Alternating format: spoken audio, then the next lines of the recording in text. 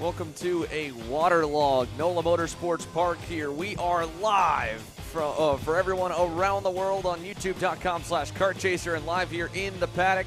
My name's Xander Clements. Alongside me, the voice of SKUSA and the voice of ekartingnews.com, Rob Howden, joins me in the booth for what hopefully will dry up in the afternoon, but we've got a wet start here today. An interesting start to the day for sure, and we kind of knew it was coming, didn't we, Xander? We were all looking at the forecast, saw the high percentage of potential rain here on Saturday morning.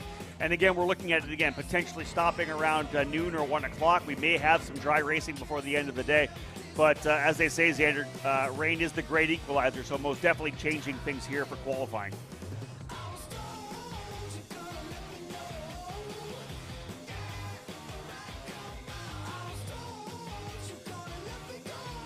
Just got word from above, so we are going to go under a hold here, have everyone take shelter. So the NOLA Motorsports Park track, well, waterlogged, Rob. Looks like we got a lot more water coming our way. Yeah, when we looked at the forecast coming through the radar, there's actually a pretty big red cell coming through. So again, we're essentially into a situation right now where the track is on hold. We're asking all the people in the paddock to take shelter. There's going to be some pretty probably heavy rain and heavy wind coming in. So that's where we are right now. So we are on hold race-wise with the racetrack. But again, those of you in the paddock, please find somewhere safe to get to because we're expecting some wind and rain to come in.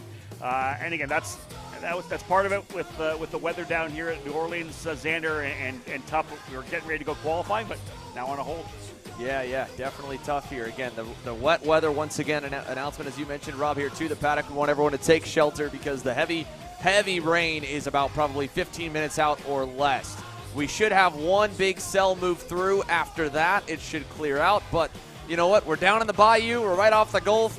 This is just what happens down here in New Orleans. The people down here, they're used to it. Yeah, indeed. And once we do go green flag racing with our qualifying, I think it's going to be interesting because, like I said, the great equalizer. Rain is not something that everybody gets a chance to test in, and it always kind of separates things. You'll see some drivers come from mid-pack who may be able to handle the rain differently. I'm really intrigued by how it will shake down when we do go qualifying. Well, don't worry about trying to stay tuned in here, folks, of trying to find the live stream. What we'll do is we'll send it to a commercial here for just a moment. We'll come back from commercial and play some of our Kart Chaser episodes from New Orleans last year to give you an idea how the racing went down back in 2021. And we'll keep an update here and a live update on the screen as the status is here in New Orleans. We at least got through a full round of morning warm-up. We should have this gnarly weather come through and then clear out afterwards. But again, it's about to come down, and it's already starting to right now. So again, folks, stick with us when you can. We'll post updates on our social media. Racing is coming, but it's under a short delay here in NOLA.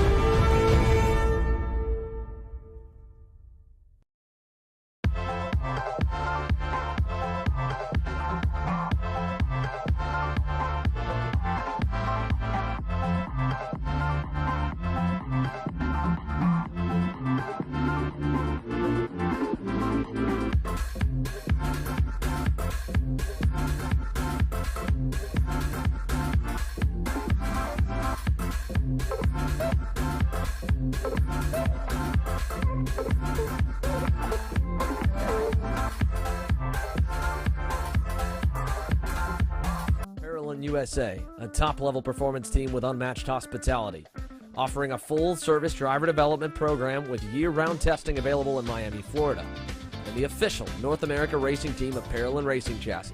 Chassis and parts available at ParolinUSA.com.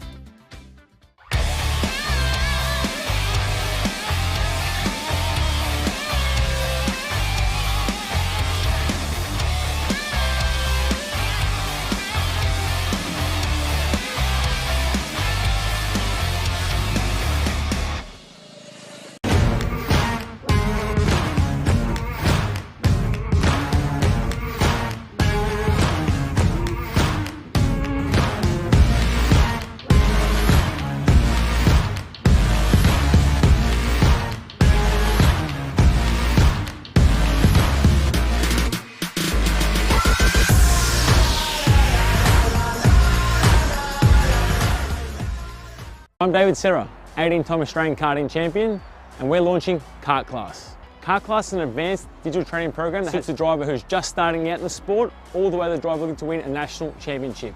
In this program, you're going to be learning about how to find the ideal racing line and what an apex is, braking and throttle markers, wet weather racing lines, and how to overtake other competitors. We target how to brake in the wet weather, and we look on the mental side of kart racing as well with our mental skills coach. At the completion of this program, you'll be lighting up purple sectors in qualifying, know when to defend on the opening laps, and how to pressure your opposition into mistakes. We teach you the tools to be resilient and how to get in the right frame of mind before a race. We look to complete the whole package by getting a strong mindset, a driving style to suit all conditions, strategizing your race, and getting the last 1% from your team. We'll teach you how to win the final lap of a race, driving the wet like Max Verstappen, and creating the perfect bubble for yourself to mentally be in the zone. To find out more, click the link below.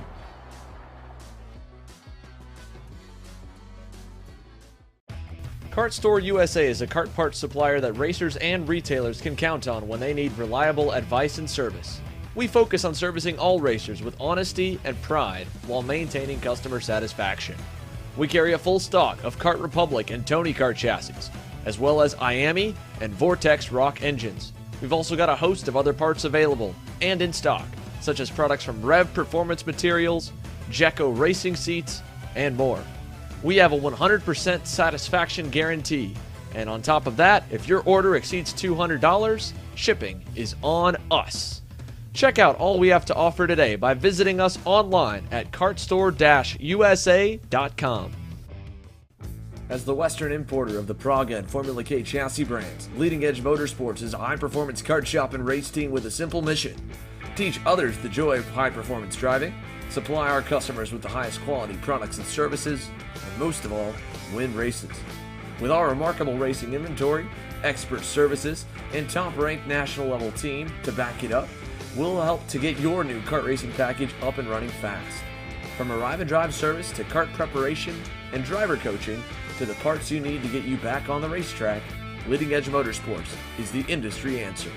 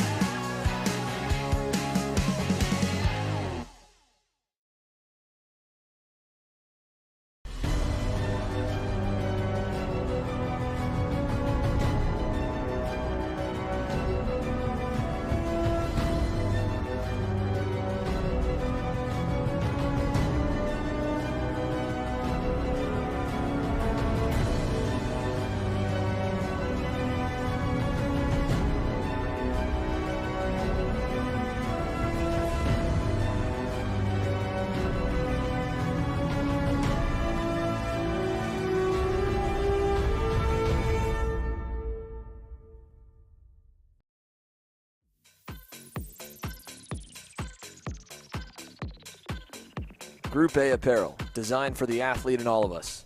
Check out more online at groupAapparel.com. Maryland USA, a top-level performance team with unmatched hospitality, offering a full-service driver development program with year-round testing available in Miami, Florida, and the official North America racing team of Parolin Racing Chassis. Chassis and parts available at ParolinUSA.com.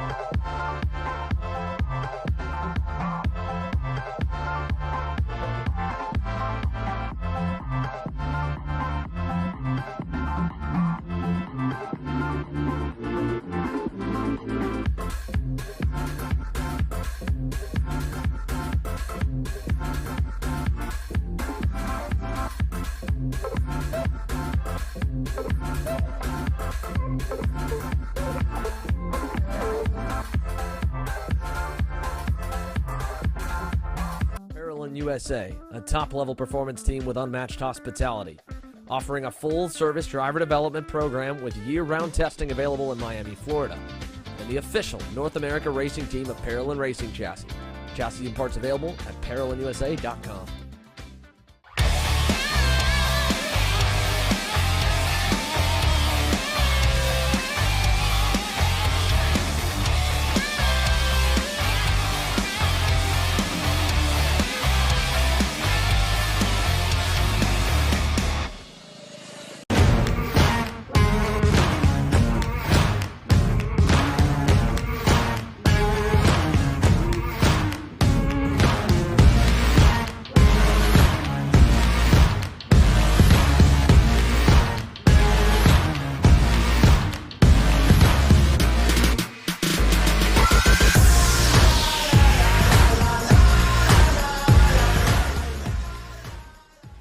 So, now that we've announced everywhere that we're going to be going to live stream races in 2022, let's go over how you guys can watch and where you can watch. At each race we go to, we'll be going live beginning with the first class on track and qualifying, all the way through to the end of the day with main events and podiums, with some sessions free to watch and some of it part of our $10 per month subscription plan. For every qualifying session, heat race, pre-final, and or last chance qualifier, you'll be able to watch free on our YouTube page, our Facebook page, and the Series of Promoters Facebook pages as well. Then, if you want to watch the main events live, you'll be able to do that on our YouTube channel's premium subscription for $10 per month. And if you can't afford to do it, you'll be able to watch the replay of the main events for free after the race weekend's over. To sign up for our $10 per month premium subscription on YouTube, it's super simple. As long as you're signed into your YouTube account, go to our page, hit the join button, put in your payment information, and you'll notice even at the bottom, YouTube doesn't bill you until the 30th day of the first month.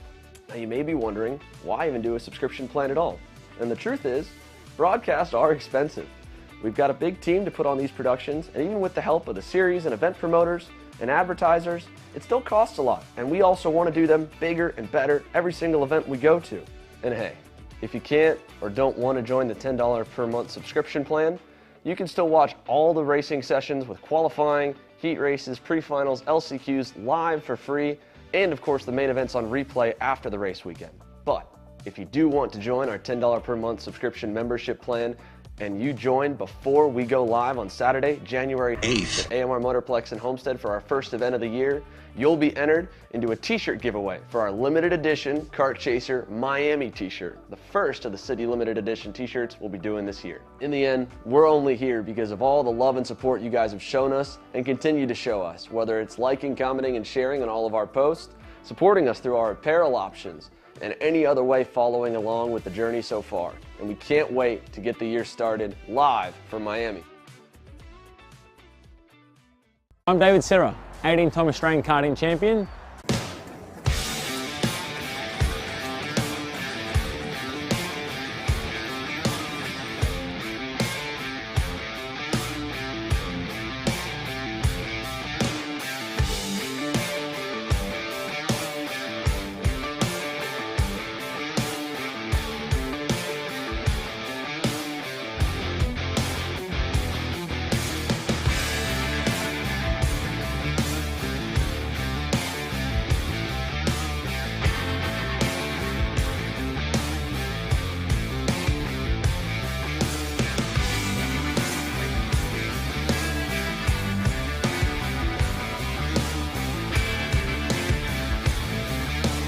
So Hannah, you're back. First of all, how are the ribs feeling so far? You know, they were better when I first got here, but we're making do with it, having to not be able to take most of the curves, but you know, I'm a racer, so I want to go as fast as I can, so I'm sacrificing the ribs a little bit in some sections, but hopefully they hold out for this, for the mains, and hopefully they hold out, to be honest. We got a lot of purple up front. You know, Biggs is up there. Bryson qualified pole today. Ryan's obviously up there. Are you guys being told to race any different way or race any bit harder? Do you want to race them harder? I mean, obviously I want to win, but I know that we're all teammates, so I'm not going to try and screw one of them up to, I guess, better myself. But I mean, when it comes down to the last couple laps, it's game on and stuff, so hopefully I come out on top. But I mean, as long as the team's doing good, I mean, it's a good weekend, so yeah. Sweet. Well, good luck. Thank you. All right, we got a little break after this one here. This track's been pretty good to you in the past. It's been up and down, I guess. I don't know what you're talking about. Pretty good. It's been terrible for me. I've never finished on the podium here, man. It's been a rough time coming here. So, I mean, last year, before obviously the COVID shutdown, we were relatively quick. We were fastest in happy hour, which doesn't mean much outside of being fastest in happy hour. So, like, yeah, I mean, we're not slow here. We definitely have some pace, and hopefully we can turn that into some good results this weekend. But it's going to be a fight. You can't pull away here. You get on the straightaway, and it's like 310. So, yeah, you can't pull away, and it doesn't matter how hard you try. You can't do it. So, regardless of how fast you are, it's going to be a fight with whoever, you know.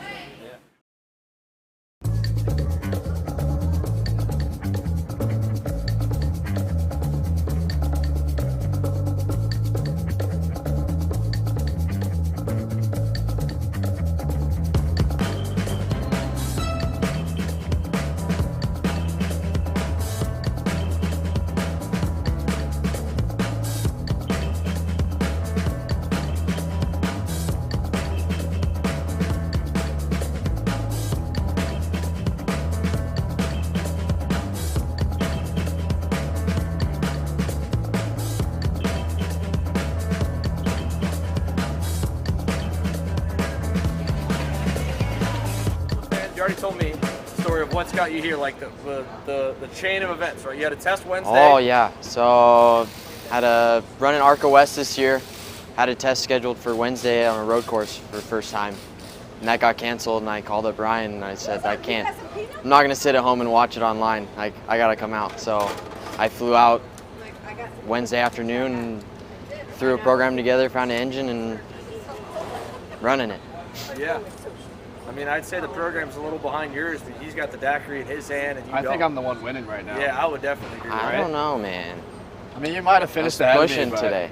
No, I know you were. Struggled in qualifying. Yeah, we blew it. all did. I straight blew it. We all did, dude. So bad. I was so mad. Now, you told this story like 4 times now. All right, what else should we do? Talk about how you sent Jake through that TikTok at 3 in the morning.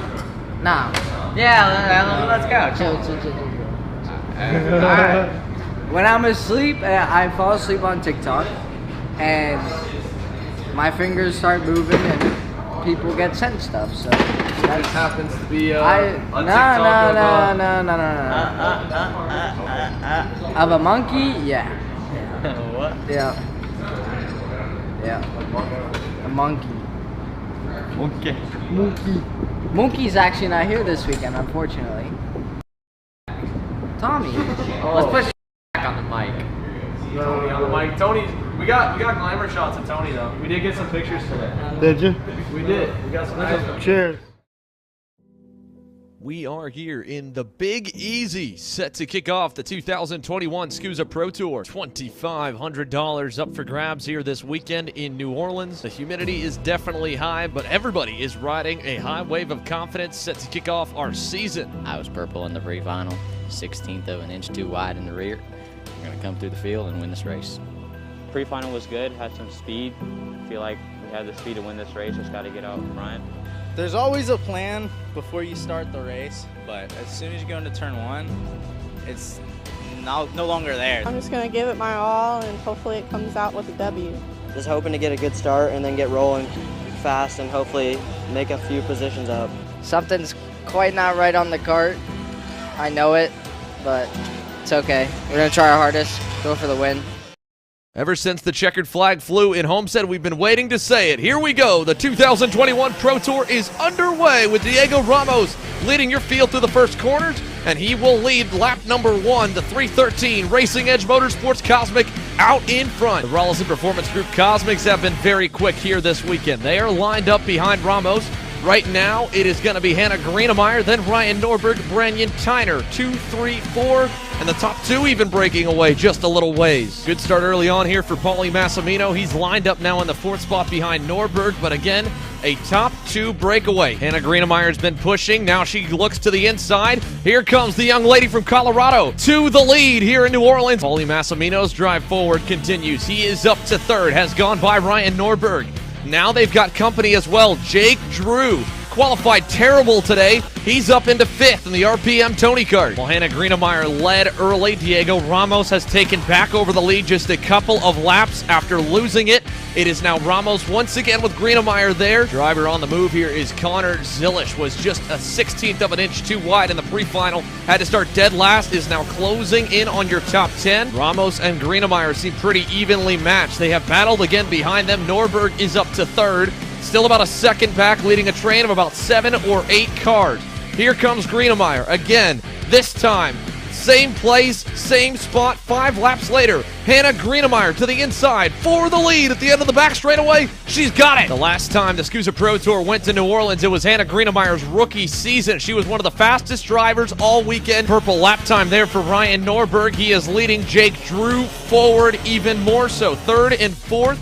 Trying to reel in the top 2. They've got 2 more coming along for the ride with them. It's going to be a 6-car party up front. Greenemire, Ramos in 2nd. Norberg is 3rd. Marion Tyner on the move as well. He is up into 4th once again after getting shuffled way backwards. Drew 5th. Massimino 6th. Everybody still chasing Hannah Greenemire here as the laps continue to wind down. The young lady from Denver, Colorado, showing the way out in front. There has never been a female Superkarts USA Pro Tour race winner. There have been female champions. There have been female podium finishers. Hannah Greenemire has already broken through the barrier to win a SKUSA Winter Series race. She's looking for national win number 2. 5 kart lengths out back to Diego Ramos. White flag in the air. One more time through. Greenemire looks out back. All clear. Hannah Greenemire is going to get it done here in New Orleans.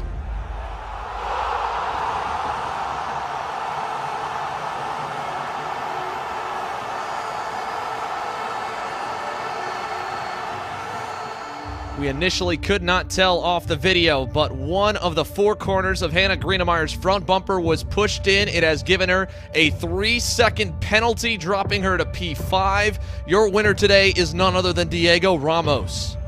I've never been so happy and disappointed in my life.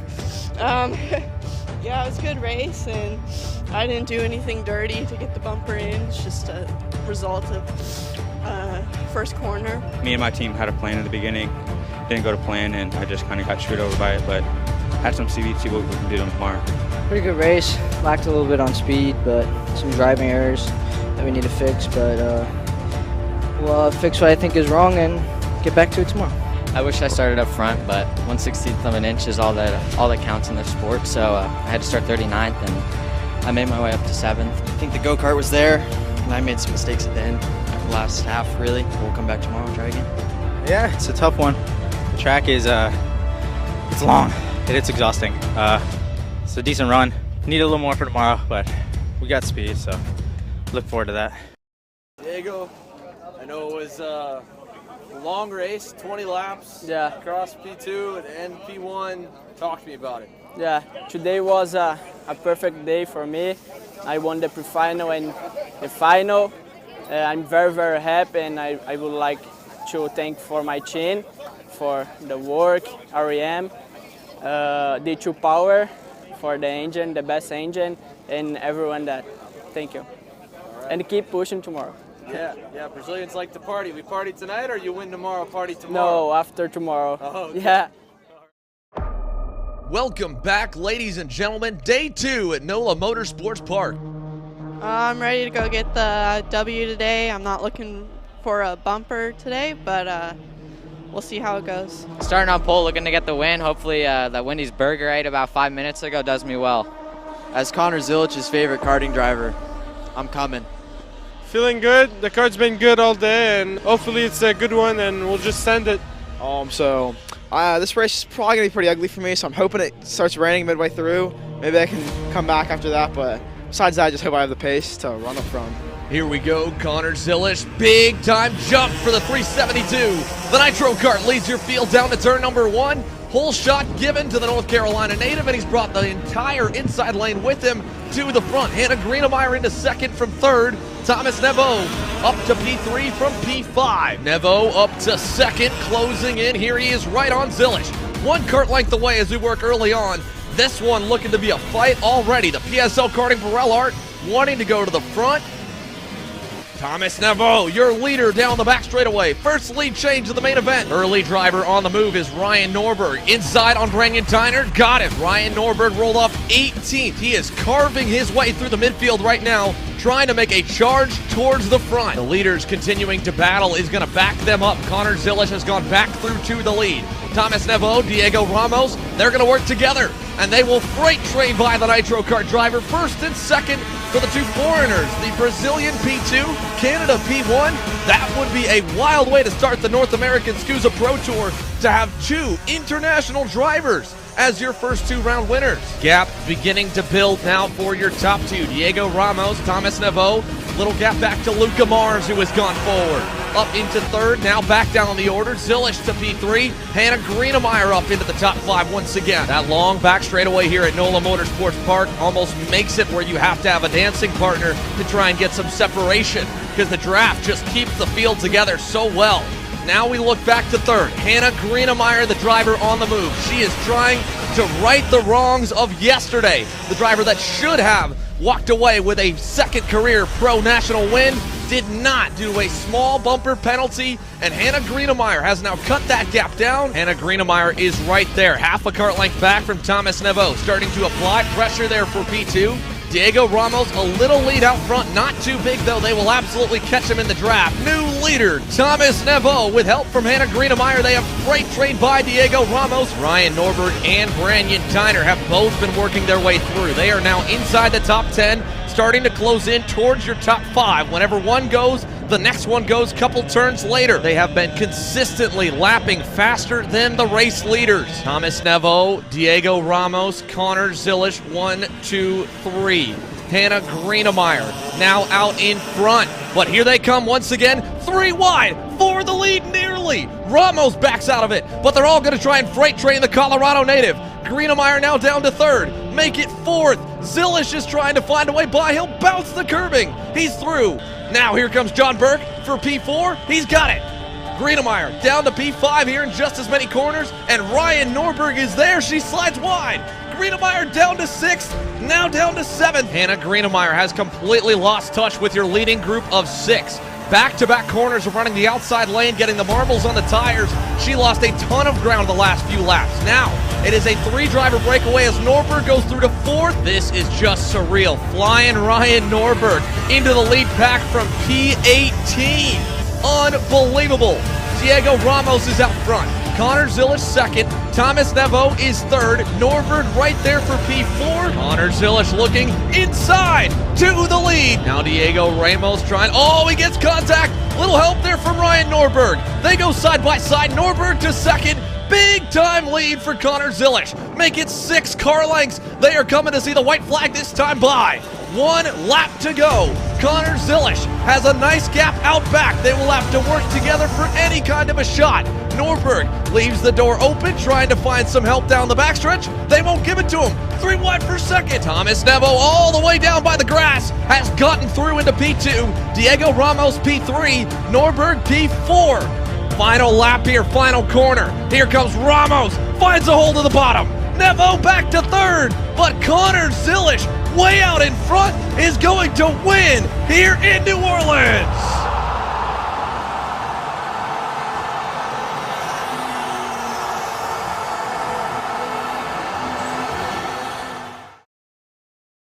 I can't believe I won that one. It came down to the last lap. I got to the lead where I wanted to and was able to win. It was a good race, showed some teamwork, showed some pace, and right up there, I just couldn't do anything with it when I got up there. Get him next time. 4th from 19th ain't bad. I'm pretty sure we're one of the fastest guys, if not the fastest. So it's a decent way to end the weekend. Yeah, the race is very crazy, but I think the race is good. It was a good race overall. I didn't do my best in the last corner, left a bit of room for Diego and got 3rd. So Connor, pretty good battle there to end the weekend. That was a heck of a race. Talk to me about it. Oh yeah, I got shuffled back to 5th at the start. I just kind of played it slow and was able to make my way back up towards the end of the race and capitalized on some mistakes by other drivers and got to the lead and held it the last 2 laps and was able to get the win.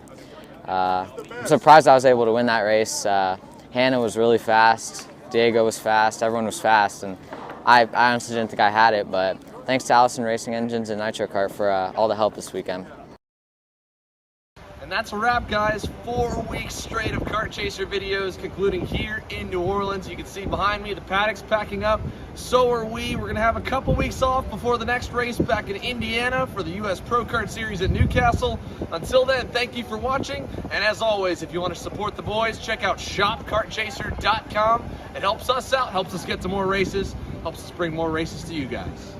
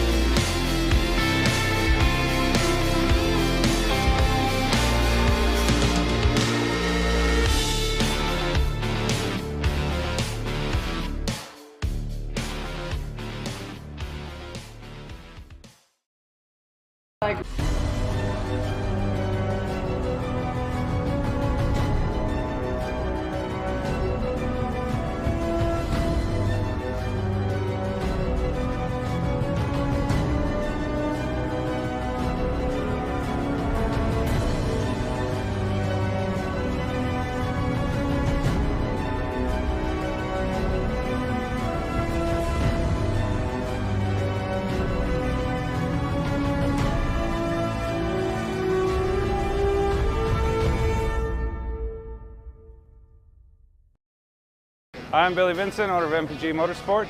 What we do at MPG is we try to keep it a nice, fun family atmosphere, try to combine sort of the bigger things and of the bigger teams and the professionalism down with sort of some of the fun sort of family-oriented atmosphere. We try to not only develop drivers, but also the parents and the families for just in knowledge in general in motorsports. It all starts in karting. What we try to do is try to help the drivers, the moms, the dads understand the sport of motorsports in general, not just karting, but what it takes to get all the way up through. Whether you end up wanting to be a driver or a mechanic or an engineer, you know, we can help you with that, and that's what we're here for. If you're interested in joining us at MPG, our home base is at Whiteland Raceway Park in Indianapolis, and you can contact us at info@willpowerkart.com, and one of our great people will reach out to you, and we'll try to put the best program together.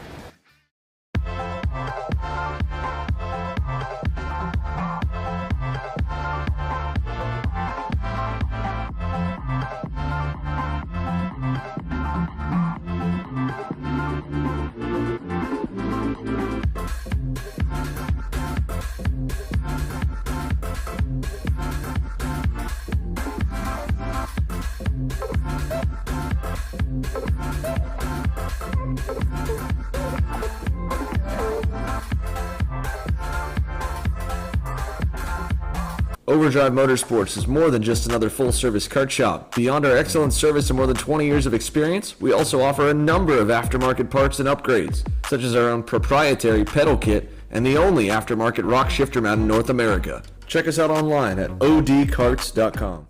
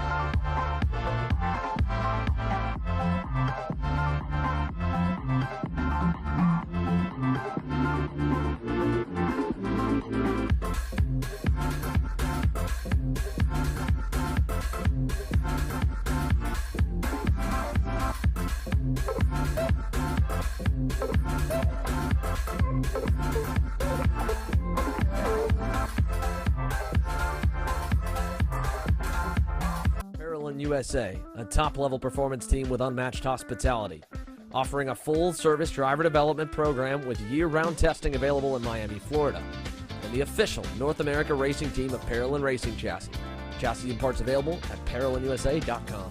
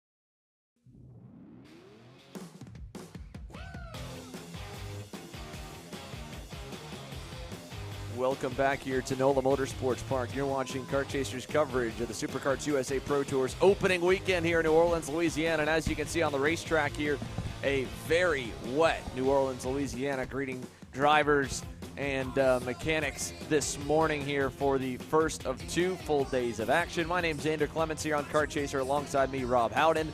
Our KC driver analyst, Braden Eves, here, along with Kendall Hedge and Jenna Tommy, the rest of our on-air crew.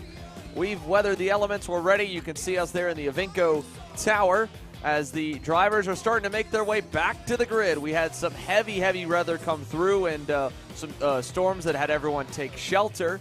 Now with the track still getting some rain on it, still pretty waterlogged, we're going to finally get set to put them on the racetrack for the first official session of the 2022 SKUSA Pro Tour, Rob. Yeah, about time to get this season underway. And as you said, we had some pretty aggressive weather come through. And again, I think SuperKarts USA just being wise.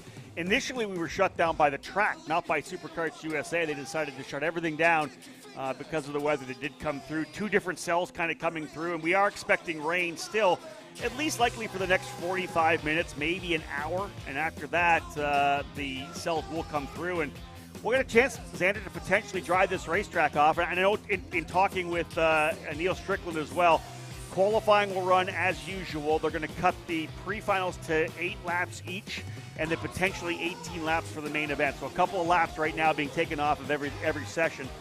We'll see how that could evolve throughout the day, depending on how much time we have at the end when we go to the mains. It could be shortened main events, but 8 laps will be the pre-finals. Which sounds short here, but this is a massive racetrack. 1.1 miles in length here at NOLA Motorsports Park for the full layout. I believe 17 or 18 total corners. One of the longest straightaways we have in North America here. So you have a lot of drafting. At the same time, it's such a long racetrack in general. The other half of the racetrack's pretty technical. So you see kind of a mix of pack racing, and at the same time, if you have the right gearing where you can get away on the straights and be really good in the infield, you can break away. It's not strictly a long, high-horsepower racetrack like Newcastle Motorsports Park, and it's not strictly a tight and twisty racetrack where you won't get packed up or see benefits of the toe. And that, of course, plays into the setup here because you may gear for the straightaway, give up a little bit if you can roll the speed in the infield, or gear it more so for the slower corners and just kind of bounce the rev limiter down the backstretch. And what I love about this racetrack is a lot of the corners you set up with a very wide entry to be able to capitalize, especially, like you said, if you're geared for the long run, you got to make sure you're clean through the infield section. But the wide entry allows for the big moves down the bottom in so many corners, a lot of over-unders. So this is a track with more than a handful of overtaking opportunities, the long back straightaway, of course, being one. But again, it all starts with qualifying, and interesting, we'll put the micros out here for the first time. They'll be the drivers to start things off. They'll get a chance to kind of do the reconnaissance laps here, Xander, to find out where the puddles are, where do we have standing water. These drivers will work their way around during what will be a short 5-minute session. Right, and what you talk about here with the wide lines, obviously it's a wide racetrack already, and with those wider lines to carry speed in the dry, you can stuff it. But here, when we get to a wet race, you typically go off the rubber, you go around the outside on the racetrack, but there's some sections here where we're talking, and we'll have Braden join us here in a little bit to give us even more of an in-depth analysis, because he's been back and forth off the grid talking with more and more of the drivers who did get a relatively wet warm-up, granted not as wet as it is now. Sure. But there's some sections of the racetrack where you kind of have to go on the rubber, have to go on the racing line because it's so one-lined and it's so much quicker to go left, right, left, and just straight over the curbing. Yeah, through the S's, as you said, it's essentially a single line. You can't go anywhere else but through that, right through the middle line. And again, you stay off the curbing a little bit. Anything that's painted is going to be super slippery. Anything that has that rubber already down going to be slippery as well. And that's one thing, too. We did have some pretty aggressive rain. Again, 2 full days of practice here, Xander. You get a lot of rain, going to clean off some of that rubber. It's really going to change things when we eventually do go dry racing later on today. Well, it's going to make a big difference here. And when we do go dry racing, we at least were dry yesterday during practice. In fact, we sent out our KC driver analyst here this weekend, Braden Eves, onto the racetrack, mic'd up, to give you a full preview here of what the X30 senior drivers will see at NOLA Motorsports Park. Rather than doing a walking track preview this week, we figured we'd spice things up a little bit. So I've got our KC driver analyst Braden Eves suited up in Marion Kremers' suit. He's going out in his go-kart. Marion, what's our rules again? If he goes off, he has to clean it himself. Yeah, if he goes off, he's got to clean it, so he might have a long night ahead. Well, let's get to it. All right.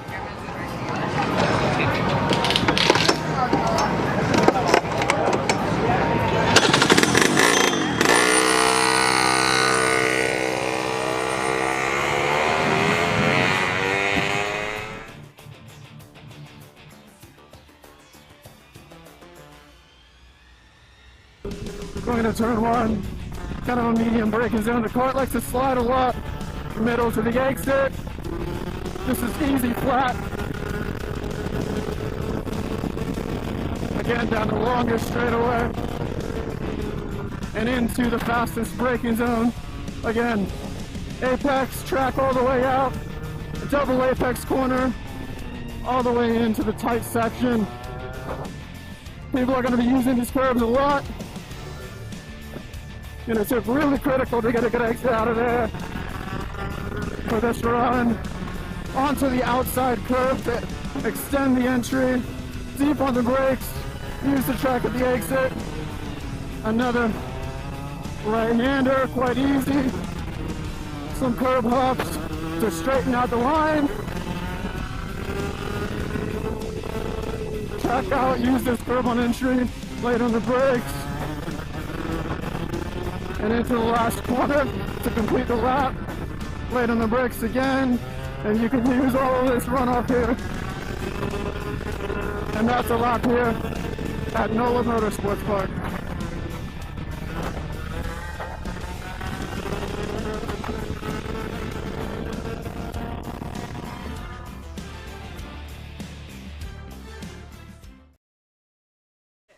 So back here at the wet NOLA Motorsports Park, the laps will look a little bit different than what we just saw, but at least they're running the same full layout here. Rob, you joked about it when we told you what we got our lineup here this week, and that you did the same thing a while back, but it's not easy to talk when you're behind the wheel. No, I tried it one time. I think it was back in like 2000 or 1999, and we had didn't have the same GoPro technology. I had a camera taped to the top of my helmet. I had a big kind of camera pack on my waist as I went around the Oklahoma Motorsports Park in Norman, Oklahoma, and I wasn't really in the peak physical shape that Braden Eves is either. I struggled a little bit on that tough racetrack, but it's hard to talk while you're driving at the same time, man, because you're focusing on what you're doing. And Braden, you can talk about it. You weren't like going full speed in that kart either, and it's not easy.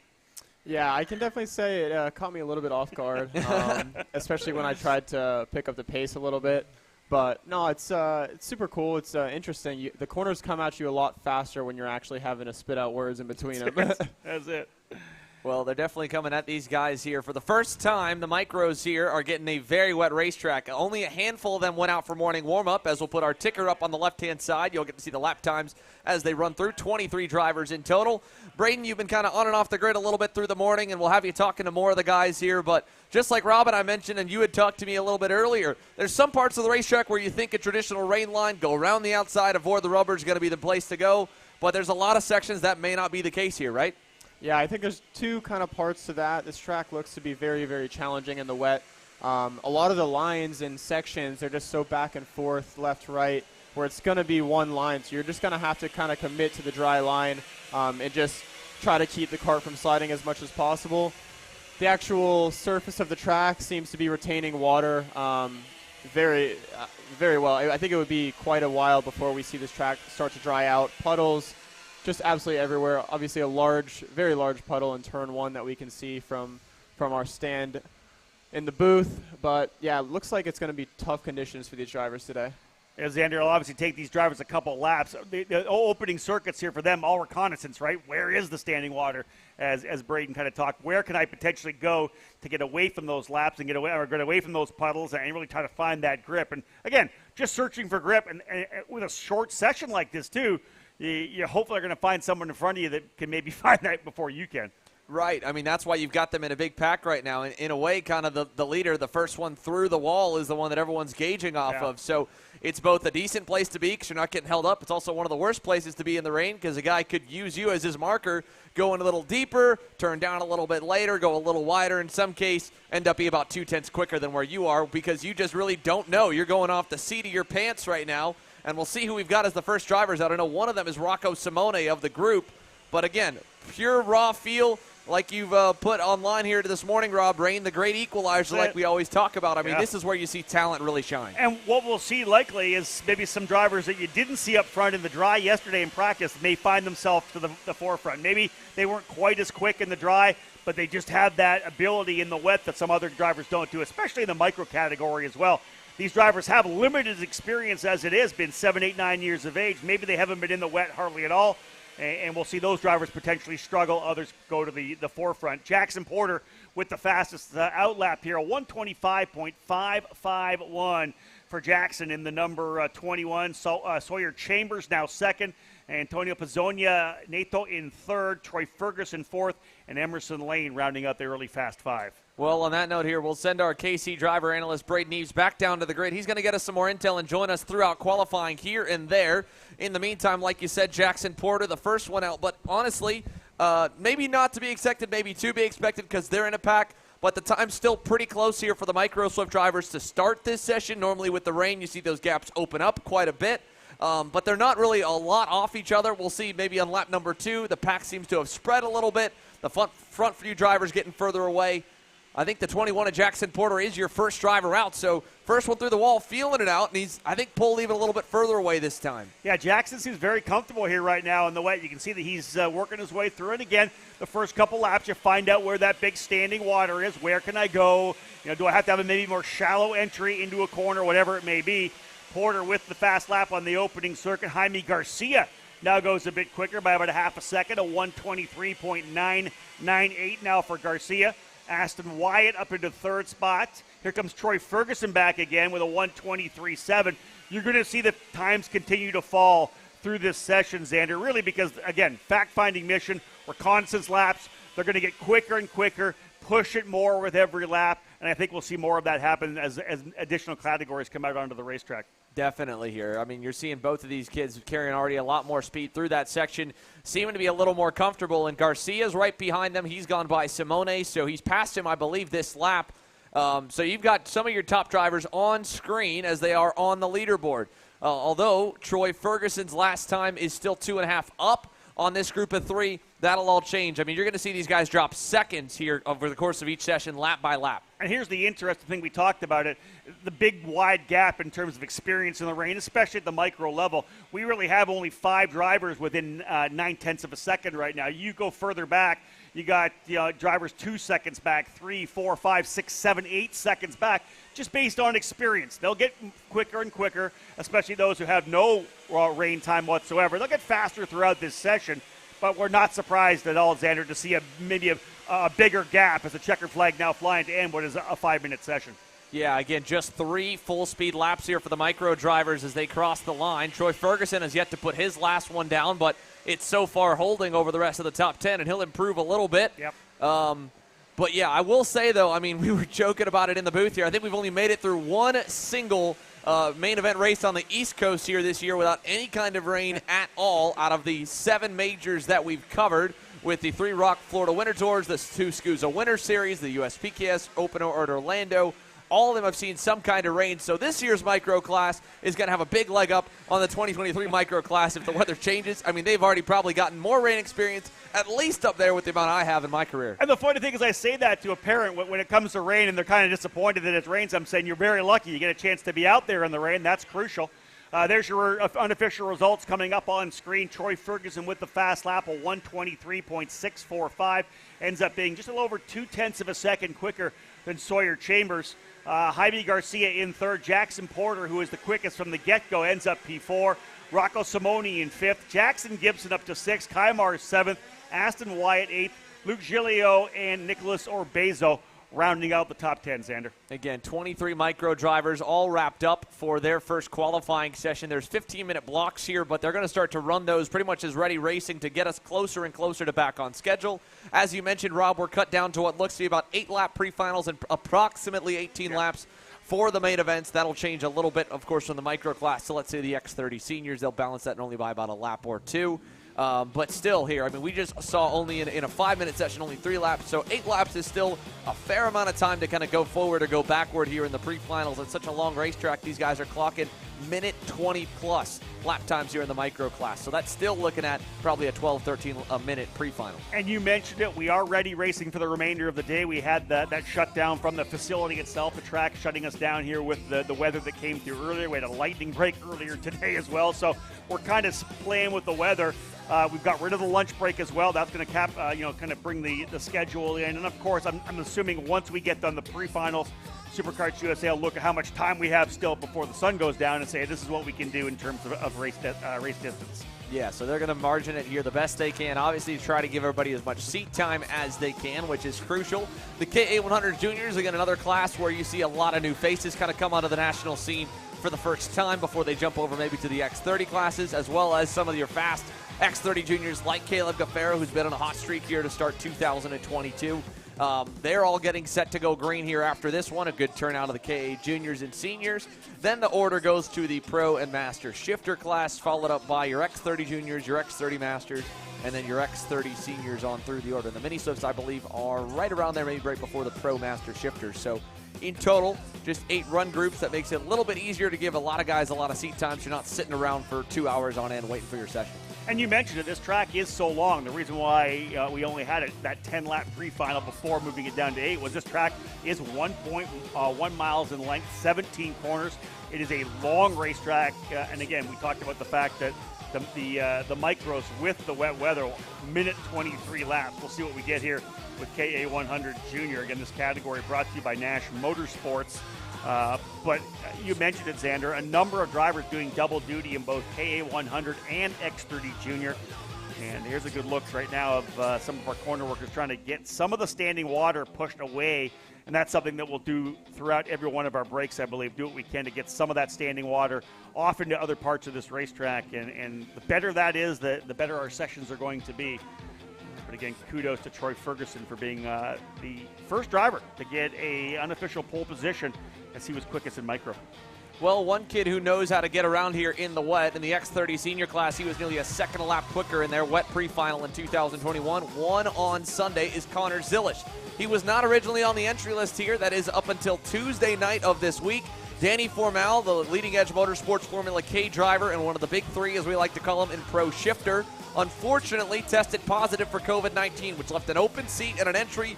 Greg Bell went on the phone lines, went to see who he could find when he found this hot shoe with an off weekend and was eyeing and itching to get into a shifter cart. So after about 5 laps at GoPro Motorplex on Brent Cruz's backup cart, loaded up, drove here to New Orleans Wednesday night, got in Thursday, got on the racetrack, and we sent our Jenna Tommy to catch up with him and see how his weekend was going so far through Friday testing.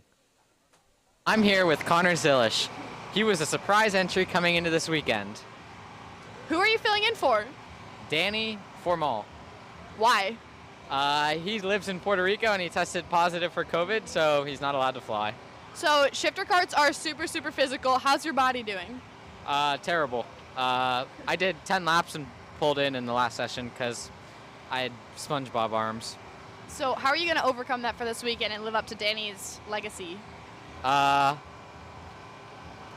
More gas.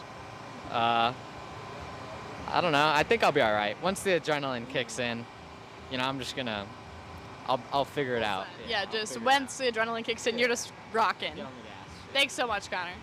Thanks, Jenna. Thanks, Jenna. Anything for you. Yep. Thank you, Jenna. Yeah, thank you, Connor.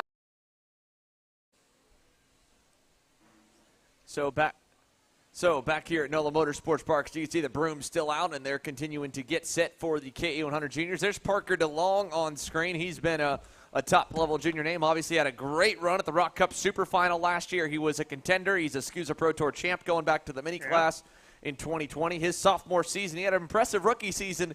He's definitely going to be one of the kids to watch for the X30 and KA junior titles here this year. Yeah, I really like both those categories. I think there's a lot of great young drivers, especially in the X30 junior class, and we're going to see some new people running up front. We've had so many good drivers from junior. The champions, of course, moving up into the senior classes this year. But let's go back to Connor Zilish a little bit just to wrap that up, because we'll see him obviously later on in qualifying for Pro Shifter. But I had a chance to talk to him when I got here midway through the day yesterday, and just about his first opportunity to get in behind that shifter. And I told him, I said, you're going to be sore on Monday because this is obviously a different ride. And he talked about how much different it was. A little bit of forearm pump, just getting more comfortable. Got a little squirrely on the brakes a bit, trying to really get that deep braking in there. Got into somebody in one of the sessions. But, man, it's something brand new for him. And bouncing back and forth from the karting he did last year is really one of the primary rookie seniors last year. So impressive in his first year running in senior. And then moving into the Trans Am program, bouncing back and forth between different karts and different cars, different disciplines. That's really impressive to me, Xander. To jump now into the shifter, I really think it's kind of going to help him when he gets back in the Trans Am car again. I just think this is a really intriguing story for the weekend.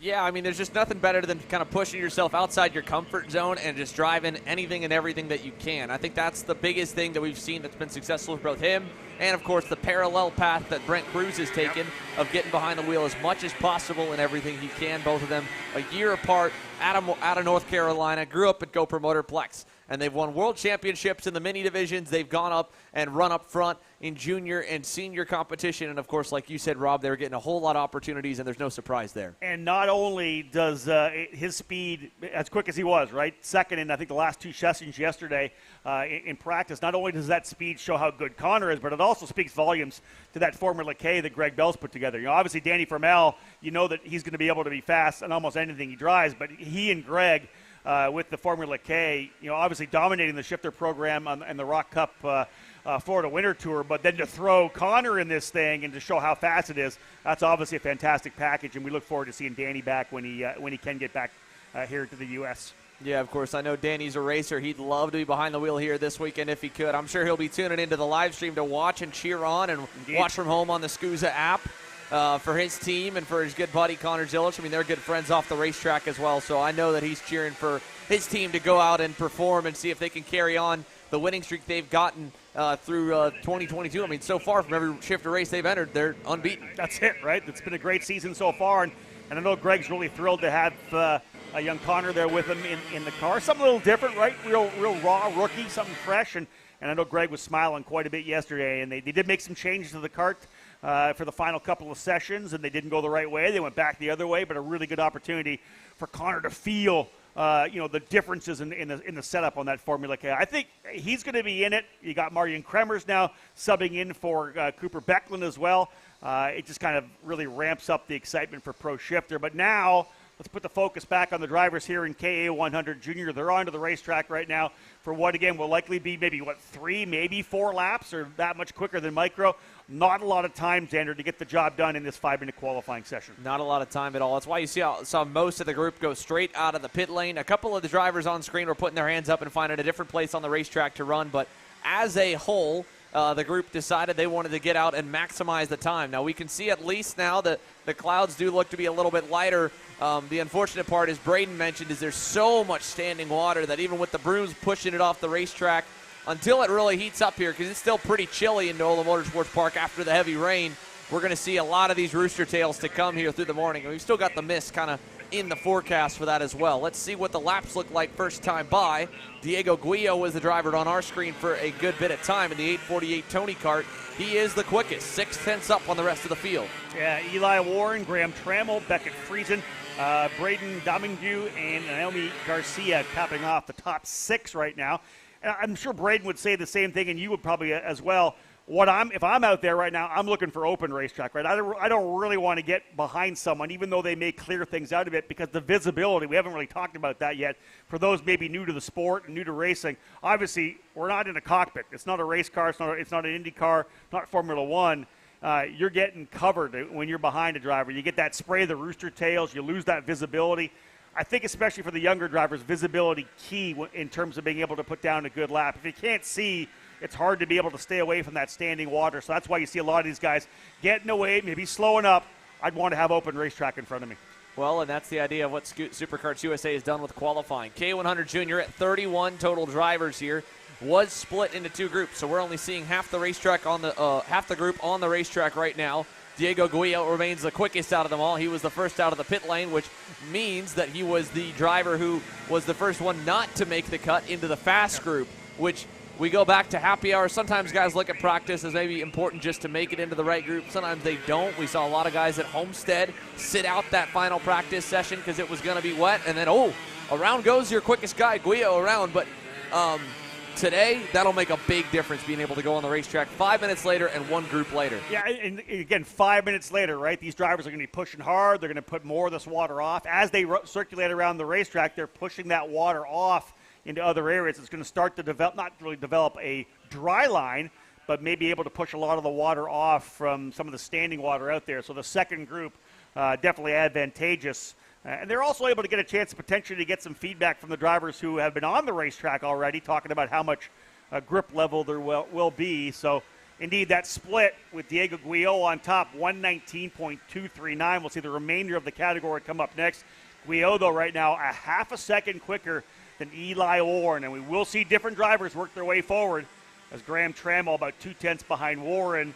So look at right here, Xander, top 3 drivers, 0.8 of a second. Everybody else over a second back as the checker flag being displayed by Aaron Likens here at start-finish. Well, at least they won't have to worry about that gap getting bigger with Guillot's spin, unfortunately, keeping him from being able to put a third lap in.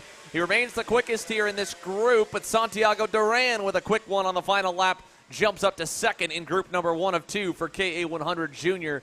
A nice run, puts him only 2/10 off of Guillot and 3/10 up on Eli Warren. Indeed, Keegan Kaminsky rounding out the top 5. Jackson Wolney in 6th, Beckett Friesen in 7th, Braden Domingue in 8th, Naomi Garcia 9th, and Sawyer Roussel rounding out the top 10. About 2 seconds separating all 10 drivers in the top 10 there. And again, we cannot reiterate how tough it is in these conditions. It is not, obviously driving in the dry is one thing. You push as hard as you can. But really being able to modulate the throttle and your steering input is what's key in racing in the rain. You just got to be real gentle rolling that throttle on. As you know, Xander, you get too heavy on the loud pedal and it'll go around pretty quickly. It will, and while Diego Guillot did bite that, as you mentioned, he's still, with the second lap, looks good. Now, we'll see where he ranks up. We talked about it. The track's going to be slightly, maybe 1% drier than where they were before, but that second group will come. That's a lot of the names you're seeing on the screen. They're listed down outside the top 15. That's because they haven't put a lap in yet. The likes of Caleb Gaffera, Parker DeLong, Jesus Vasquez Jr. from the West Coast. Yep. Christian Cameron's had a very impressive start to the year, as has Elio Meza.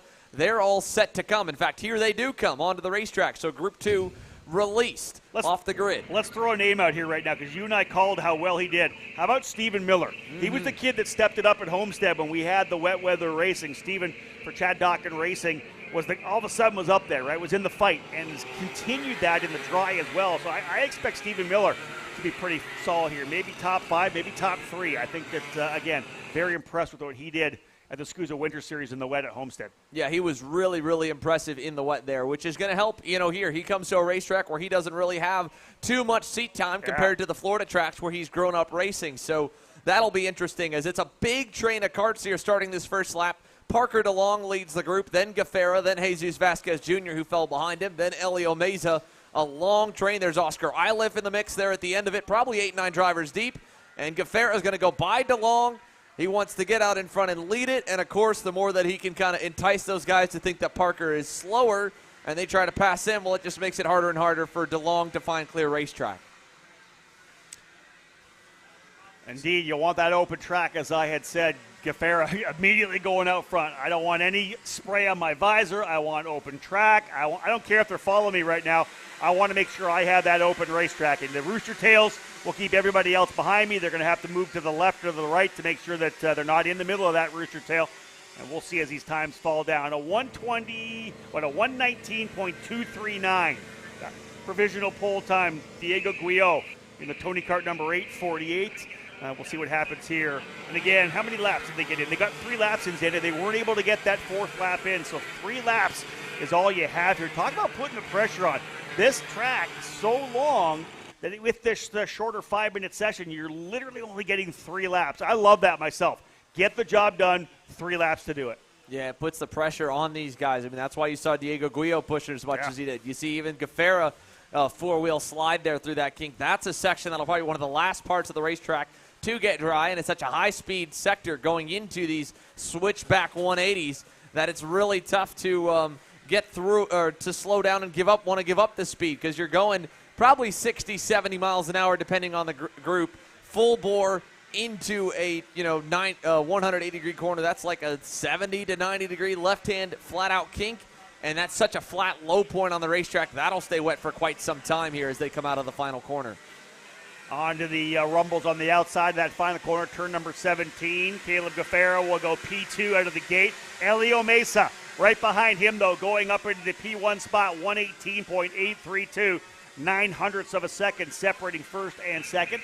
Elio Meza in the 827 for Iron Rock Motorsports, P1. Max Taylor now jumping up into the second position. Caleb Gaffera in third, Ernesto Rivera fourth. Diego Guillot, Xander, that initial, the time he was able to get on lap 2, 1:19.239, still holding on for P5.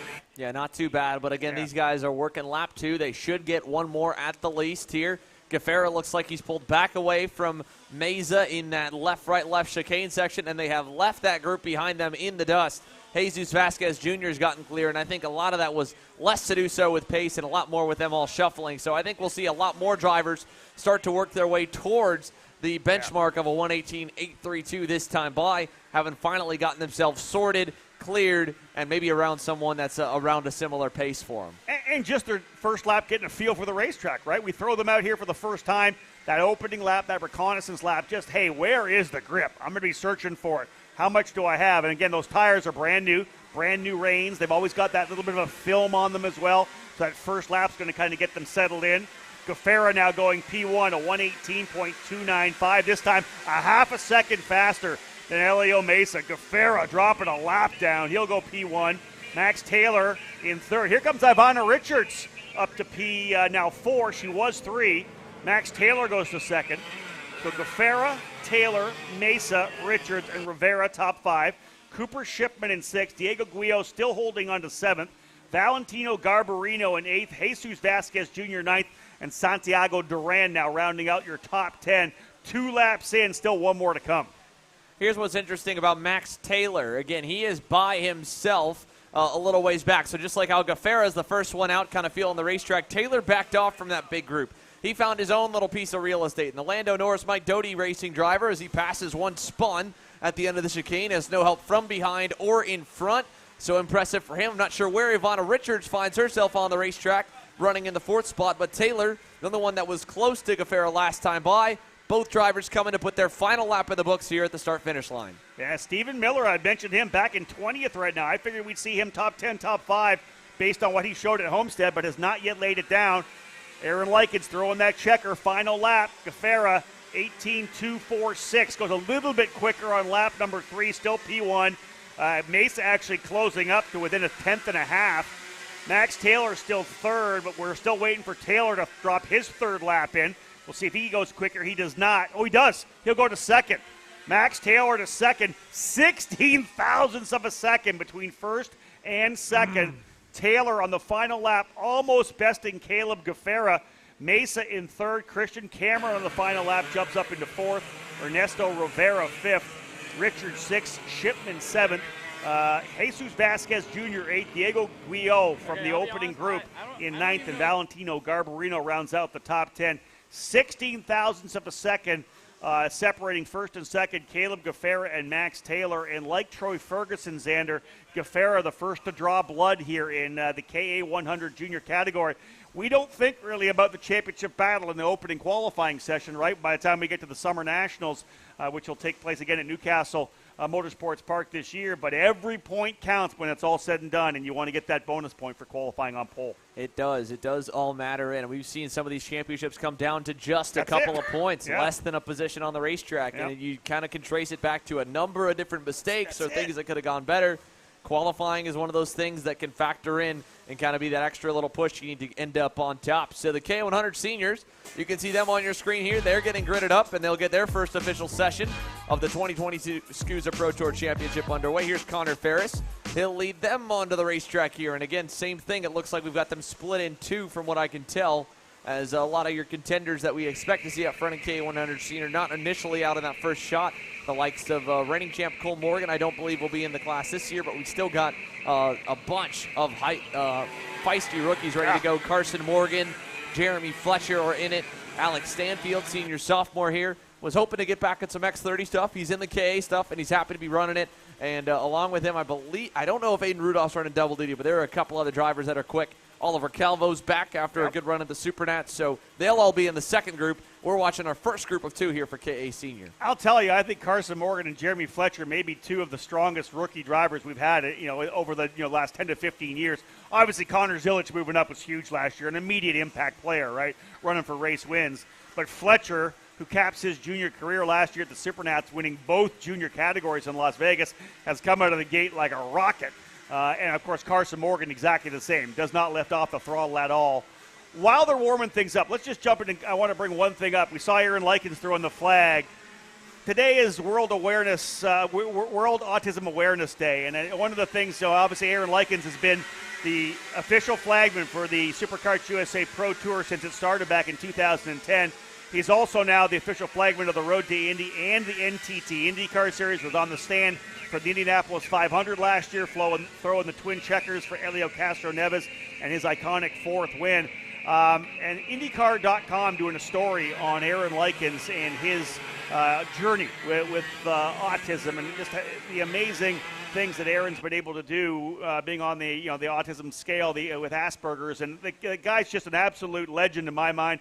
And everything that he does for autism awareness, all the speaking engagements he does, but then to be able to jump to the forefront. He always dreamt of being on the flag stand at Indianapolis Motor Speedway, now living his dreams, and I think being part of the SKUSA program and the karting community at whole, just such a fantastic story for our sport, and obviously one of our fellow karting community members.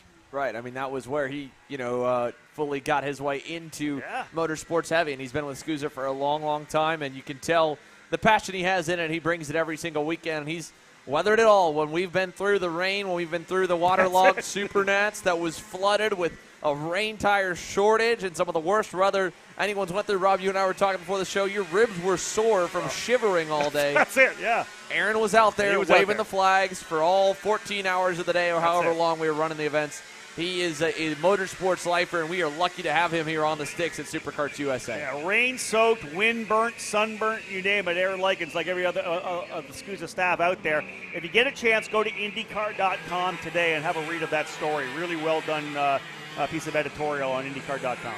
Yeah, really cool here. And, of course, now that gives us the time to take a look as Aaron gets the white flag ready for these drivers. Essentially, they'll be coming to the checker here next time by. Connor Ferris, 1 minute 19.177. His initial lap time. 2/10 up on Vinny Maskelis, Nolan Tidwell, Alex Doncho, and Kieran Rogers, your top five. Pretty close for the initial top five here in Group 1 on the first lap. Yeah, in the other categories, we saw a bigger gap, did we not, Xander? It was like, half a second, almost a full second. Top five drivers all within 0.3 of a second with Ferris, Maskelis, Tidwell, Dancho, and Rogers, as Xander said. 119.177, the first mark here. Provisional poll. We'll expect to see that drop when the quicker of the drivers come out for the second group. But again, just getting going here as well. That reconnaissance lap, every one of these drivers, first time out, just getting a feel for the racetrack. We'll see how much faster Connor Ferris is able to go. How about Ferris goes about 0.7 quicker, but Kieran Rogers, Xander, to the top of the charts, a 118.985. One driver, though, off the track over in turn one. Yeah, I was trying to tell who he had knocked off. It looked like the 928, but I think I may be mistaken there. Maybe the 929 of Logan McDonough that got knocked a little bit sideways. I could be wrong, but either way, one of the drivers in that first group we were following, no, McDonough's still through. I think maybe a little bit further back we'll find the one that got pushed off the racetrack into the first corner, but they're on the limit here. There's definitely no malicious intent in qualifying. These guys are just trying to put some laps together, but everybody's on the ragged edge, and they don't really know where the edge exactly is as well. So it's tough to find yourself on that, and you'll see a lot of guys continue to go over the limit here throughout the day. Ryan Perry Motorsports, the sponsor of our KA100 senior category here for this year's Winter Nationals, the fifth running of this event. Earlier in the days of the SKUSA Pro Tour, there was the Spring Nats, the Summer Nats, and the finale always took place at the Super Nationals. That changed 5 years ago, and they got rid of the Super Nats, allowing that to be a standalone one-off race and not have some of those drivers thinking more about the championship than winning the actual Super Nats itself. So the Winter Nationals coming in a number of years ago. Fifth edition of the Winter Nats here now, and Drew Chappelle goes to P1. 19 thousandths quicker than Kieran Rogers. Alex Dancho jumping up into second. 118.580. 19,000. How about this? 49 thousandths of a second separating the top three. Chappelle, Rogers, and Dancho. Not the big gap we saw in the other categories. Definitely not there. Very closely packed at the top of this. I'm curious to see how their lap times will stack up when the second group gets onto the racetrack here in just a few moments, as these guys are all wrapped up for the initial group. 13 drivers in group number one. Then we've got another handful to make up a 28-driver grid in group number 2. You got the likes of quickest and happy hour yesterday, Nick Bruckner, who has been an inspiration for many here, and he is just obviously a great role model. You find him here at the racetrack, very upbeat kid who has been kicking cancer's butt day in, day out, and still getting to the racetrack and kicking butt out here too. Yeah, with a smile on his face all the time, right? That's always kind of been who Nick Bruckner's been, always right there with a smile and a hug, and always great to have Nick here back with us. And the fact that he was quick yesterday showing again, he's a talented young man. It was impressive to me to see Cole Kleck up there yesterday as well. We knew Jeremy Fletcher was going to be fast. Josiah Tracy, a Texas driver who has been here at NOLA before. Caleb Schrader, Alex Stanfield, Peyton Phillips, Carson Morgan, Gia Cicero. Yeah, let's line up the big guns of KA 100 here next. And again, interesting to see that. I'm waiting to see whether we get a class here that's going to get 4 laps in. Which category is going to be fast enough to get that extra lap? Everybody we've seen right now, 3 laps is all they've been able to lay down. Drew Chappelle, 118.580 provisional pole at this time. Yeah, it'll be interesting to see who we can get there. Obviously, you would think that the shifters will be the first one to get there, but it could be also just more so that near the end of the group, when we get to the X30 seniors or the juniors, the track's a little bit drier. Yeah. They naturally go a little bit quicker and get those 4 laps in 5 minutes. We talked about the KA100 senior class being tight at the top. Well, here's Bruckner to set the initial pace for his first lap on the Orsilon Racing Tony Kart. So where does group number 2 factor in? We're going to find out across the line. Just ahead of him is Josh Campbell as well. I believe this will be the end of the first lap, if I'm not mistaken. It might be the end of the outlap for all of them. I think the end of the outlap. So they've still got a little more before the times will come up. So they're still just getting going as they make their way through turns 4 and 5 on your screen. And we didn't see, I don't think we saw in the last session anybody go straight to P1. P2, I believe, is kind of the opening lap as the drivers get out here and do that reconnaissance lap, get a feel for where the standing water is, just try to kind of sample what kind of grip they're going to get here after 2 days of dry track running. 118.580, Drew Chappelle on the number 972. We'll see where that first driver in our next group slots in and who it may be. We do have some very talented drivers with lots of wet weather experience. Following the 794 of Nick Bruckner, Orsilon Racing driver. Bruckner was the quickest in happy hour, as Xander had mentioned. And again, lots of experience for Nick as well in terms of running in the wet. So I don't think it'll be out of the question he finds himself trying to battle for the pole or potentially a top 5 starting spot for the pre-final as well. Now, how about Fletcher? Right to P1, Xander. 117.875. Let's go. 117.979. It's a 117.875 for Alex Stanfield as he goes P1. Yeah, Stanfield, big win last week here at the Texas Sprint Racing Series warm-up. He got a lot more laps in the last few days than Fletcher has, who was absent from the regional race. Stanfield, of course, competed in the full Texas Sprint Racing Series season in 2021. I believe he's going to be set to run the majority of the events here in 2022 as well. He's over with the GWR Team Fellencamp, and they were quick last week. They pulled away in the main event to a dominating victory here. He's looking good. He obviously had that win at the U.S. Pro Kart Series in Orlando, so it's been a great return to the seat after being absent in January and February for Alex Stanfield and company.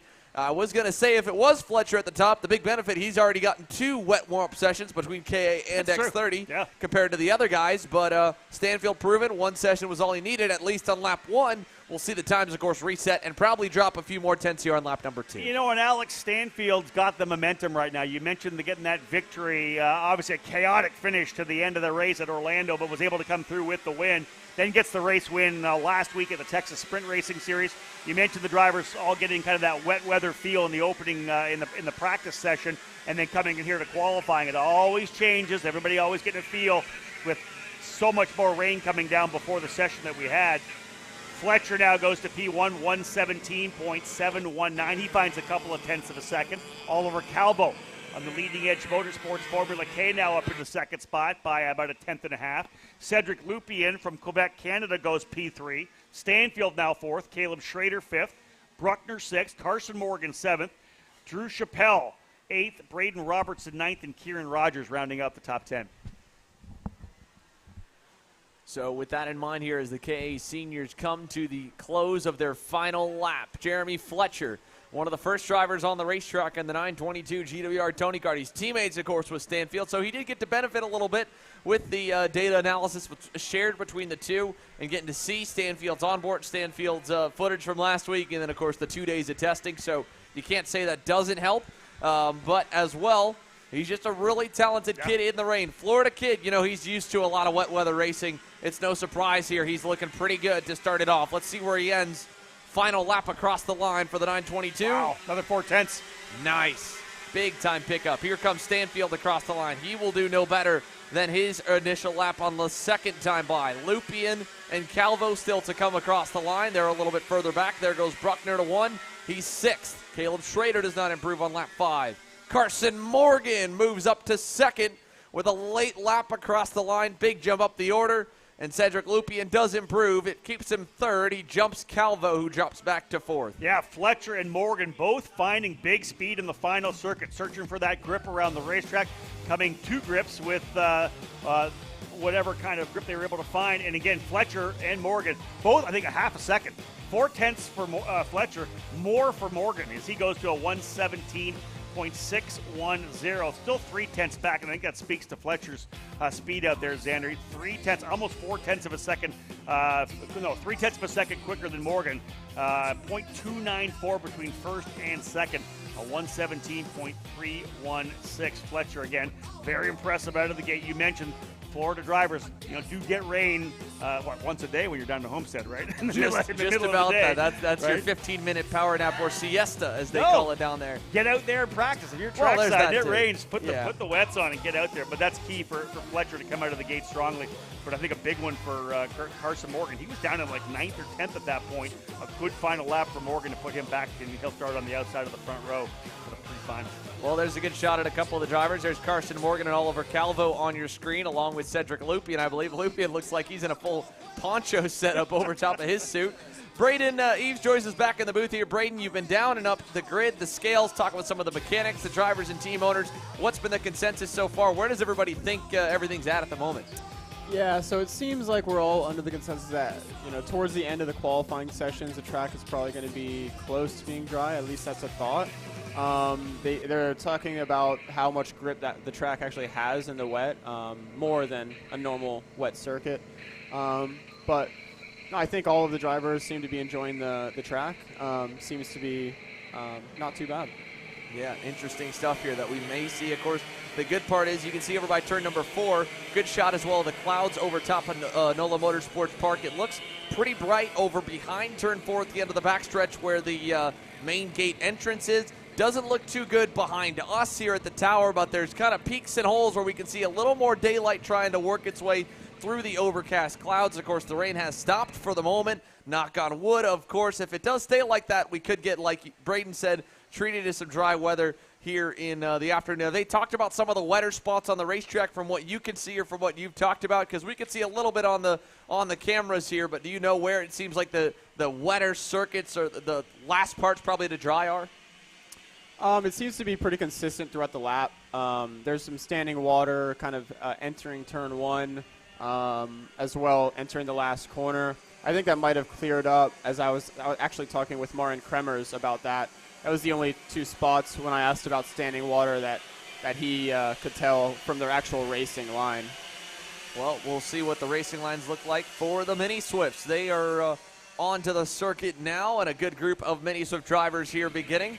And I can't tell, Rob, are we set with the full group, or I think we're probably divided in 2. We've got 30-plus Mini Swifts, 43 in total here this week, so that's why it looks so big. Indeed, yeah. I'm definitely going with 2 groups here. Parallel USA, the sponsor of the Mini Swift category. Strong group of drivers here in Mini. A number, I want to say, like top 5 last year in Micro, all moving up into the Mini category, as we do have some contact on the track. I think the first time we've seen any contact in the qualifying or the qualifying sessions here in the wet, but not the way to do it on an opening lap. You got to find some open racetracks, stay away from those in front of you. But again, pretty easy to make a little mistake if you haven't been out here before or don't have a lot of wet weather racing experience.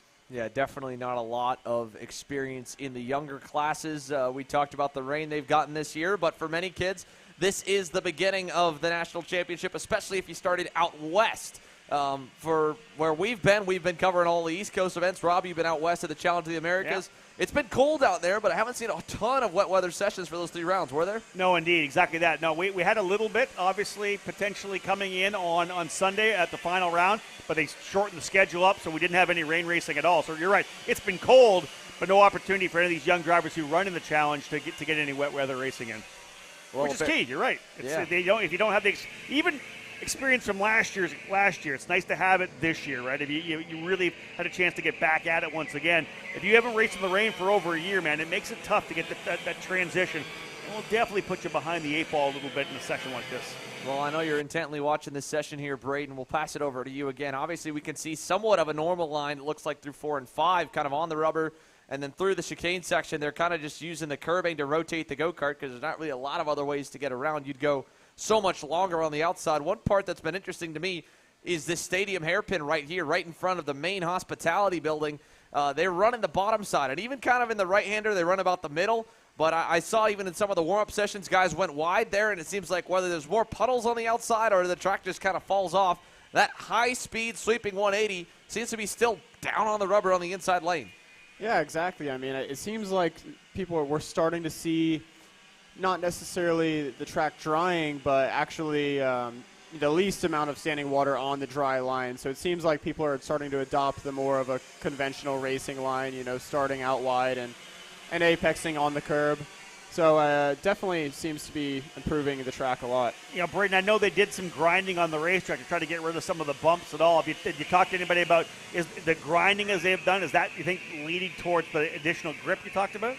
Probably, especially considering, when they're doing that, they're getting rid of a lot of the, old rubber that's been there for years and years just from all the national races that we've done here. So that could definitely be contributing to it. And you can see a lot of that patchwork in that corner specifically as we've got one driver off hard, it looks like, going into that stadium hairpin. That's across from the front straightaway, has nosedived the tire wall over there. We'll identify who we've got. I believe it looks like one of the Bennick entries that has tagged the barrier, and a couple SKUSA officials are going to safely get that driver checked. Looks to be all good. Driver still in the go-kart, probably wanting to go. They're going to move him off the racetrack here and get cleared back up as quali still rolls on. This first group here, Rob, Derek Wargo, your quickest so far by about 2/10.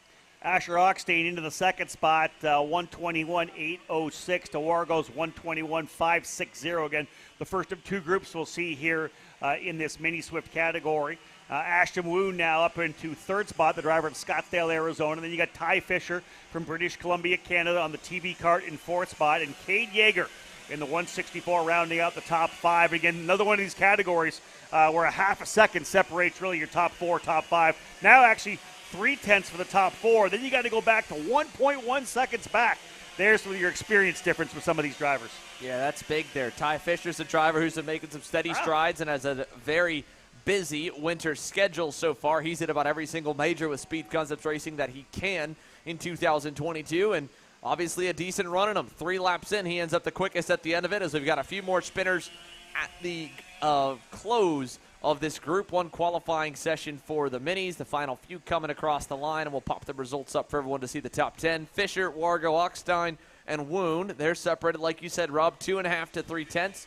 Turner Brown on the final lap breaks through that big 1 second barrier back to 4th, so he ends up 5th, about a half second back. Then Max Weiland in 6th, Cade Yeager 7th, Tyrone Kemper Jr., local hero, in 8th, Felipe Jesus Benito in 9th, and Lucas Brancati rounds the top 10, where it gets really close there from about 7th to 11th, a 10th to 2/10 there for that group. And you can see on your screen here, just for the moment, the back half yet to come here. Lucas Palacio, Oliver Weldon, Isaac Malkett, Keelan Harvick, Tyler Roberts, Vivek Canthan, quickest in final practice yesterday. Lots of big names here in this second group. Yeah, there's a lot more. That's right.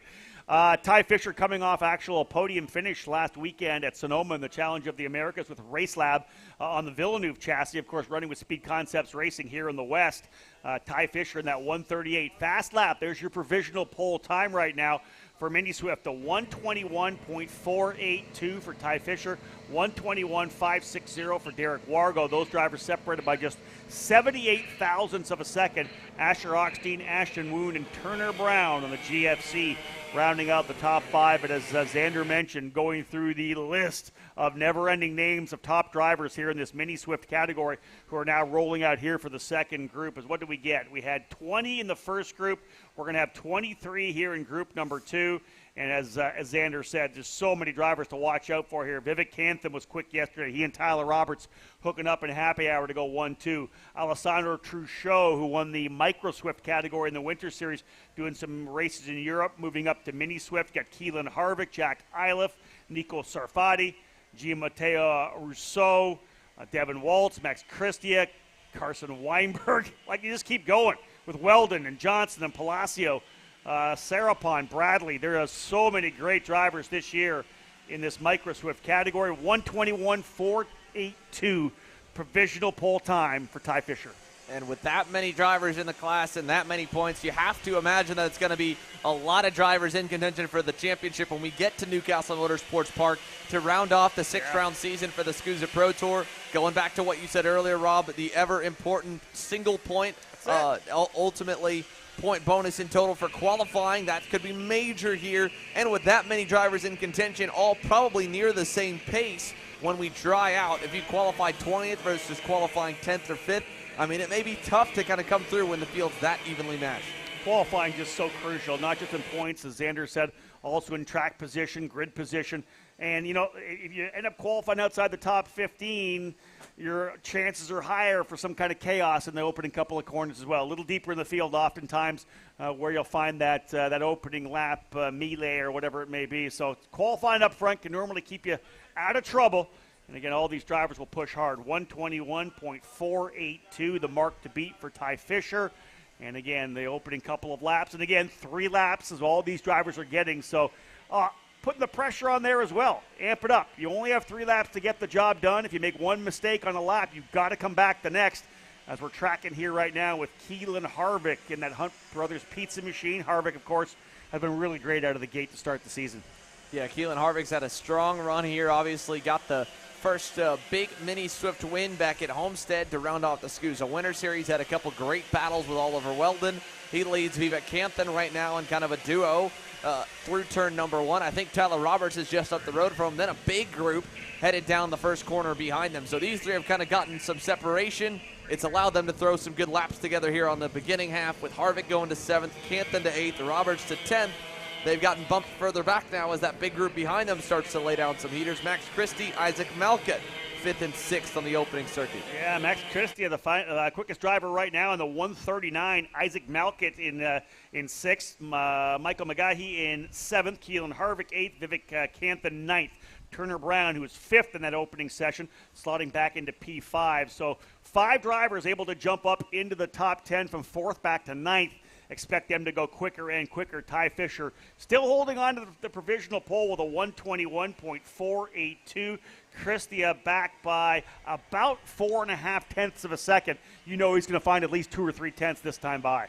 Yeah, a little bit of a mistake that time from Keelan Harvick as he went wide going into the right-hander, tried to search for grip, go a little bit faster, didn't find it. Cantham almost ended up going by them, so going by him. So I don't think you'll see an improvement out of the 162 or out of Cantham in the 122 this time. If it will be marginal compared to what you'll see for the rest of the group. Harvick does throw down a decent lap, a 4th place result, but that's going to get pushed here. Oliver Weldon, the first one to knock him back. Here comes the rest of the group on to knock him further down the order.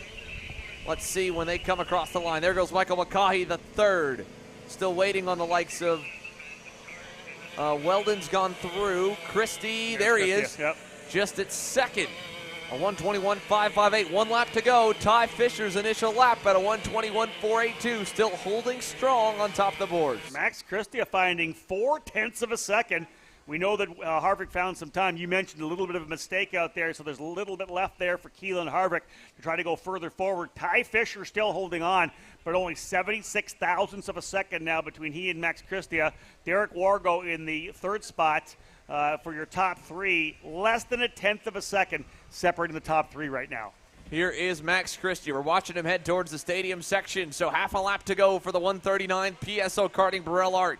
They've had what was such a promising run through the end of their micro days into mini, and then it seemed like there would be pace, and then the pace would kind of falter when things mattered most, or there'd be something that would go amiss for the Georgia-based driver. They obviously switched operations here for 2022, found a new home with PSL Karting, and even then here to start the year, seemed like they'd get going good, and then something would happen throughout the weekend, throw them off. Now, Keelan Harvick to the top of the boards. Christie still watching as he goes towards the final turn. Harvick sets it at a 121.24. Can Christie beat him? One turn to go. Max Christie in the 139, trying to go back to the top here. And he drops a wheel. No! Just went wide on the final turn. Yep. Sent it too hard. He went wide. You can see it barely at the top of the screen from our turn one camera.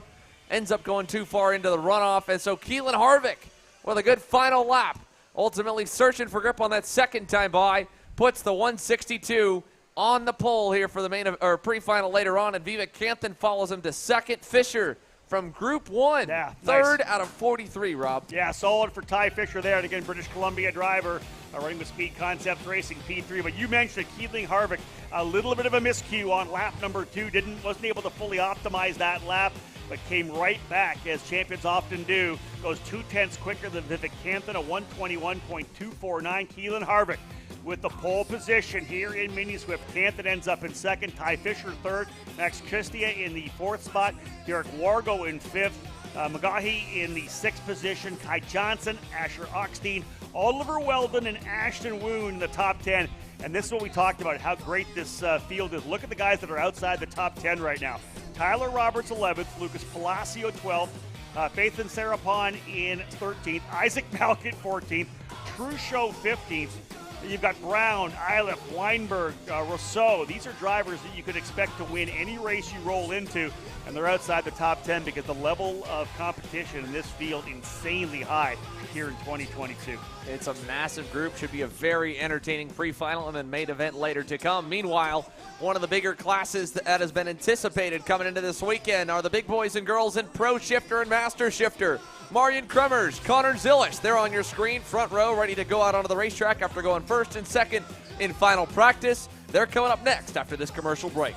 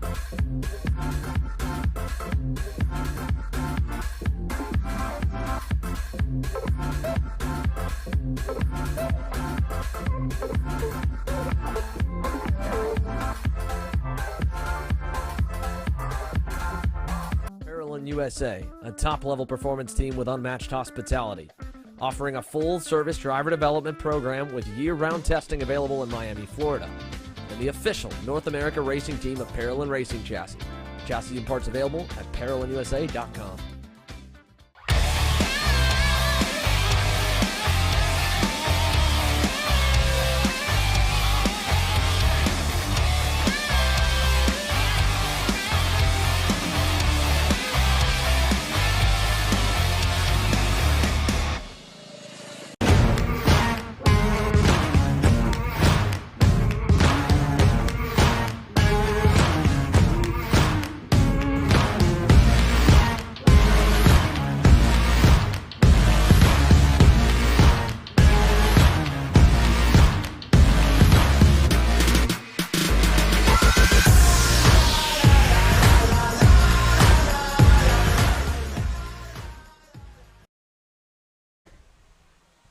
Welcome back to NOLA Motorsports Park. You're watching the Pro Shifter and Master Shifter classes head out onto the racetrack here for the qualifying session to set the starting lineup for the pre-finals later today. First drivers out here, Marion Kremers and Connor Zilish. Yesterday, Marion Kremers in the dry put an unheard of gap, 0.7 of a second nearly, back on the field. The next best driver, shifter rookie Connor Zilish, making his debut in the class here this weekend, and he's getting to follow around a former world champion in the KZ, the premier European International Shifter Engine platform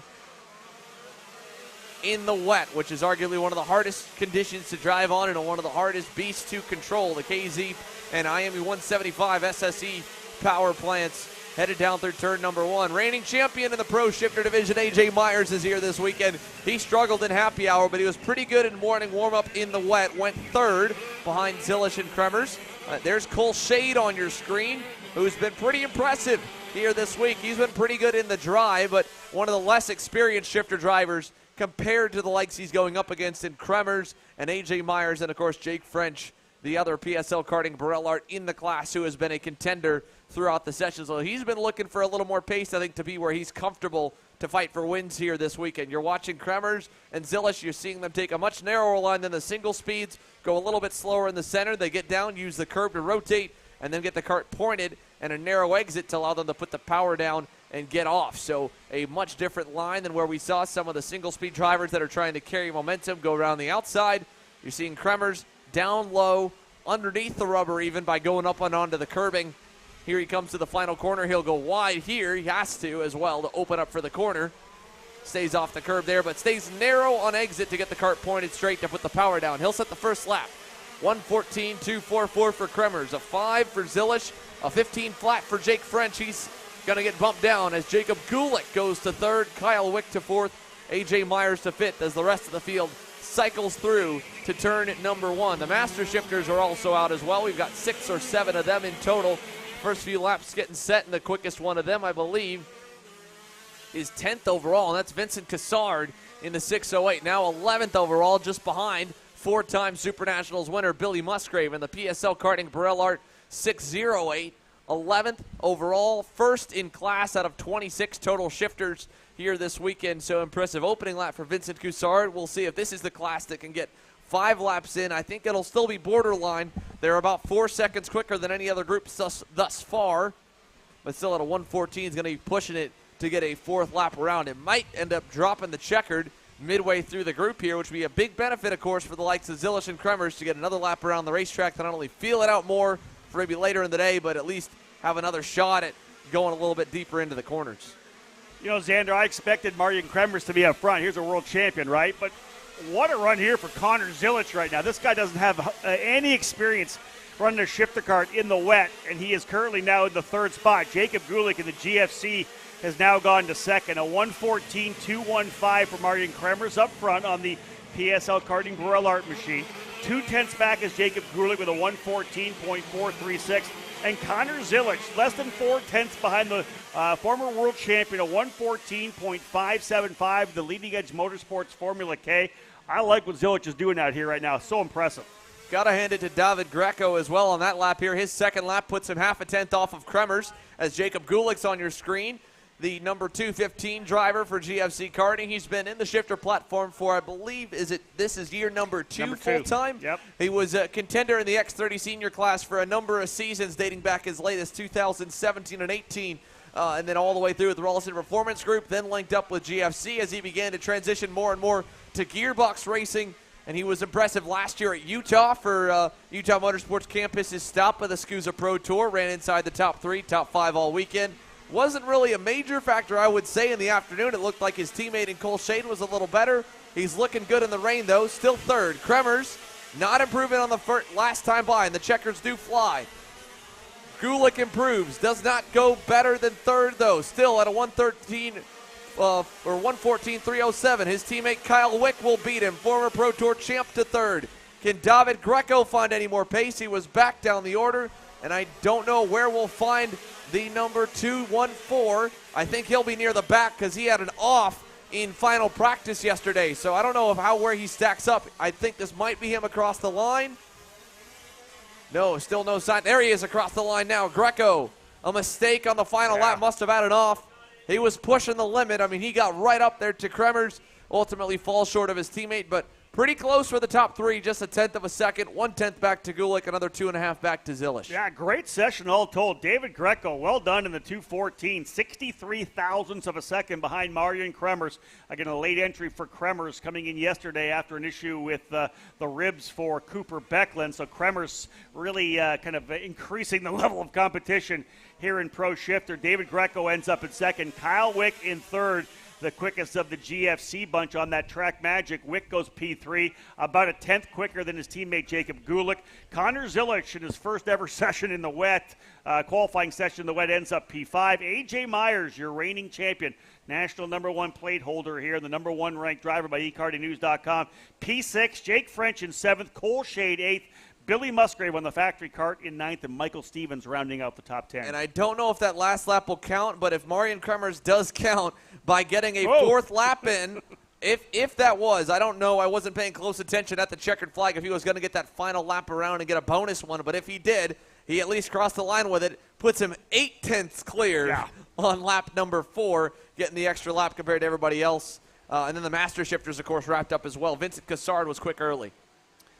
Finishing it off for Masters, Victor Jimenez actually able to go to P1. Vincent Cassard ends up in the second spot. So Jimenez stepping it up, but Cassard, as we know, very quick. Both those drivers, I think, are the two that we're going to see fighting for a race win here this weekend. Well, here come the X30 juniors onto the racetrack. I believe they may be all one group. I'm seeing a few big names out there. Max Taylor, one of them, leading the group onto the circuit. So as we look towards the grid to see them get set, X30 Masters will follow. Is that the full group we've got on the racetrack, Rob? Can I you don't tell? think so. I think I think it's two groups. I think one group still sitting on the grid getting set to go. So again, we talked about it yesterday in that final session of the day, setting the groups for today. And crucial, maybe obviously more here in the wet. This track's going to keep getting better.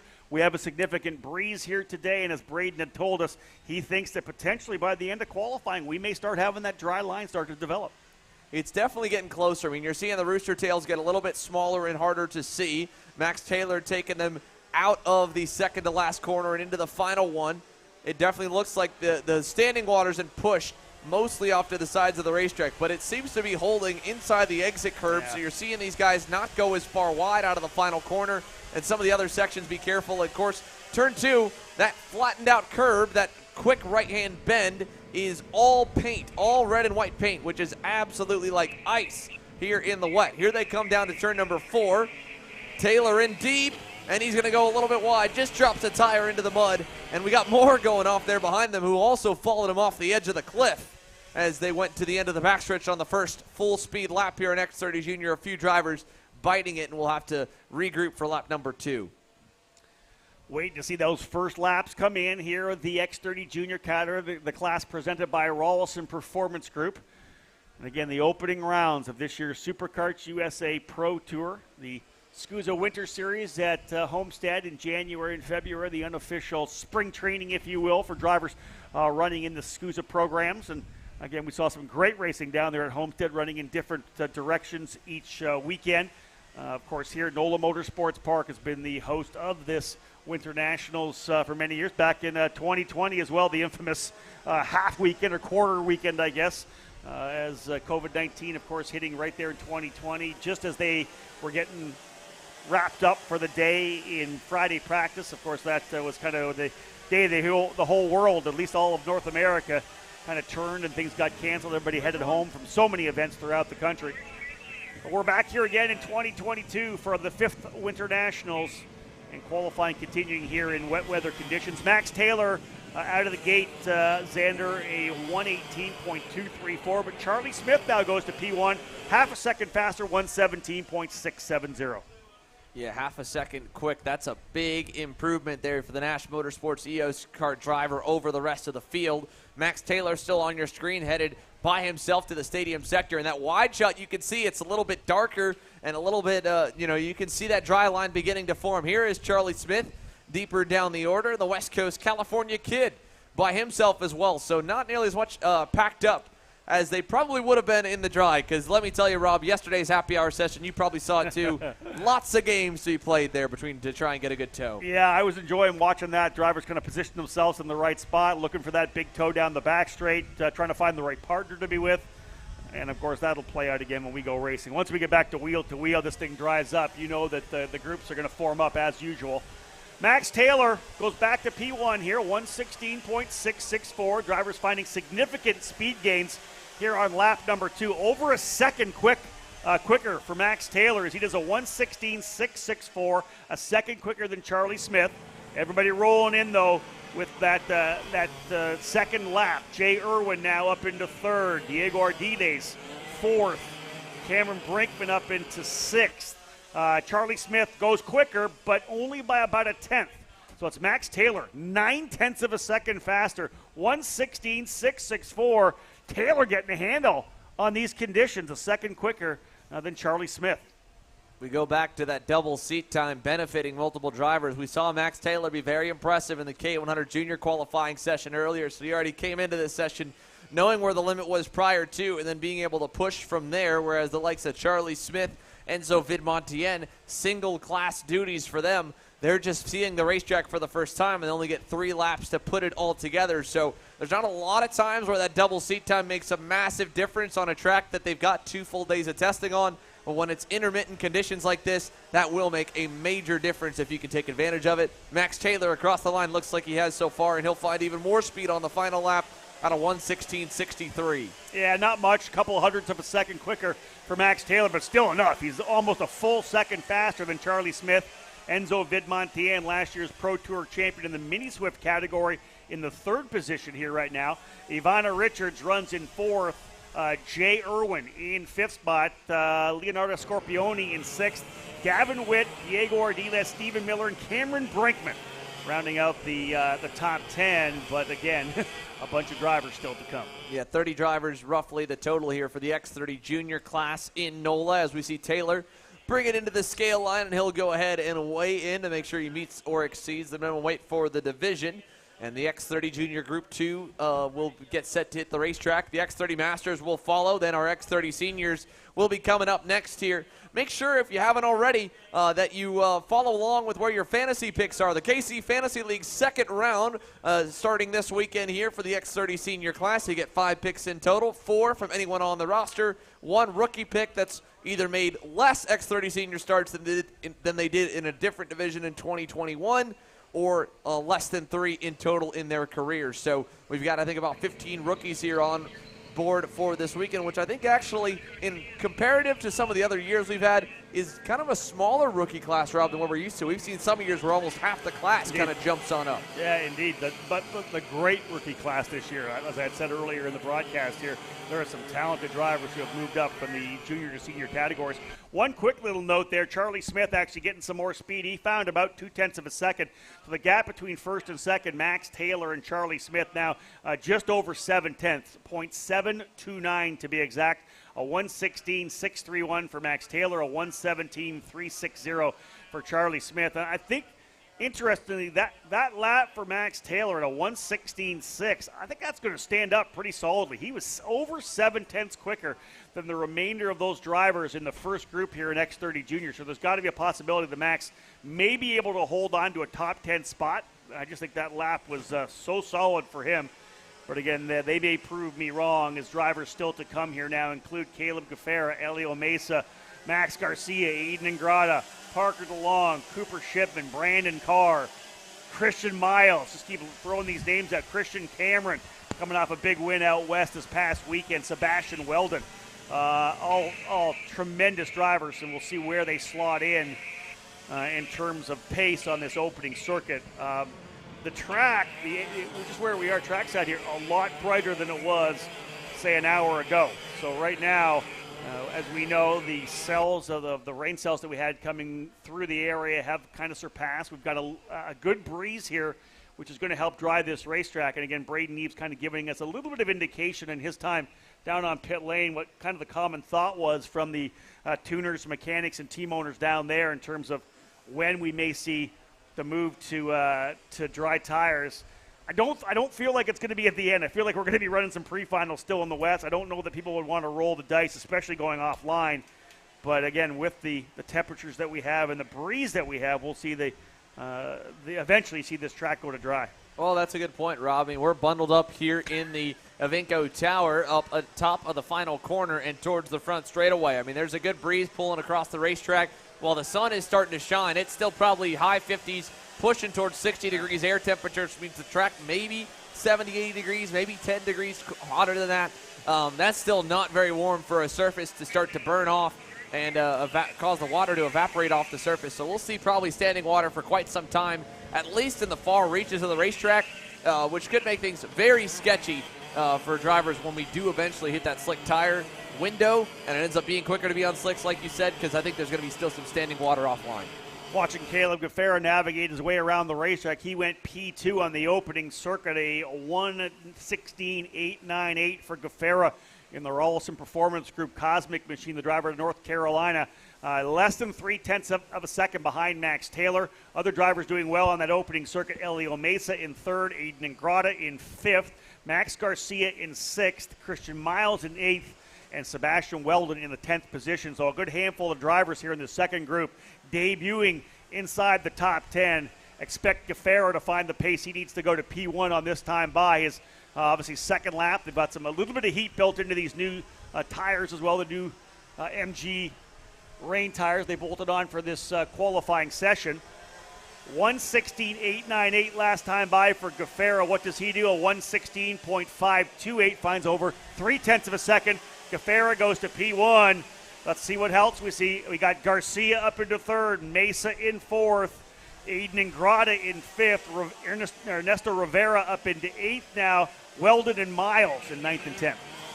Yeah, Brandon Carr there with a lap now. He'll jump into the top five at a 1:17.356. Closes up a little bit towards Mesa, who made a mistake on his time by. Gaffera flinging his cart over the curbs. We got one driver turned around. That's Christian Miles, who has gone off on lap number 3 here at turn number 4 at the end of the back straightaway. That'll hurt. Oh, and the Midwest driver, unfortunately, is going to really, like you said, it'll hurt, Rob, because everyone's going to pick up probably another couple tenths here on this final lap. Agreed. He was 10th, falls down to 11th there on lap number 2, and not going to be able to take advantage of those warmer tires and another lap around this track. Gaffera, a 1:16.528. Taylor, Garcia, Mesa, and Brandon Carr, top 5. I hate to be cliche, but you expect Brandon Carr to be quick, right? British driver, very similar to being in Florida, where you do get that rain on a regular basis. Obviously, the UK gets a lot of wet weather racing in, and Brandon Carr on the Bennick, currently P5, 0.8 of a second back. Does not go. Well, let's see how much quicker he's able to go. Gaffera goes faster again. Let's see what Carr can do here on the final circuit. Gaffera, 1:16.386. Fernando Luque now up into the top 5. Look for Carr on his final circuit to pull the trigger here. But it's a 0.2 of a second gap right now for Caleb Gaffera. And as we said, Max Taylor holding on to second. Very strong run in the opening group. Brandon Carr up to P3. There we go. Late run by Brandon Carr to get to third. Max Garcia did not improve on the final lap, so he remains fourth. Miles ultimately not being able to go quicker, falls down the order to 13th. So your top 10 for your X30 Junior class presented by Rollison Performance Group has Gaffera and Max Taylor on the front row. They were here last week at the TSRS Winter Warm-Up, had a good battle for the race win all the way coming to the final corner.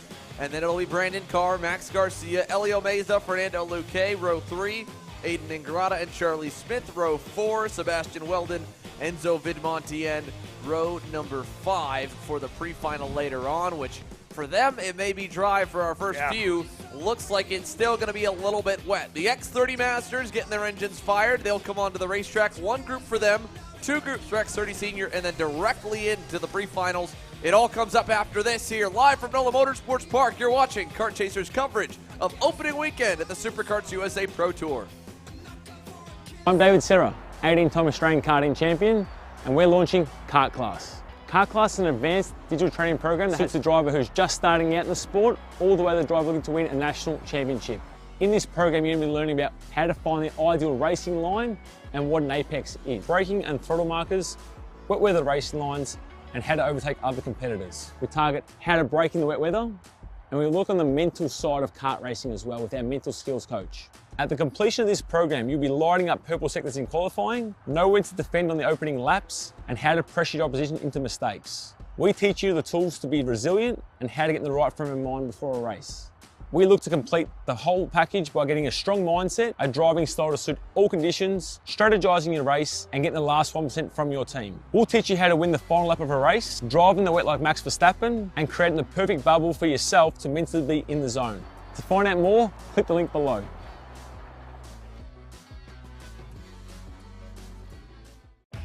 Kart Store USA is a kart parts supplier that racers and retailers can count on when they need reliable advice and service. We focus on servicing all racers with honesty and pride while maintaining customer satisfaction.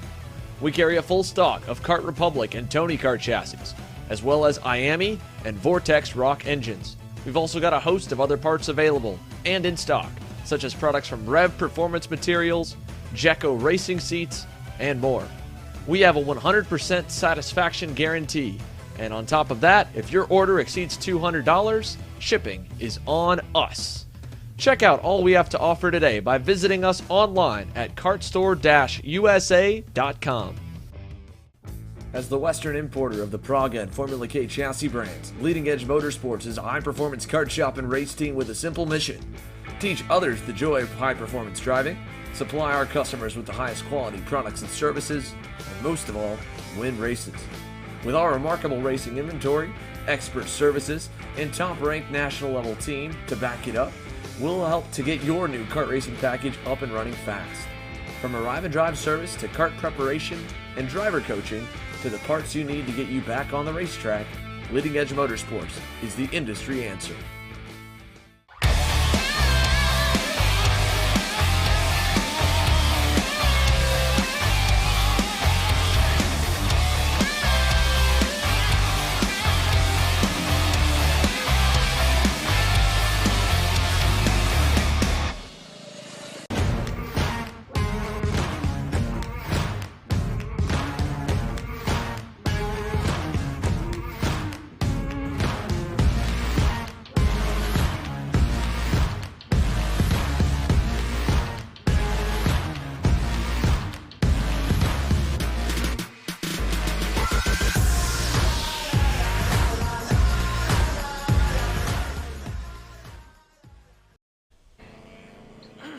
So back here at NOLA Motorsports Park, X30 Master currently on the racetrack here. A little bit of a lighter turnout for the division, but nonetheless, two big names that we've seen at the top all the way through last year, this year, across the board of the Masters competition. Danilo Ramalho, Mario Barrios. No surprise that they're the two quicker of the few drivers that have elected to go out and turn some laps here in the wet qualifying session. Tom Gerstner, Curtis Terry, and Pistol Pete Vetter, the other drivers in the 5 kart lineup. And again, not a huge turnout for the X30 Masters category presented by Avinco Tires, and you wonder whether or not we'll see this Masters class on the 2023 Pro Tour with the participation we have here right now. But Mario Barrios, national #1 plate holder, won the title last year after a season-long battle with Jess Peterson. Danilo Ramalho, as we know, very quick as well. So those two drivers we expect to battle it out. Ramalho with the fastest outlap, a 1:17.913. No times yet for Curtis Terry or Pete Vetter. Only 3 drivers. I know there's Vetter getting his first lap in. Curtis Terry has not yet put a lap down. Vetter's first lap at 2:48.1, so just cruising around the racetrack. You wonder whether or not maybe an issue for him potentially going off track on the opening circuit. But Pete back and rolling. Ramalho and Barrios, though, Xander, separated by just 0.3 of a second on the opening circuit. Yeah, not a lot of time left either here. They'll come to get their third lap completed already this time by, and that'll bring the checkered flag. It'll give us a moment here. We'll come back with the results for X30 Master. Let's talk about the class coming up next here. X30 Senior, fellow national #1 plate holder, and your teammate to Mario Barrios, Hannah Greenemire, defending her first career pro national championship here this weekend. We got to speak with her earlier this weekend.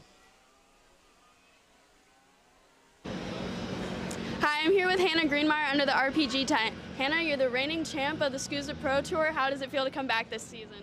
Feels good, a lot less pressure, I feel. But I'm ready to go get the second one, and it's time to defend the crown. Yes, so last year you crossed the line in first but had a bumper penalty and didn't get the win. Is this kind of a redemption race for you? Yeah, hopefully. I've always had great speed at NOLA, but I always seem to have really bad luck. So maybe this year it'll be speed and a win. That would be ideal. But yeah, hopefully gonna win. But I mean, it's a long series, so just need really good points. Yeah. So how did today go for you in practice? Today went pretty well. The last session we kind of missed the setup a little bit, but tomorrow's a new day and it might rain. Hope it doesn't, but we'll see. It's always a fight out there, and I'm ready to fight. All right, well, sounds good, and good luck this weekend. Thank you. So Hannah Greenemire and company getting set to go green here. They'll be split in 2 groups. We'll quickly go over the results, though. We just had from X30 Master. Danilo Romalo held out over Barrios. His first lap was quickest. Barrios' second lap was quickest, with the sun continuing to come out.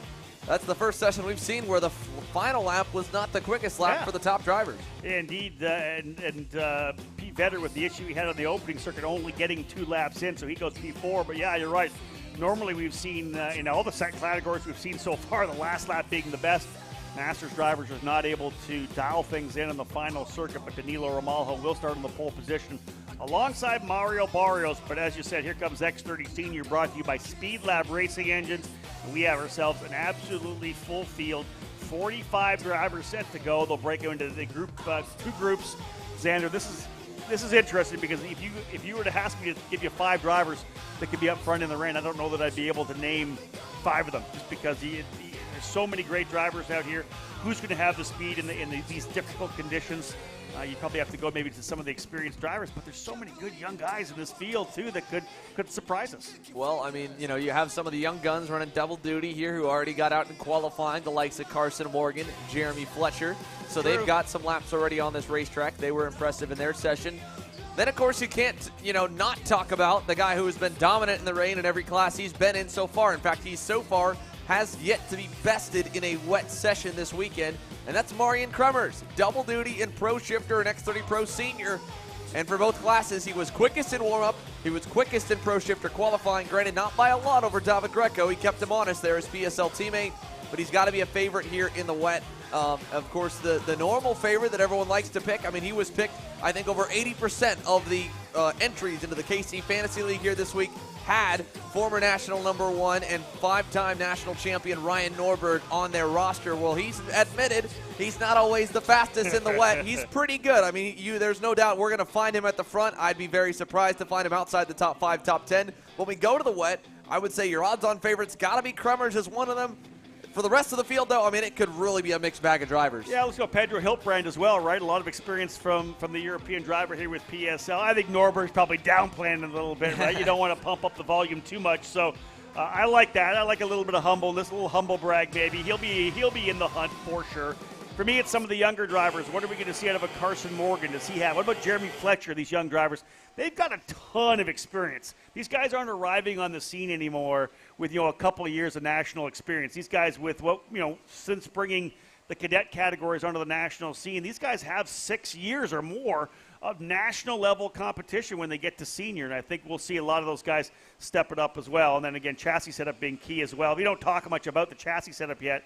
When you're in the rain, it is kind of the great equalizer, but you still have to have that setup that's going to give you the grip, and some mechanics do different things, right? There's maybe a couple little tricks of the trade to try to get this chassis to bite when the conditions are like this. We'll see who has that on their side as well.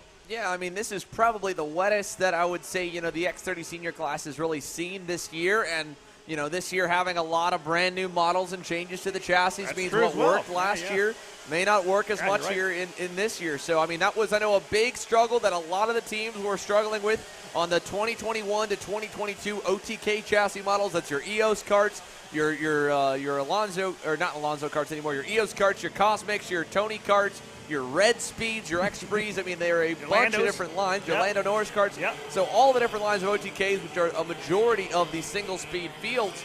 A lot of teams, I mean, top-tier teams, I mean, going all the way through the paddock down to the privateers, were like, man, I just can't seem to figure out. This thing is not doing what the last year model did. So they had to go back to the drawing board. And, yeah, they've gotten a handful of events here. We talked about it. This is a major number 7 on the year. If you come from the West Coast, you probably ran the Challenge of the Americas and maybe a handful more. If you come from the East Coast, you probably ran the Winter Tours, the SKUSA Winter Series, USPS Orlando. So you had a lot of experience in the dry with these go-karts, maybe not so much in the wet. So like you said, going to chassis setup, there's the basics you do. Then like you said, there's those tricks of the trade, and some of them might work this year, some of them might not. And one guy might have got lucky already this year and found something good for the 2022 models. It's amazing how much racing we have now in the first quarter of the season. I mentioned earlier, we were talking about this before we came on the broadcast.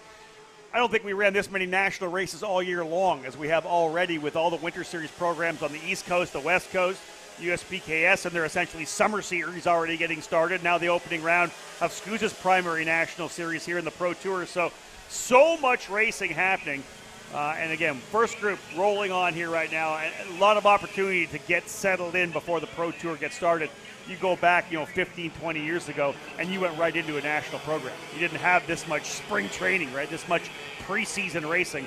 And that's what we have, of course, since the onslaught really of the Florida Winter Tour back in 1999 when SKUSA first started that with actually Joe Janowski and Jim Murley got things started there, which was the SKUSA Florida Winter Tour, and that really kind of kicked things off back then where you had that opening series to get ready for the full national program. Right, and then, of course, then that's gone through so many different iterations Agreed. over the years, and, then it seemed like for a little bit we kind of were fragmented to the point where the events were still relatively large, and you saw maybe the big teams go to a lot of them, maybe not all of them, but you wouldn't see the same drivers at all of them that were, the majority of the field was running all of those different ones. If you were at a Florida Winter Tour event, you probably had a Rotax motor, probably ran the Rotax Grands, and then Supernats. Yep. Everyone would come back and run the Supernats. It made the Supernats look so much bigger in comparison, and now we've got X30, Mini, KA at the SKUSA Winter Series, so these guys are getting testing time on the same tire, on the same power plant that they run for the year, and that's crucial, and that's what's, of course, forced the hand a little bit and allowed these guys to, not only allowed, but kind of forced them to get behind the wheel more, as well as just give an opportunity for the rookies, like you said, to get more and more seat time. Because now, you think of the kids 6 years from now in Mini and Micro, when they get to senior and they're having years like this year consistently of that many big level weekends, they're going to be even more polished when we get the next iterations of Connor Zilish, Carson Morgan, and Jeremy Fletcher. So we've got one driver off the circuit here. That's the number 373 of Zachary Mabry. He's only got one lap completed so far, unfortunately, out of group number one. Let's give you the update of where they're all at. We were following Zach Clayman DeMello, the Canadian driver here for Team Bennick. His, I believe, first race in the Bennick colors, his second race in 2022. Kyriako Sukas, second, Wes Duchek, third, Tyler McIntyre, fourth, and Diego Ramos, a winner from last year here at NOLA Motorsports Park, second across the line with the bumper penalty for Hannah Greenemire. He finds himself in the slow group here for qualifying. Laurent Legault in sixth position, Robert Soroka in seventh, Gabriel Kauer in eighth, Santiago Tersini ninth, and Adam Ali rounding out the top 10. Again, Clayman DeMello, former Indy Lights and IndyCar driver, Team Canada member at the Rotax Grand Finals, finds himself P1 even off the third lap, a 1:16.640, 10th and a half ahead of Wes Duchek from the Rawlson Performance Group, and Kyriako Sukas, very impressive on the West Coast over here running with Alex Keys Racing. Double duty on the West Coast running both the shifter and the single speed category kart. He finds himself less than 0.2 of a second back. So 0.2 first, second, and third. Clayman DeMello, Duchek, and Sukas. So Zach Clayman DeMello here by just a little bit each lap was kind of getting quicker and quicker, and he was able to hold that margin. We'll wait to see the benchmark set. A 1:16.640 for ZCD over the field. He's already got at least 20 knocked out of the way, but like we've talked about, this class, like you said, Rob, it's tough to pick a top five of what it'll look like by the end of the day. At 45 drivers strong, he's only halfway up the grid. He needs to be probably at least to about 10th to 15th if he wants a legitimate shot at winning today without some major catastrophes because of how hard it'll be without, again, just major changes to make up a couple spots. It's just so tight all the way through this field, and it's going to stay tight as the track dries out. What I love about this category and how unbelievably competitive it is the simple fact is you're going to see a bunch of national event race winners outside the top 10 on the grid when we get set to go. That's how deep this field is here at the SuperKarts USA Pro Tour. And Clayman DeMello, again, a 1:16.640. That's the provisional pole time. Not sure if that's going to be good enough to keep him inside the top 15, as Xander had mentioned. That's really where you want to be. Top 15 at the very least when you're talking about a 45 kart field. Yeah, it's tough to come forward here. One driver that's got experience coming forward from the back quite a bit here is Braden Eves. He came from the back here a few years ago and had a good run. This weekend, we're going to see a little bit of a shakeup probably in qualifying and more than likely a drier pre-final. How much of a shakeup do you think we'll see, and what are the drivers saying before going out right now? I think there's a handful of drivers that will be at the front, dry, wet, any condition. But I definitely think there's some people that are going to be mixed around. Some people that maybe are normally quick in the back and vice versa. I think this track produces excellent opportunities for passing, so it's not too difficult to come from the back. You can really see drivers, even if, somebody DNF'd in qualifying, come from 40th to well inside the top 10 is very possible. Yeah, we did. It's this racetrack, right? We talked about that really wide open entry. There's so many over-unders down the inside, so many passing opportunities. And you know what? I hate it as an announcer, but every once in a while you want to have someone that happen because you want somebody to talk about. You want to watch somebody coming through the field and put on a show like that. Yeah, I mean, you got to see Connor Zilish do that last year. He was quickest in the rain in that pre-final. Had a track width issue, got DQ'd in post-race tech, went to the rear, drove up, I think, to 6th from the 40-kart grid as we've got one more off. That was Ryan Vincent, just went off the racetrack in the Nash Motorsports EOS kart. Teammates to Dante Yu and rookie Blake Nash. And here comes a skirmish side-by-side that looks like Carson Morgan getting shuffled to the wayside by a couple. And a little contact on the way through there. So some more pot action here between the few, and Morgan going to give it back to him in the next corner. Well, that's the way to go at the opening lap. Morgan battling it out there. A couple of contact episodes in this opening circuit as we see these drivers just start to lay the laps down. Again, to remind you, 1:16.640, the provisional pole time for Zach Clayman DeMello, the Canadian on the Bennick machine. There's one driver going 4 wheels off, coming out of turn number 16. I think that was Hayden Jones. I think that was the driver having a little kind of spat with Carson Morgan. A disagreement. Yeah, a disagreement of who was going to be ahead of who there as we see some more passing going on behind him here. So that's going to kind of trip everybody up on the first laps, but doesn't trip up one guy in particular. Marion Kremers, 2.5 tenths over Jake Drew on the opening lap. He bumps Clayman DeMello down to 3rd. Jeremy Fletcher's opening lap puts him 4th. Norberg's first lap, 7th. Rookie Noah Baker to 6th. Who has been, kind of overshadowed per se by Fletcher and Morgan. But Noah Baker is a race winner, and he is a front-running contending driver under Super Tune. He's another one who could easily sneak a podium, maybe a debut win here this weekend. Yeah, Nate Cicero as well for Rollison Performance Group into the top 10 on the opening circuit. So what we get, 6 drivers from this group into the top 10 on the opening lap. We have a driver off the racetrack and out here early. That's Cameron Weinberg, I believe, in the CRG with an issue here. He's over in the back sector and done. So one of the biggest picked rookies coming into this week as someone everybody thought would be really competitive. He's going to be at best 35th here now to start in the 45 driver pre-final. Like you said, Braden, it's doable, but you've got to have the pace to get there. Connor, of course, drove from the back to the front, but he also won the next day in the drive. So you've got to have a quick go-kart to come through the field here. Yeah, exactly. You always have to have the pace. I mean, it's not too difficult to be making moves and not losing time, but you also have to have the pace to be able to do that and still work constantly forward, passing 2 to 3 carts a lap. So it's going to be tough, but definitely doable. Xander, there's our driver to watch coming from the deep in the field, 35th. For Weinberg. He'll be definitely one to watch coming forward, especially if we go back to dry. He will be one to watch. Here's a pack coming through led by Thomas Neveau as Jake Drew has gone to the top over Marion Kremers. In fact, he's been following him around in his tire tracks, going a little bit quicker and a little bit deeper in certain zones, I'd imagine, on lap 2, and he has beaten the PSL karting driver on the second lap. Now, these guys are going to be 3, maybe 4 laps here. We saw Kremers, unofficially it looked like on our timing monitor, get 4 in Pro Shifter. They are 2 of the first drivers on the circuit right now, and Kremers is pulled back away from him. So will Kremers be able to throw down a heater on lap number 3? You see Drew, little lock up there into the second to last corner, and he drops the wheel. Ooh. So this will hurt Drew this lap. Here they come to the line. Marion Kremers across the stripe. Will the checkered fly? It will. Kremers gets it. Where does he go? Final lap. And to the pole, a 1:15.581 for Marion Kremers. Drew does not improve with the mistake. He ends second. At best, Jeremy Fletcher still to cross. He's 3rd currently. Nate Cicero 4th. No improvement on the final lap. Clayman DeMello from Group 1, holding 5th. Very impressive for ZCD as Pedro Hiltbrand goes to the top 5. Dante Yu moves up. Jeremy Fletcher to 2nd. A 10th and a half off of Kremers. And I think that'll about do it. So Marion Kremers sweeps the poles in the 2 headline divisions for the SKUSA Pro Tour. After sweeping warm-up, he is on a dominant start in what would be an unprecedented performance here, Rob. I can't think of the last time someone's pulled double duty, not just run up front. Billy Musgraves ran up front when he's run both classes, but to be this dominant to start, I mean, that is history making right there for Marion Kremers. I don't think we've ever seen that. Exactly right. Kremers very good in the shifter and obviously rocking and rolling here in the X30 senior category. A bunch of stories here. Obviously, Kremers super fast, able to get down to a 115.581. You got the rookie Jeremy Fletcher up there at P2.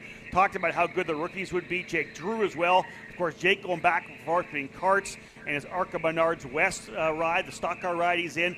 Nate Cicero up into 4th. How about Zach Clayman DeMello holding on to 7th? You mentioned maybe top 15. He holds on to the top 10. A great lap for him. Same with Wes Duchak being up there. Ryan Norbert back in the 8th position. You mentioned that he wasn't tooting his own horn about being fast in the wet.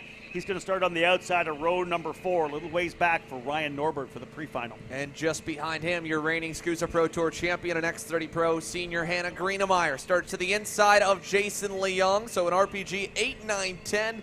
One thing to note there as well that doesn't show on the unofficial results is the delta between the times. The top 3 all by 2.5 tenths, and Jake Drew probably would have been even a little bit closer had it not been for that bobble on the final lap. However, back from Drew, it's half a second to Nate Cicero and Dante Yu. 2 more tenths back to Pedro Hiltbrand. A 10th back to Zach Clayman DeMello, who is a second off of Marion Kremers. It puts him P7. Norberg then a couple hundredths, and then all the way to 1.1 seconds back for Leung at the end of the top 10. And the interesting thing is this track is going to evolve all day long, all the way through to the final lap of our last main event. I mentioned some fast drivers who will be outside the top 10. Noah Baker ends up in 12th. Kyriako Sukas in 13th position. Go back to Hayden Jones in 18th. Thomas Naveau in 19th. And one of our winners from last year, Diego Ramos, ends up 20th outside of row number 10 for Ramos. And where did Paulie Massimino 21st? Let's Alessandro Gattulio back in 29th. Quickest in happy hour yesterday to 29th here in the wet. And he was quick in the warm-up session too. Cole Morgan in 31st. Cameron Weinberg and Carson Morgan going to start 39th and 40th. Row 20 for those 2 drivers. We can keep a spotlight on them as they work their way back through. Weinberg only getting that 1 lap after going off the racetrack, as we had said. And Frankie Mossman, too, another rookie that's been kind of silently impressive. He's put a couple top 10 results together back in the SKUSA Winter Series, was struggling a little bit at USPKS Orlando, but he should be another driver to watch coming through from the back. So like you said, big names in the back. Again, Massimino, last week's winner, 21st. DeTulio, quickest in the dry, 29th. Wow. So a lot of work to be done for many. At the same time, Marion Kremers has been near the top all weekend, and in the wet, he has shined through. Double poles in Pro Shifter and X30 Senior. As we get set for the micros to come green, we're going to go to commercial break. When we come back, pre-final action here at NOLA Motorsports Park for the opening round of the SKUSA Pro Tour.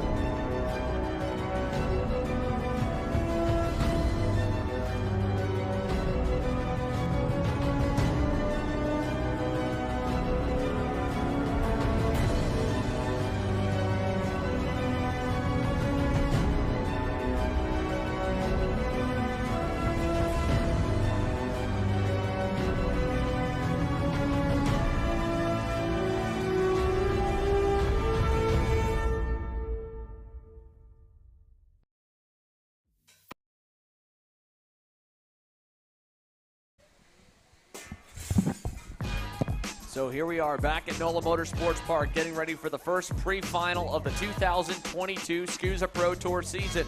We'll go ahead and run through your starting lineup for the first time for the Micro Swift class presented by Team Bennick. 23 drivers on the grid, and it'll update here in just a moment, but Troy Ferguson will line up on the point over Sawyer Chambers. Jaime Garcia and Jackson Porter will make up row number 2, and then row 3, Rocco Simone and Jackson Gibson. Kai Mars will start 7th alongside Ashton Wyatt, while Luke Giglio and Nicholas Arbeza will be on row number 5. Row 6, Matthew Cagle and Alex Chandler. Row 7 will be the number 19 of Drew Waltz alongside Antonio Pizzonia Neto Jr. Row number 8, Royce Vega and Emerson Lane. Row number 9, Alexander Procuna and Braden Wagner. Row 10, Pasha Ali and Colton Schniegelberg. Then we go back to Byron Bornman, Bristol Bornman on row number 11, and rounding off the field will be Gage Hardin, the number 57. Hardin Motorsports Group entry. He rolls off 23rd as they come towards the final corner. Troy Ferguson has the field collected, double file, and ready to get another season of SKUSA Pro Tour racing underway. Wheel to wheel for the first time. Remember, in qualifying, they all ran that race line. Coming down into turn number 1 here, they're going to be 2 wide, maybe 3 wide. Field getting set as we get ready to go racing. As Xander said, for the first time in 2022, green, racing into turn number 1. One driver around, midway through the corner. Jaime Garcia gets turned from 4th on the grid, I believe, and there's about 4 or 5 more drivers all stuck together on the outside of the first corner. I believe Drew Waltz is one of them. The rest of the field heads down to turn number 4. It's Ferguson over Jackson Porter and the rest of the group, as we've got another one way off there at the edge, hanging on. That's it again. Track changing, as I had said, throughout this day, and drivers having to get a grip. Remember, they haven't been on the racetrack for over an hour. Back at it once again. Here the track has changed significantly. There is a bit of a dry line to a certain extent developing, but of course all these drivers pushing very hard, not being able to run the exact race line if you have a driver on the inside of you. Otherwise looking good as they work their way through that hairpin.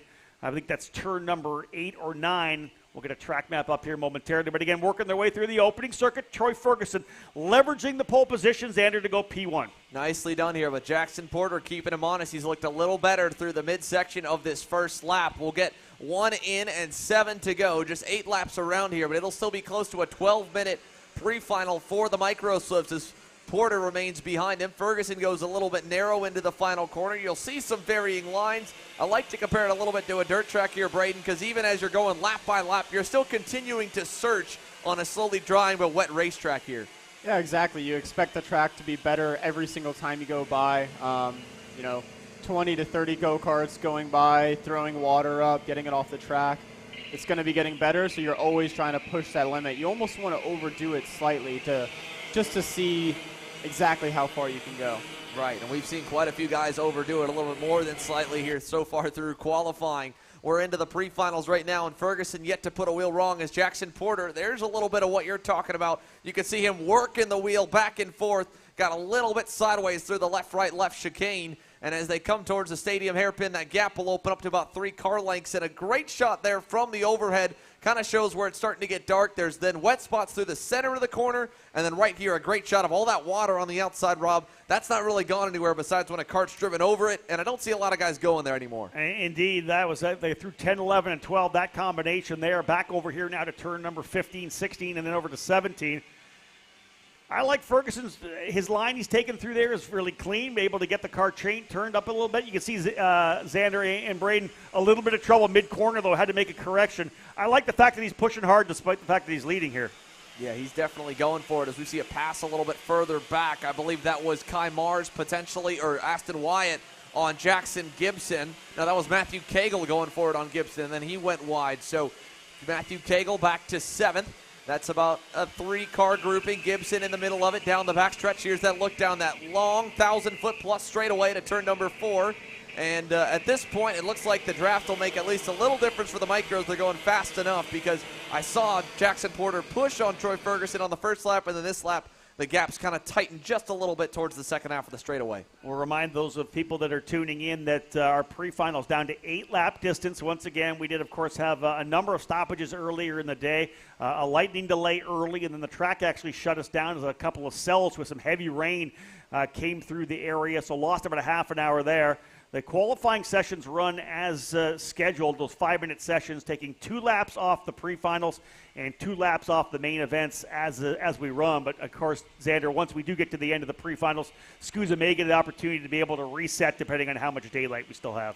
Yeah, we'll see what things look like when they get towards the main events. Of course, without the lunch break, that'll mean continuous racing all day long. You can stay tuned in here watching us call the action. Myself, Xander Clements, alongside Rob Howden and our weekend analyst, Braden Eves, joining us. Braden, you've been watching a good bit of the battle so far. Back behind, the leaders getting away, and they're still fighting a little bit for 3rd, 4th, 5th, and 6th, and it's taken a lot longer to get a pass done, and it's so much harder to pull off in the rain, especially when you're running the outside lane, because you have to go where the grip is not, and then kind of slide in front and clear yourself before the end of the corner.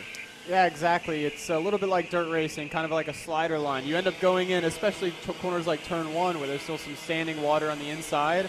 You kind of just have to huck it in and hope that you don't wash wide so that they can over-under you. But it's definitely tough, especially in second. Not too much of a, water coming off the tires to essentially like smoke screen the driver behind, but they're going side by side. Yeah, that's Kai Mars getting back by, so he's battling with Sawyer Chambers. It looks like that's for the 3rd spot. He'll take that away as Chambers ran wide coming out of the chicane. So the Trinity Karting Group livery of Kai Mars takes them out, and this is your 3rd, 4th, 5th, and 6th group with Mars, followed by Chambers, Simone, and Matthew Cagle, all in line, headed towards turn number 15 here, Rob. Yeah, that was a really good pass for Kai Mars. He set that up. He was taking a different line, went a little wider in one of the corners, and just as Sawyer Chambers went wide to get into the corner, he just dove it down the inside, coming into that 8-9 complex. So a really solid pass there for Kai Mars, and we're seeing a lot of guys taking that inside line. There's the over-under once again. We see that a lot in 17. The driver who comes to the inside gets the spot, pushes wide on the exit. Driver getting past, just tucks back in and gets a better run out of the corner. And again, just like Braden said too here, that's magnified by the wetness. So you'll see over-unders in the dry, especially in the lower horsepower classes like the Micro Swifts, the Mini Swifts, and even a little bit maybe in the K100s with a drag race to the finish line as they head towards turns 5, 6, and 7. But your leader, the rain coming back down. We were trying to see what was going on here on the racetrack, so we are getting some showers again. And that is going to wet this thing off, and the drivers will know it, obviously, with the raindrops hitting their visor. But just as they were probably starting to feel comfortable, well, now you get a little bit more worried because that grip you thought you were slowly building and you were pushing that limit, well, now you got to kind of dial back. Yeah, it's putting the focus back on the drivers again. They were, anytime that they know that the track is getting better and better, you can continue to push at the same level. The track's never going to be worse than when you get back around again. But again, as the rain starts falling, again, puts these drivers more in the focus where, hey, every corner could be a little bit different because the track is so large to one. It could be raining at one side heavier than the other side. So, again, amp up the focus here as we're, 4 laps in? Yeah, halfway through this race. 0.8 of a second lead for Troy Ferguson. But the weather continuing to change here at NOLA Motorsports Park. Another slide job there by, I believe, Matthew Cagle on Sawyer Chambers. So he was still trying to get by when they came across the line. He's been doing that move on him almost every lap. I think he might be a little bit quicker. He just can't figure out when is the best time to make a pass for that 4th position now as Mars has pulled away in 3rd. Simone remaining behind the 48. He's fallen back about half a second. Then Jackson Gibson. Antonio Pizzonia Jr. is up 6 spots here. Emerson Lane is up 7. They're 8th and 9th at the moment.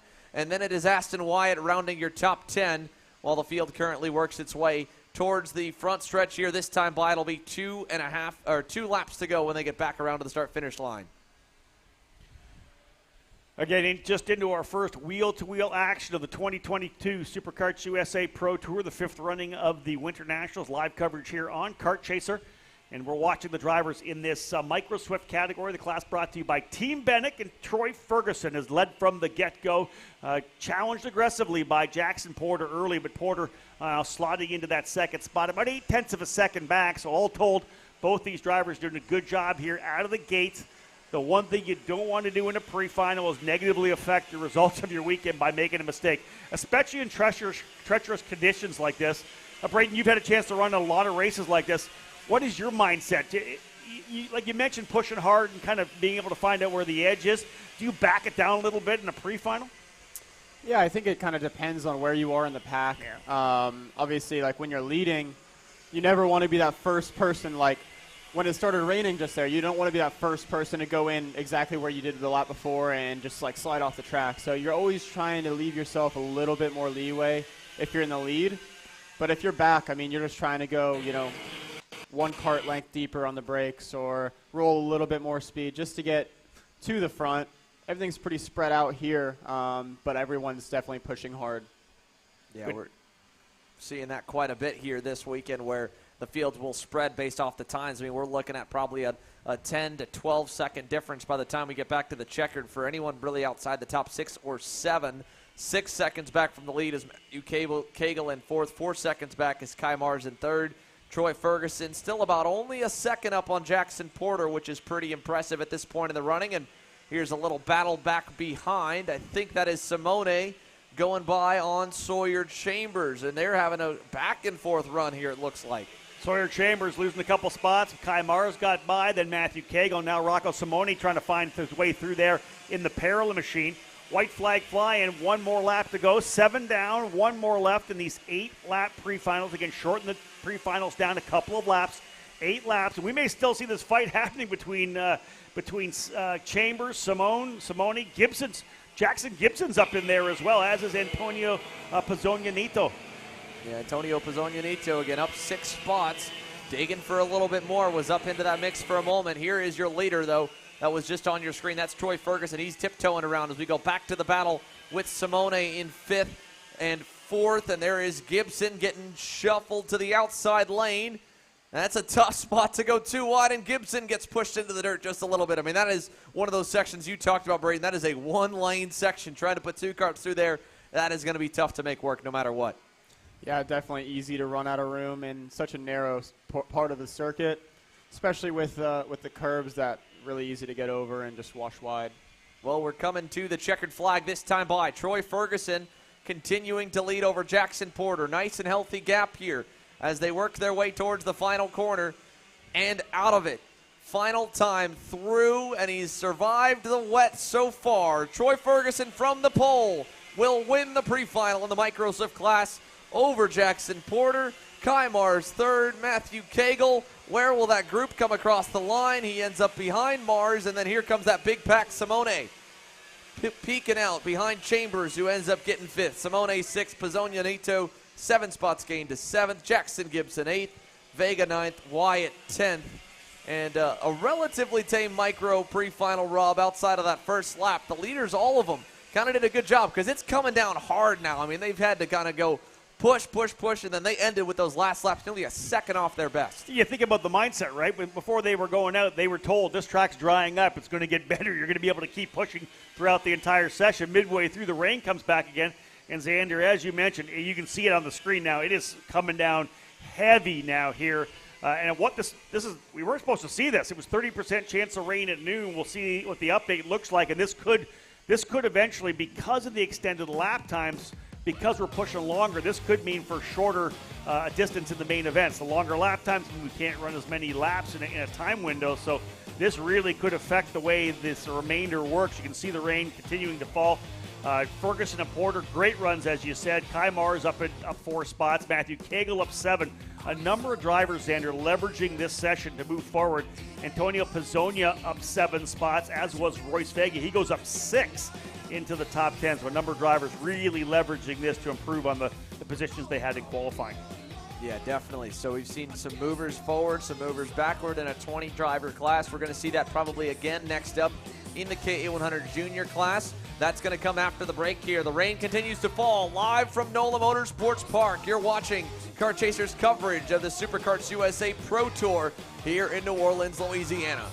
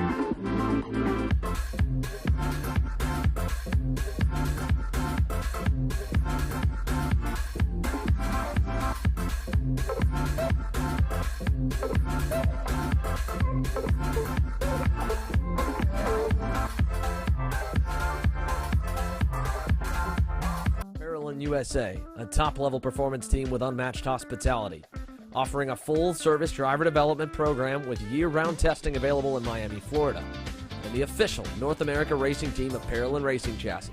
Chassis and parts available at ParolinUSA.com.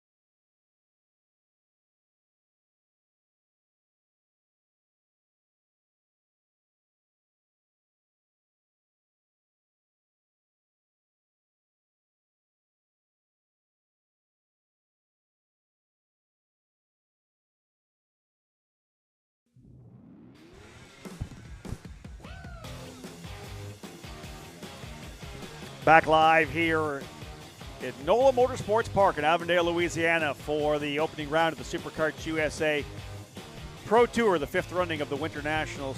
Rob Howden alongside Xander Clemens and Braden Eves, our driver analyst, getting set to go with KA100 Jr., and the rain has returned and has returned aggressively. Forecasting for the next, potentially for the next hour of rain, so we may find ourselves with a wet racetrack for the entire day. Caleb Gaffera starting on the pole position in the Rollison Performance Group, number 820 Cosmic. He'll start alongside Max Taylor. Christian Cameron and Ernesto Rivera will be on row number 2. Elio Mesa and Ivana Richards on row 3. Cooper Shipman and Jesus Vasquez Jr. rounding the top 8. To complete the top 10, Diego Guillot and Valentino Garbarino.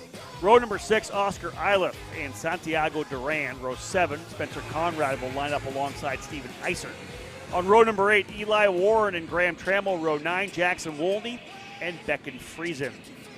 On row number 10, Braden Dumont and Stephen Miller. Row 11, Cameron Reed and Charlie Smith. Row 12, Naomi Garcia and Sawyer Roussel.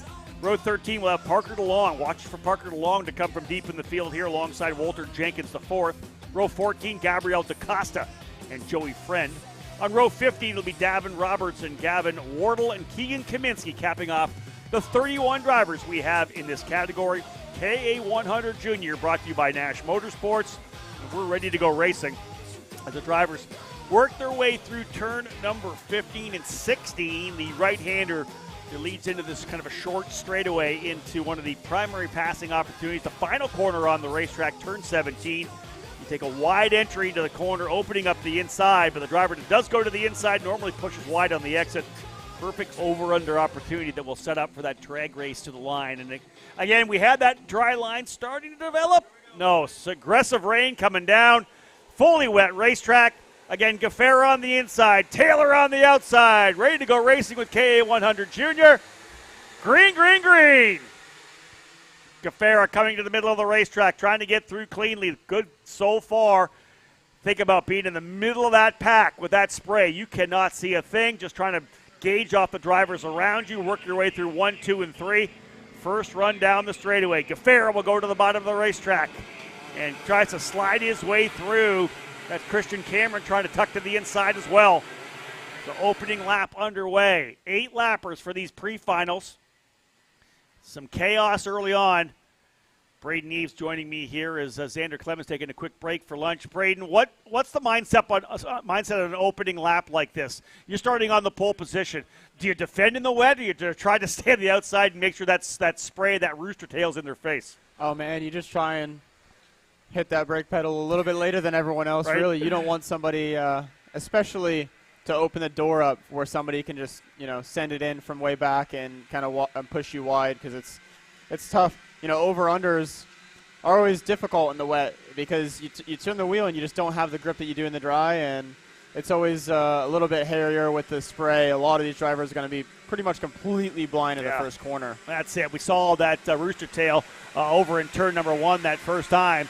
I believe it's Christian Cameron has gone to the lead. Yeah, well done for Cameron. Started P3, goes to the lead off the get-go.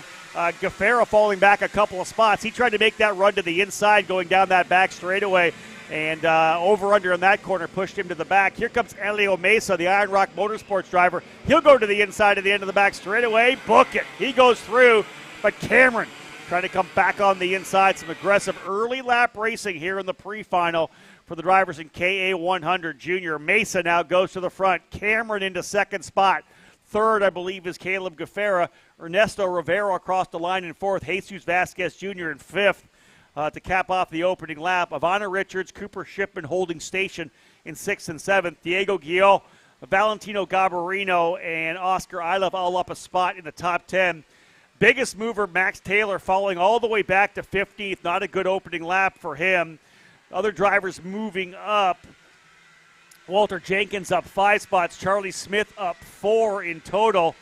But again, Christian Cameron and Elio Mesa, the two drivers to go up front. Now Mesa, your leader, as they work their way again on this second lap. How long does it take, Braden, for you to get comfortable? I mean, you go back on a track like this, you know, they haven't been on track, as we said, about an hour, right, since they qualified. They had to expect that the track was going to get drier. Maybe the setup was a little bit different in the potentially drier conditions. How long does it take for you to get comfortable when you get back on track in a different condition like this? Yeah, I mean, I think all of these drivers, it would definitely be more wet than last time they were on track. It's definitely a little bit more difficult when you're in the pack to get comfortable with all the braking zones because they don't really have a good feel for where they're braking when you're in line. You're just kind of judging off the driver in front. But definitely takes a solid 2 to 3 laps to kind of get everything under you and say, okay, all right, now I'm settled. Okay, that makes sense to me. It does take a while, and you've got to be smart about it. If you get too over-aggressive early, that's when you make a mistake, and we've talked about this already earlier today. In these pre-finals, you do not want to make a mistake. Try to gain a couple of spots. Don't get too over-aggressive. If you have a cart you think you can go to the front, we could take it there, but you'd be smarter to hold on, right, to make sure you got that starting spot for the all-important main event. Yeah, track position is so important here with so many drivers in this class. Leaders working their way again out of turn number 15 and 16. Really no one making any moves after Mesa was able to go up front. Elio Mesa to the front of the pack here right now ahead of Christian Cameron and Caleb Gaffera. Good scrap here. I believe that may be just outside the top 10. How about 2-3 wide coming out of that corner? I want to say that could potentially be that. I think that may be 8th, 9th, and 10th, and throw 11th in there as well. Cooper Shipman, Valentino Garbarino, Spencer Conrad, and Santiago Duran all going at it, and even Max Taylor trying to get himself back up into that fight too. That is just inside the top 10, that fight we were watching. And that's it right here. They're going at it. You can see these drivers 2 wide, trying to find the lane. Then, of course, coming into this section here, this 5-6, that's what you talked about there, Braden. Just it's going to be single lane coming through there. You kind of use a bit of that curbing still, but just not a lot of opportunity to go side by side. Yeah, especially in that section. It's like you want to try and over-under, especially if the guy either makes an overtake or just defends his line. But it's so tough. I mean, you can't really get the cart turned in well enough to get a run, and then it's just instantly single file and you're hopping over a curb anyways. So it's so tough. There's a good fight there for second spot. Caleb Gaffera, I believe, able to get by Christian Cameron to move Caleb Gaffera back into second position. Made a good move to the inside there over to turn number 15 and dives in there. So he'll go back to second here at the crossed halfway flags. Elio Mesa out front, but Gaffera, who fell back to third spot early, taking his time to get forward, planning that move to get by Christian Cameron, took the cart to the inside of turn 15 and was able to hold on to the spot. So move Gaffera back into second, Cameron third, Ernesto Rivera fourth, Jesus Vasquez Jr. in the fifth position, Ivana Richards sixth, Diego Guillot in seventh, Cooper Shipman, Max Taylor, and Valentino Garbarino rounding out the top 10. Drivers we expected to come forward, Charlie Smith up up 6 spots from 22nd to 16th. Stephen Miller up 3 spots as well. Keegan Kaminsky from the very tail of the field started last in the 31st position. Keegan Kaminsky now up into 18th position. What a great job for Kaminsky here to move his way forward, but it's still Elio Mesa up front as the leader, able to get by Christian Cameron, who took the lead for the first time down the back straightaway, and there he is right there, Elio Mesa in the Iron Rock Motorsports Tony Kart, leading Caleb Gaffera. Again, back out at turn number 15, 16, and through to 17. There's 15. That's that group 8th, 9th, and 10th on back once again. You can see the wide angle they're taking coming into that corner. Big, wide run around turn number 17. A little different, Braden, than you would take probably in the dry. You're not coming down to the bottom of the track, hanging on the outside looking for grip. Yeah, normally you want to be holding it more tight there to try and straighten up that next flat chicane, but obviously, rolling as much minimum speed, more critical in the wet, and, narrowing the track or minimizing track distance a little bit less important. And maybe the driver is probably being pretty smart there as well. We could have saw a couple of slide jobs there. No one trying that inside line, that big slider to go through and kind of cover them off on the outside of that corner. Everybody kind of running in line right now. Yeah, track is just getting more and more wet. Rain keeps coming down. The rooster tails are getting bigger and bigger. Yeah, so much for the rain going away at about 1 o'clock or 12 o'clock as we had talked about. It's even more, I think, heavy than it was earlier in the day. So a fully drenched racetrack right now for the pre-final for KA100 Junior. Mesa, Gaffera, Cameron, Rivera, and Vasquez, the top 5. It is soaking here right now. And again, the next drivers coming out are realizing that a fully wet racetrack. Try to pick up that fight we have there. That's coming back onto the front straightaway. Again, that's just outside the top 10, I believe. That's, I think, right in front of Max Taylor. So that'll be Cooper Shipman. Yeah, Cooper Shipman and Max Taylor there. That's Elio Mesa we picked back up again. But the fight that we are picking up momentarily is Max Taylor in that Lando Norris kart, who has been scrapping it out with Cooper Shipman. Ooh, driver well off the racetrack. And you know what, Braden, that's not that hard to do. All it takes is you get into a corner like that, you overcook it a bit, like you said, trying to maybe push those brake zones and get into some standing water, hydroplane off the racetrack. Doesn't take much, and it happens fast if you find yourself off in the green as opposed to being on the asphalt. Yeah, especially it looked like that driver might have gotten pushed wide as they went through that corner too wide. Just, driver on the inside, obviously. Very slick conditions, and it's easy to just run wide, and whoever's on your outside just kind of gets hang out to dry. Especially if you're making that move to the inside like you talked about, right? When you're driving to the inside like that, you haven't been down there yet. There could be less grip, obviously. Pretty easy to slide off into the driver on the outside. Leaders coming into turn number 1 now. Elio Mesa, who started second, has moved his way to P1. First it was Christian Cameron, able to get by Caleb Gaffera, and then Mesa following suit, gets by Christian Cameron to take the lead. Final lap on the racetrack for the drivers here in the KA100 Junior category. And Mesa looking to finish things off as he comes through turns 4 through 5, now 6 and 7. Pretty solid lead, almost a full second last time by, 0.8 of a second, although Caleb Gaffera went purple last time with a 1:18.244. Gaffera trying to close up, and there's Max Taylor. He's been able to get by Cooper Shipman, so good job for Taylor, who started in the 3rd spot. He started second, I believe, actually. Yeah, started P2, fell back significantly, but has been able to work his way forward. Trying to figure out who that is on the back straightaway. Driver out of the race on the back chute. Otherwise, the field coming through here. Christian Cameron closing up a little bit as well on Caleb Gaffera. You can see that in the background. Here's your leader, Elio Mesa, looking to get the race win into the final corner. Turn number 17 here at NOLA. Running the outside line. Up onto the rumbles on the exit, and he'll take that checkered flag. A win for Elio Mesa. The margin 1.1 seconds as Gaffera drops a couple of tenths on that final circuit. He ends up finishing in second. Christian Cameron in third. Ernesto Rivera in fourth. Ivana Richards fifth. Diego Guillot up 3 spots into sixth. Max Taylor gets back to seventh. Cooper Shipman eighth. Santiago Duran and Spencer Conrad, both up 3 positions to work their way into the top 5. Braden Keegan Kaminsky started 31st, ends up going 19 spots forward, ends up finishing 12th. It may be miserable out there. He may be cold, but when you're passing carts like that, it's a lot of fun. Yeah, it might actually be a little bit easier to start from the back of the field. Just seeing the seas part and spots coming your way. Right. It's always a very motivating thing to be going through the field, especially in the wet. Yeah, big run for him. Parker DeLong getting 9 spots as well, from 25th up to 16th. But Keegan from 31st to 19th. Definitely the top performer, hard charger, up into the 12th position. He'll start from the outside of row number 6 in that main event that will come later on this afternoon. So rain continuing to fall here trackside. You see the remainder of the results of the drivers we had in the field here. Elio Mesa with a big win. Christian Cameron led early, but eventually falls back into the 3rd spot where he started. Nonetheless, the drivers up front, Xander, having a pretty good run all told.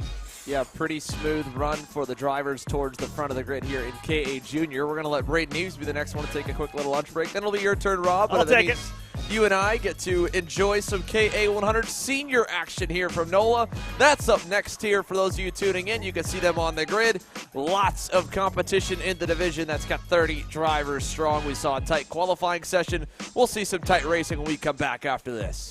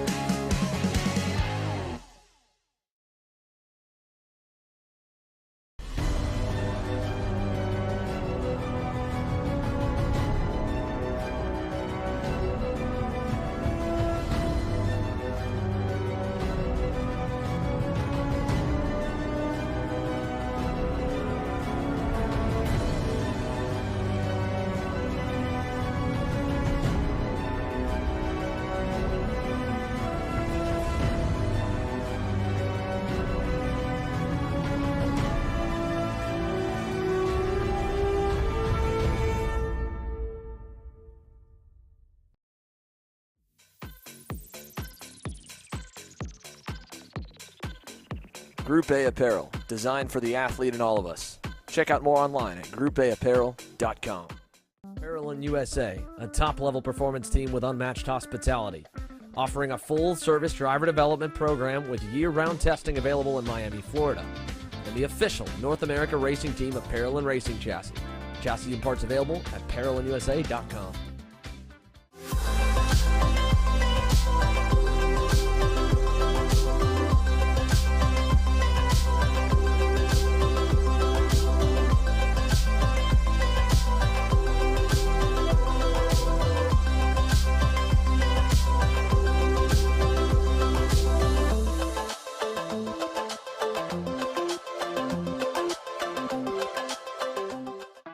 Looking for top-grade equipment, look no further than Rev Performance Materials engine mounts, sprockets, and arcade chains. Available online now at RevPerformanceMaterials.com and through a dealer near you. The highest quality material, built to the highest quality standards. Rev Performance Materials.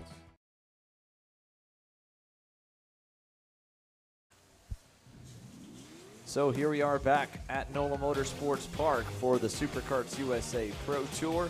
We, again, are still being hit with a little bit of rain, but after that big last little bit that came through, it's kind of lightened just a little bit now. So the sun's starting to poke its way through the clouds really for the first time all day. It got light, maybe less gray than where it was earlier this morning, but now it's finally starting to get a little bit lighter on about half of the racetrack. That said, there still have been cells moving, and they've been forming as they've been coming across the off the coast and to us from the west. So they've been getting bigger, where, like Rob mentioned earlier, it looked like the rain was going to clear out by the time it hit noon.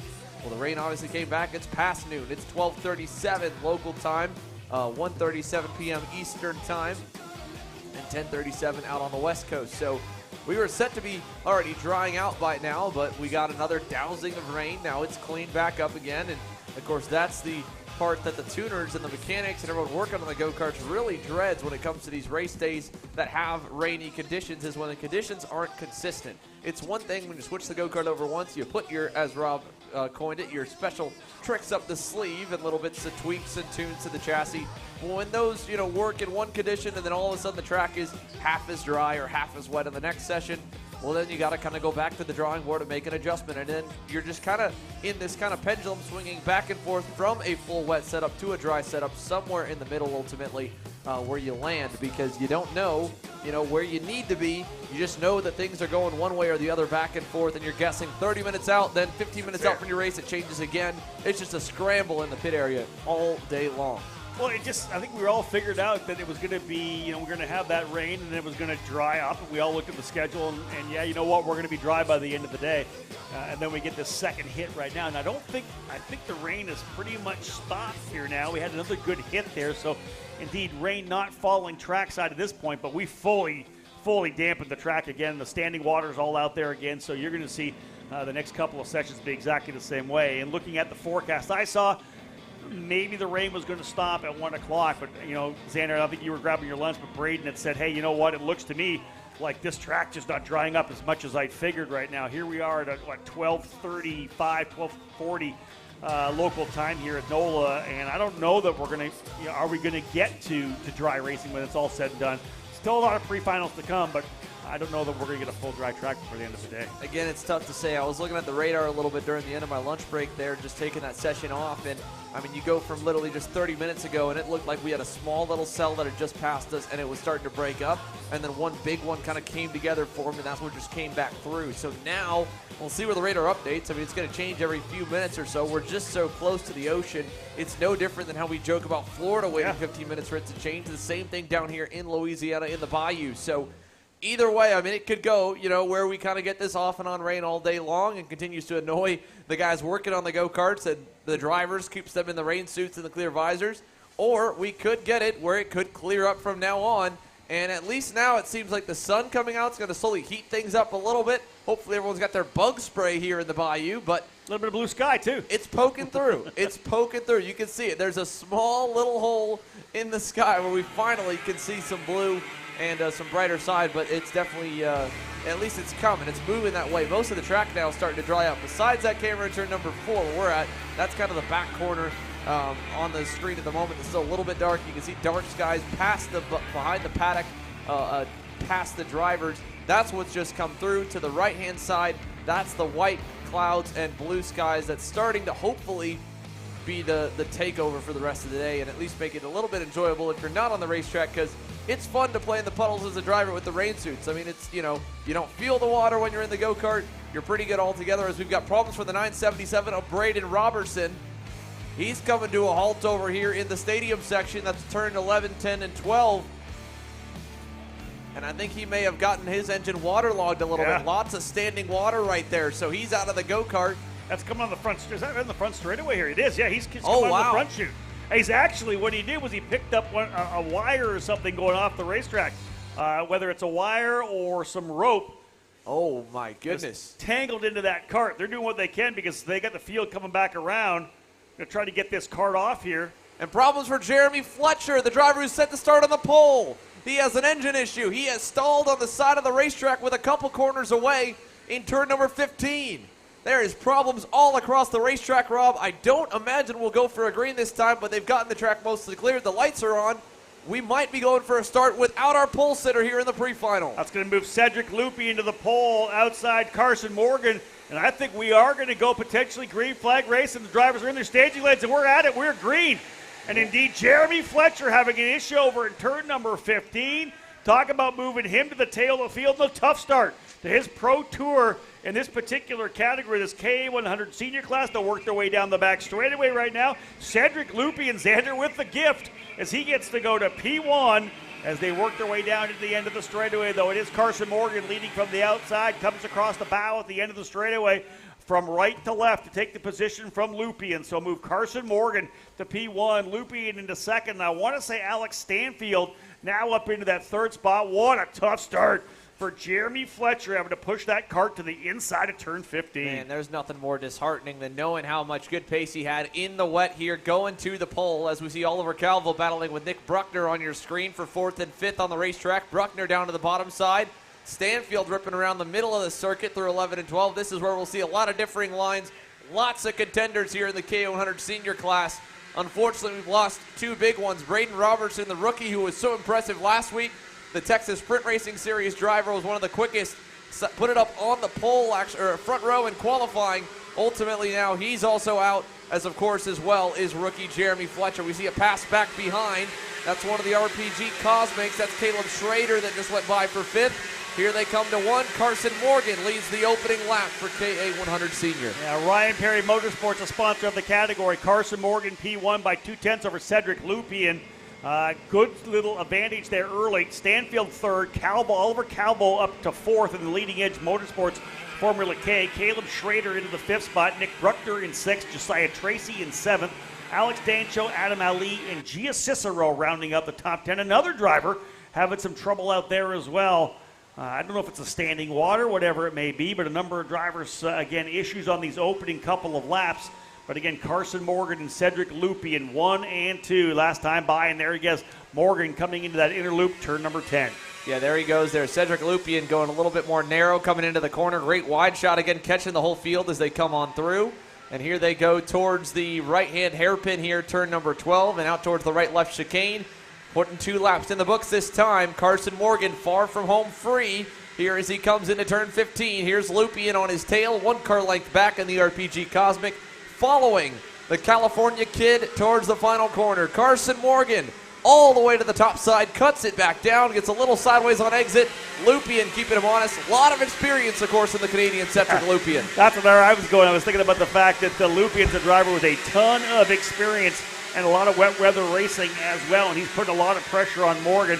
Hasn't tried to make a move as of yet, maybe trying to force a bit of a mistake potentially. These obviously conditions pretty treacherous right now, very easy to get offline, to make that mistake, just to get a little too heavy on the brake pedal and maybe loop that cart around. And Cedric Lupien in the Rawlson Performance Group Cosmic putting a lot of pressure. But then again, he's battling against the guy with multiple championships, both titles last year in the junior category. Carson Morgan, again, one of the highly heralded freshman drivers this year in senior racing in both, obviously, the SuperKarts USA program and other programs as well. Right, and we talked about Jeremy Fletcher being so dominant at the Super Nationals. Part of that, of course, helped that Carson Morgan moved up early. He moved up to the senior class at Vegas, put it on the front row with his brother, and they won a bunch of heat races in the KA senior class. So right off the bat, seeing victory here, getting to the front, kind of shaking some of the nerves out as the junior turned senior driver, not even 6 months into his senior career, leading here at the beginning of his first SKUSA Pro Tour season as a fully fledged senior. Out of the final corner, he'll put another lap in the books here. A little bit sideways again. I mean, he is on the limit here, Rob, headed to 1. Well, I think that was, getting on that throttle, getting that car pointed again, but he was up on the rumbles a bit, the painted rumble strips on the outside of turn 17. You're rolling on that throttle. It'll break those tires loose. You can see the thing just jerk a little bit to the right. But again, so much experience for Carson Morgan, able just to kind of modulate that throttle a bit, give it a bit of steering input. Got it back going straight down the front chute there. And again, still holding essentially what is about a 2 to 3 tenths of a second advantage as he has had over Cedric Lupien. Let's have some drivers moving up there. Xander Gia Cicero up 6 spots, 15th to 9th. Drew Chappelle up 8 spots into the 10th position right now. Jack Doyle up 6 spots as well from 20th to 14th. Yep, still moving up here. Here's problems for Connor Ferris in the 918. The Team Ferris Racing Kart Republic is out. That looks to be coming into turn number 4 at the end of the back straightaway. And possibly a mechanical problem here. That's an awkward spot to go off the racetrack at. So Ferris is done. So another driver off here in the conditions. who's had a good run to the SKUSA Pro Tour in the 100cc class for a number of seasons now, and the Winter Series as well. Out of the final corner, Morgan, you can see him go a little bit wider this time. He's trying to stay off the exit curves, but use all the racetrack, and it's given him a nice launch onto the straightaway. Nearly doubles the lead back to Lupien. So a good line for Carson Morgan, being aggressive with how wide he goes coming into turn number 17. Gives him a good launch down to 1. And here's Cole Kleck there. Great shot in turn number 1. He was locked up and sideways, four-wheel drifting to the edge of the racetrack, and a good save by Cole Kleck as Lupien and Morgan head through turn number 5. A second back, and we got another around over here in 1 that was towards the rear of the field. Not sure who we've got. This just gone around at the end of the racetrack. That's the 914. A little bit further down the order, looks like that was going to be Sean Kozma in the 22nd spot. He'll drop down to about 26th. Cole Kleck running in the 11th position. We talked about that four-wheel slide save in the Arcade Motorsports machine. Carson Morgan actually turning the fast lap of the race last time by a 1:18.605. 3/10 now quicker than Lupien, but you could see coming through that final corner, turn 17, Xander, that Lupien having a little bit different line, like you could potentially set up for a slide job. As another driver in the back there you see having issues, but they're picking up the leaders again. We're waiting to see whether or not Lupien tries that move down the bottom of the racetrack in turn number 17. Still running that big, outside line on the cushion, if you will, on the outside there. And then that's a traditional racing rain line. Those of you may not follow karting or racing that much.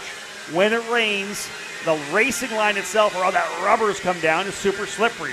Oil and water don't mix. Tires, of course, made up a lot of oil, and there's just zero grip on the racing line. Sometimes you have to use it. You mentioned that earlier, Xander. But normally you're going to run that outside line away from the grip level and kind of try to get as much body weight over the outside of the car, get some weight transfer. You'll find grip out there, and you can see that Lupien pretty much following Morgan to that outside line most of the corners. Yeah, and then a couple times he kind of does something a little bit different. We saw going into turn number 5 a good shot. Lupien going down, hitting the inside curb. Morgan staying off the inside curbing, but kind of running around the top side through there as they go through the stadium section, turns 10, 11, and 12. Here they come around that. And again, you can see Morgan a little bit wider, Lupien a little more narrow from this kind of ground shot. Then through this section here, they kind of have to go about the same. Both of them have to hit the curbs on the right-left chicane towards turn number 15. Here they come into 15 as well. Lupien, late dive down the inside there. He just tried to get on him, so now he's starting to show a nose. Will he go to the inside in the final corner? This time by, he does. Cedric Lupien through to the lead with a crossover coming to see this time. 2 to go. A good fight forming up for the lead in KA Senior. That's what we were waiting for, and they go 2 wide all the way down the straightaway. Look at this. Morgan doesn't want to give it up. Morgan comes across the bow a little bit. Coming through turn number 1, they'll go through that 2-3 section, kind of comes across on him, and listen, Lupien had to check up a bit. He may lose a spot to Alex Stanfield. Stanfield right there, as is Oliver Calvo, because Calvo just went purple, 1:18.157. He's the fast driver on the racetrack. Less than 2 seconds separate the top 4 drivers. Morgan challenged there, Xander, and put the elbows up a little bit coming through turn number 1. He did there, and again, Lupien kind of went to defend on the back straightaway because he, like you said, was worried about Stanfield getting by. Stanfield put his hand in the air like, hey, man, let's go forward. I'm going to, I want a shot at the win. I don't want to fight for second, especially knowing that the final, if it stays like this, could be dry. Well, being in the outside lane on a 120-degree first corner is never a place to be. So we've got a driver off, lost a left rear tire. That is the 948. Around midway through the pack there, has gone around at the outside entry point to turn number 10. Vinny Miskelis running 12th. Miskelis out. So another one we've lost here, and that's an awkward spot going into the stadium hairpin, turn number 10. White flag coming across the line. Carson Morgan leads over Lupien by 4 car lengths. Last time by, Lupien lost about a half a second from Morgan as well. White flag flying, as you said. I don't think he's going to be in any position to close back up. So Carson Morgan has then elbows up on that last lap as they went side by side, a couple of over-unders through turn 17, a little bit of aggression in turn number 1. This has allowed Stanfield to potentially get back in. Started 5th, now up into the 3rd spot. Really one pass forward as we lost Jeremy Fletcher on the opening lap to move Lupien up into 2nd, or into the pole position. This has been a race-long battle, though. This is what you like to see in the wet, Xander. A couple drivers going at it, different racing lines, and eventually Lupien made the move. just wasn't able to pull the trigger and solidify the position. Well, and it's a lot like how we see in the shifter class, where you kind of have to set up a pass for almost multiple laps to get close to a guy in time to run, because they rubber band so much with the gear changes coming in and out of the corner. Here in the single speed classes in the wet, it's very similar. I mean, he's having to kind of be very awkward of when they can get on the gas. He has to wait on Morgan to pick up the throttle before he can. It's not like he can run as close to him as he could in the dry, and so he had to wait the whole race to build up. And now, unfortunately, as he catches him, it'll be a little bit too late. Carson Morgan out of the final turn, fends off the charge. He'll win the pre-final in KA100 Senior over Lupien in second, Stanfield third, Calvo fourth, side-by-side for fifth across the line. Bruckner hangs on over a hard-charging Alex Doncho, who gets to sixth. Then Schrader seventh, Chappelle up 10 spots to eighth, Cicero ninth, 6 spots gained, Josiah Tracy 2 spots gained in the Iron Rock Tony Kart to 10th. And again, you can't ask for much more out of a good wet battle here in KA Senior than what we just were treated to, Rob. Yeah, how about 68 thousandths of a second at the line between Carson Morgan and Cedric Lupien. Lupien got it rotated pretty good in 17. It probably got a little better of a run out. In fact, turned his fast lap of a 1:18.1 on the final circuit. Made it very close to the line. Nonetheless, Morgan comes away with the win and will have that pole position for the main event this afternoon. Morgan and Lupien will be on row 1. Stanfield and Calvo on row 2. Calvo with a fast lap in the Leading Edge Motorsports Formula K. Bruckner up a couple spots to 5th, as you said. Dancho up 4 to 6th. Biggest mover within the top 15, at least, Drew Chappelle, who started 18th and was able to get his way up into the top 10. 8th position for Chappelle.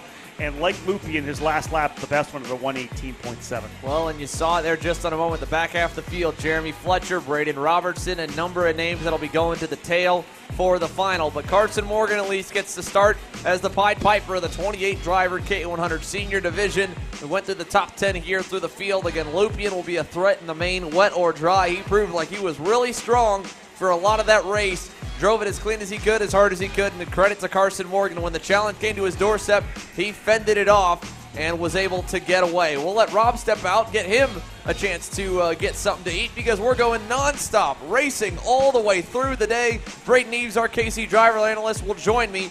We will take a moment here actually to talk to a couple of our X30 senior drivers that we talked to back early on in the weekend. As we get closer and closer to the X30 senior headline division, we had as well Dante Yu, who had a great run at the Texas Sprint Racing Series winter warm-up. We caught up with him through testing. He's got a little work to do. Not great, not terrible in qualifying today, but he seemed like he had a pretty good piece in the drive. I'm here with Dante Yu, who had a good, successful weekend last weekend, finished P2 at the Texas Sprint Series. Do you think you have what it takes to win this weekend? I think we definitely have what it takes. You know, we're going to try to work a little bit more towards fixing the go-kart and trying to figure out a little bit with the driving, but we should be right there, right at the front. Great. So what parts of the driving and your kart do you think are going to give you that push to P1? So I don't want to give out too much information, you know, but we a little bit in the chassis, trying to work towards having a better entry and just being consistent, honestly, around the track, and we'll be right there. Speaking of the track, are you liking it so far this weekend? Yeah, so far so good. You know, a little bit more grip than we had last weekend, and the track is definitely a little bumpy than it has been the past few years, but it's not too bad. A track's a track, you know, it's got lefts and rights, same thing. Are you having fun in New Orleans? It's not the greatest city, but it's pretty cool. It's all right. It's all right. Great. Thank you so much, Dante. Good luck this weekend. Appreciate it. Thank you. I don't know if they'll have any food down there. They didn't have it. So welcome back here live from NOLA Motorsports Park. The Mini Swifts currently on grid, getting set to go green. Keelan Harvick with a great run in the wet qualifying to be able to go forward. Dante Yu, of course, just talking to him. He starts inside the top 10 for the X30 Pro Senior Pre-Final, 45 drivers strong. We talked to a number of those drivers here throughout the weekend. We'll play more of those interviews as the day rolls on here. We, for those of you that are tuning in later, or tuning in now here that may not have already caught some of the broadcast, we were able to send our KC driver analyst Braden Eves onto the racetrack earlier on here this weekend, and he was able to give us at least a hot lap in the dry. It's not going to look like that right now. Well, let's take you a lap around NOLA Motorsports Park. Rather than doing a walking track preview this week, we figured we'd spice things up a little bit. So I've got our KC driver analyst Braden Eves suited up in Marion Kremers' suit. He's going out in his go-kart. Marion, what's our rules again? If he goes off, he has to clean it himself. Yeah, if he goes off, he's got to clean it, so he might have a long night ahead. Well, let's get to it. All right.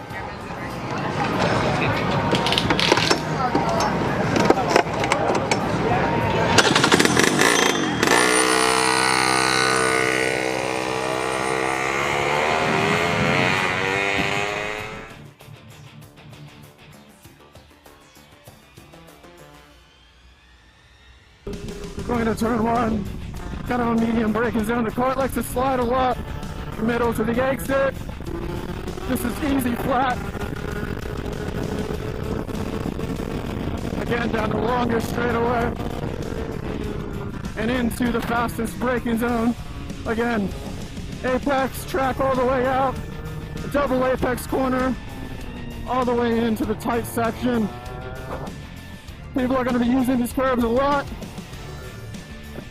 And it's really critical to get a good exit out of there for this run. Onto the outside curve to extend the entry. Deep on the brakes. Use the track at the exit. Another right-hander, quite easy. Some curb hops to straighten out the line. Track out, use this curb on entry. Late on the brakes. And into the last corner to complete the lap. Late on the brakes again, and you can use all of this runoff here. And that's a lap here at NOLA Motorsports Park.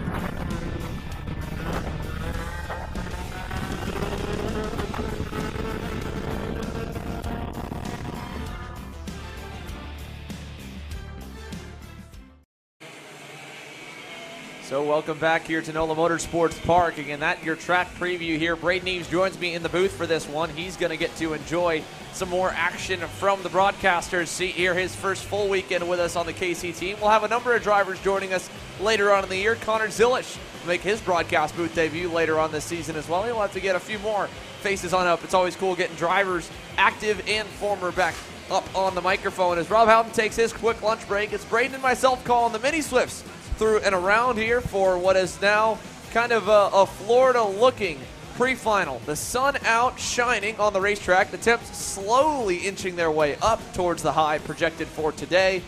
But it's wet, a very wet racetrack here at NOLA Motorsports Park in New Orleans, Louisiana. Keelan Harvick will start off on the pole here for this one alongside Vivek Canthan. Row number 2 will be Ty Fisher and Max Christie. Row 3, Derek Wargo and Michael McCauley. Row 4, Kai Johnson and Asher Rockstein rounding your top 10. Oliver Weldon, Ashton Woon, Tyler Roberts, Lucas Palacio. Row 6, Phaethon Saradpa and Isaac Malkut. Row 7, Alessandro Truccio rounds your top 15. It is 43 in total for Parallel USA Mini Swift. One of the biggest classes here this weekend. The 8 to 12-year-olds, 60 cc's, nearly 10 horsepower at the helm. And all 43 of them are in the tram lines. Lights out. And we are not going green that time by, I believe, here. So no green that time. I don't think. It looks like they're racing, though. For a second, it looked like the light stayed on, but we are green down the backstretch. They're going to bottleneck over in turn 3 and 4. But down towards the end of the back straightaway here, we're clean up front. 4 or 5 drivers collected back in turn number 3. 2 still off in the grass. Green flag. Keelan Harvick leads, and they are all over the place behind them as Max Christie able to get through into second. And they're side by side for 3rd and 4th here through the chicane. Yellow flags waving back behind them. What a good start for, I believe, Ty Fisher. No, that's going to be one of the Kart Republics that's worked his way up the order. That might be Derek Wargo in the 178 into the 3rd position as Christie going to lose second, almost, and does. Max Christie back down the inside into the corner. Forces his way back up by, and Keelan Harvick's lead will continue to grow, now over a second as they are still clearing the racetrack behind them. We've lost probably 7 or 8 on this first lap. None known, though, to the 162 as they battle for second. Christie up in there and sideways for Derek Wargo going into the corner. He'll lose a little bit of ground, gives Christie some breathing room, and behind him here they'll continue to shuffle as they go with Vivek Canthan in the 4th spot. The rest of the field wide out of the last turn. Harvick and the Hunt Brothers Pizza, number 162, leads to turn 1. 1.5 seconds already out front here to begin the pre-final 8 laps. That's a big margin to be cut back down. It's always good at the end of the first lap when you look back, Braden, and you see nobody there. Yeah, exactly. It's always a good sight to see. A good gap after the first lap, especially in conditions like these. He knows he's got a good buffer, so he can play around with some lines a little bit, have some room to play with, and also learn some information there on the first couple of laps. Push to keep that advantage, and yeah. Yeah, I mean, he's got probably a good bit of insurance. He could burn a second, still be really without much pressure from behind, as this is the fight we're watching here. Fight for second. Max Christie Michael McCaughey, in the 162. Wargo faded back to 8th on the first lap. It's McCaughey up from 6th to 3rd. That's the driver I was calling there fighting with Christie, so apologies to Michael McCaughey and family, but what a start for the 161. A driver here who is new to the front of the field in the mini division from Park City, Utah, aboard the Beryl Art for Team RDX, representing inside the top 3, looking for 2nd. And he'll take it away this time successfully over Christie. Almost got the job done on lap 1, gets it done on lap number 2. And so he takes over the spot as they come out of the final turn. Christie back to 3rd. Here comes Vivek Canthan looking for that spot as well. He'll get it. Christie went wide. Moved Vivek Canthan up into V3 on the Paralyn. Christie to 4th. Couple movers early on. Oliver Weldon's up 4 spots into the top 5. Faith and Saradban up 5 spots to 8. Lucas Palacio's up 5 as well. He's 7th. 10 spots gained for Sarah Bradley. Derek Wargo had a big off that lap. He's dropped back to 15th, 10 spots down. And up 17 spots further back from the tail end of the field. Nixon Ellsworth in the 177 to 23rd. As we watch Oliver Weldon here in the 5th position, just behind Max Christie. There's Weldon coming through. He's just gotten by one, I believe. That's looking to be Ty Fisher right behind him, if I'm not mistaken, as a big bobble from Lucas Palacio. He dropped a tire. You saw that Kart Republic Trinity Karting Group driver wiggle coming out of turn number 8 and 9, and here they go through 11 and 12. Isaac Malka to the outside. No, that's Peyton Saradpan on the outside here. Kai Johnson ahead of him. Saradpan going to lose a spot to what looks to be Asher Ockstein that just got through. This is at the edge of your top 10. Your leader, Keelan Harvick, pulling away comfortably. 2.5 seconds last time by. Looks to be even bigger this time as they fight for 2nd. Vivek Canthan's gone through. He's up into 2nd. Gonna battle with McCaughey as he goes back on him. Crossover move. We've seen that so many times already here. Another slide job. McCaughey's thrown quite a few, so at least, again, you talk about learning things here, Braden, in the wet. These kids are going to school, and it's great to be able to kind of throw those haymakers, practice, and then still have a guy to try it again. I mean, you feel like you're, going to be even more confident if they got a wet final, probably even further back than Harvick. Harvick's obviously going to feel confident about pace, but for these kids passing as much as they are in the pre-final, I mean, it's still a big test session for them too. Yeah, exactly. And very interesting conditions we have out there. Obviously, sky's very blue right now. Lots of sun on the racetrack, but very wet racetrack. So it's going to be drying out quickly. Every single lap these guys go by, it's going to be much, much quicker than the lap before. And everyone's just going to be pushing all race and battling. It looks like the battle for 2nd is really, really good right now. Yeah, and a good group here behind them as we see Palacio in that pack here. He's looking on Ty Fisher to the inside behind Oliver Weldon, trying to get through, and he does. So Palacio up into the 6th position. He'll move up 6 spots. Asher Ockstein following him forward. Fisher loses another one. Kai Johnson there looming back in the 8th spot as Canthan leads that pack altogether. Keelan Harvick, couple seconds up the road, headed towards the final corner while we watch this midfield group inside the top 10. Lots of names here who could win in the dry later on today, but right now they're just fighting for their lives here in the wet at the halfway mark here. 4 in, 4 to go. Canthan with a comfortable margin. Then back to 3rd in McCaughey. He's pulled away from him. So Vivek Canthan looking pretty good. That's another driver here who has really stepped up his game over the last year or so. Last year, his kind of debut into the mini class struggled a little bit on entry, but I mean, it's been so stacked for so many seasons now. So much talent here. You see a lot of kids move up at 8 or 9, and it takes about a year or two to get that confidence because you've got one of the biggest development years for any kid in general. You have such a big difference from an 8-year-old to a 12-year-old, and that's that gap you see. So you see a lot of drivers maybe kind of struggle a little more in the first year than where you would see a junior into senior. You see them kind of slowly pick it up by year 2, and we're seeing that from Vivek Canthan. Oliver Weldon's obviously looking really strong. He had a really good year last year, and Lucas Palacio moving up this year here. He is one of the youngest drivers in this group. You can see by his size how small he is compared to some of the ones he's racing against as he works on Asher Ockstein, who's gone by him. So Ockstein was following him forward. Now past Palacio. Johnson still looming. All in a great fight coming to 3 laps to go this time by. And that's really, again, if you go back on your career, Braden, too, you got a big win in cadets. Things really clicked in the junior ranks, but you were going up against 12-year-olds moving up early when there wasn't such a micro class like there is now. Yeah, exactly. I mean, it's always interesting with the competition. When you move up, it's always so much higher, and you always have to, especially from like mini to junior, you're playing with different tires, a lot more horsepower. You're moving up to, in some instances, a water-cooled engine.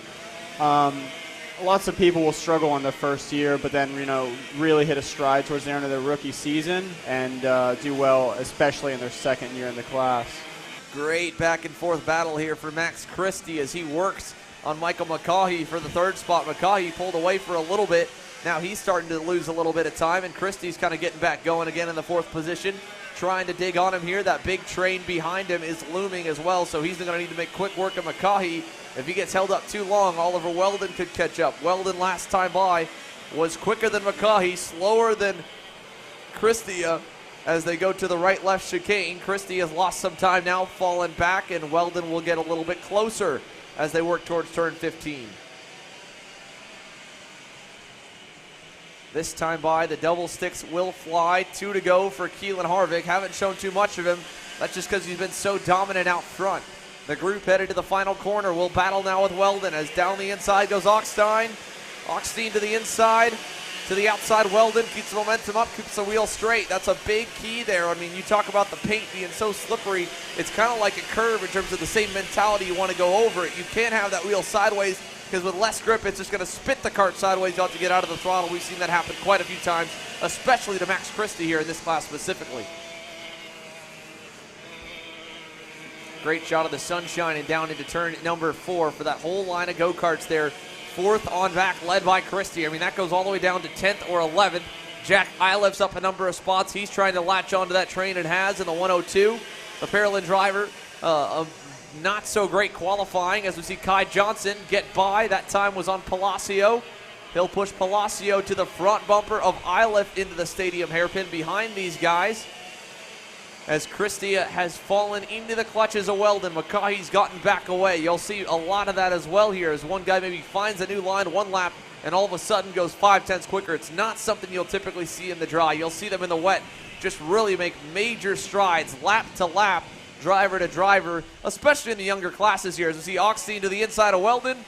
Another spot up here for the Super Tuned Tony Kart driver, Asher Augstein, into the top 5 after a not so great start. I mean, he started not too far back in the 8th position, but was further back than that to begin this pre-final at the end of the first lap. He's digging forward now as he fights from Weldon, blocks the inside into 1. That'll get him in the wet spot of the racetrack. He gets sideways, and as Weldon on his bumper will surrender a little bit. As your leader, Keelan Harvick, I mean, he's got a 5.5 second margin, has been the quickest driver on track by 3 to 4 tenths a lap. Like you said, Braden, he could try things that a lot of these kids right here cannot by having that extra cushion, and he's obviously made the most of it. He's doubled and tripled that lap again, and an impressive showing here for the 162. Yeah, very impressive from Keelan Harvick.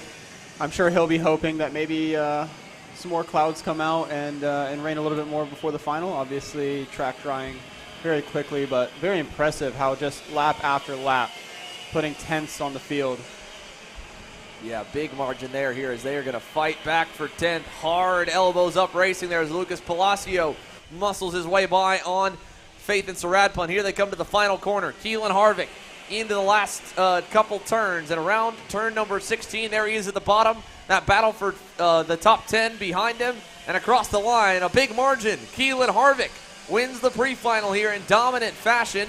Here goes that fight further down the order. Any last lap, last corner controversy. Kai Johnson wheel to wheel with Oliver Weldon. Weldon will fend him off. He'll hang on to 6th. Good bit of hard driving by Oliver Weldon to keep it going, keep the momentum up on the outside runoff.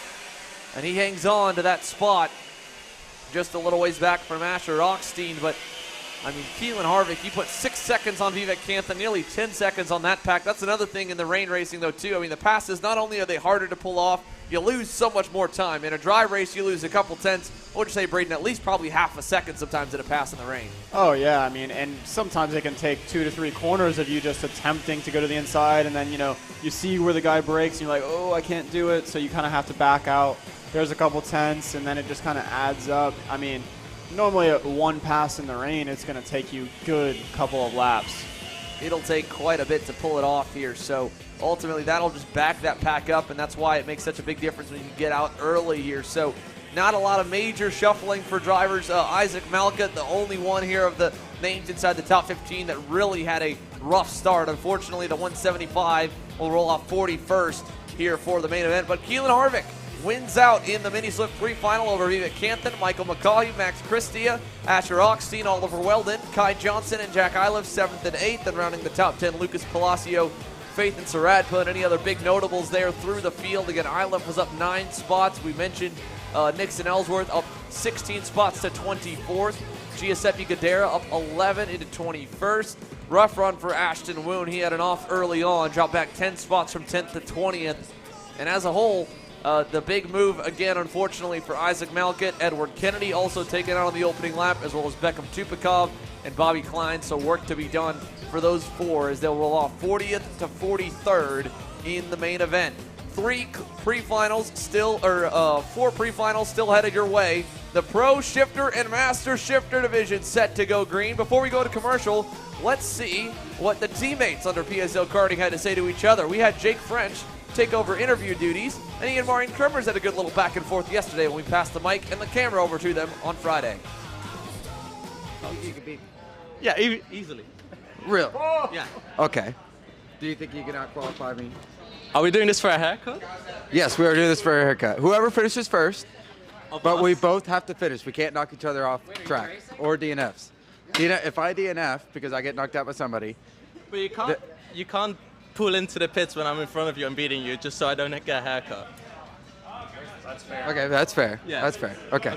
Straight, if we both finish, whoever finishes who gets a haircut. Doesn't matter if it's a win, 2nd, 5th, 6th. Whoever finishes in front of who. Okay? I'll take that deal. Deal.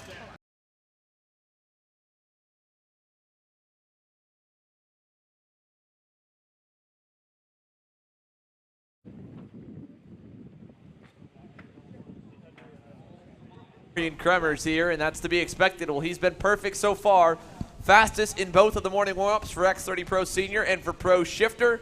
Well, he was quickest to get in qualifying for both divisions. In fact, he got an extra lap, and Pro Shifter put 8/10 on him in the rain, of course, with that 4th bonus lap that he got getting across the line before the timer ran out and the checkered flag flew. As we get set to go green for that class here, we'll send it to commercial. We come back. Marion Kremers and the company here, along with his PSL karting teammate David Greco, will lead the field of 20-plus Pro Shifters to the green.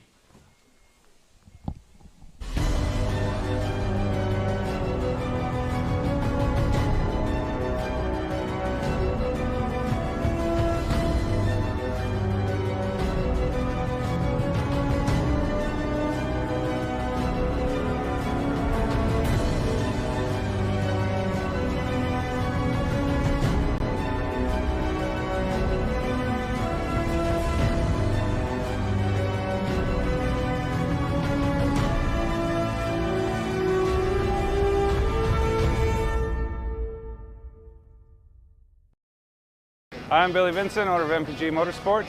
What we do at MPG is we try to keep it a nice, fun family atmosphere, try to combine sort of the bigger things and of the bigger teams and the professionalism down with sort of some of the fun sort of family-oriented atmosphere. We try to not only develop drivers, but also the parents and the families for just in knowledge in general in motorsports. It all starts in karting. What we try to do is try to help the drivers, the moms, the dads understand the sport of motorsports in general, not just karting, but what it takes to get all the way up through.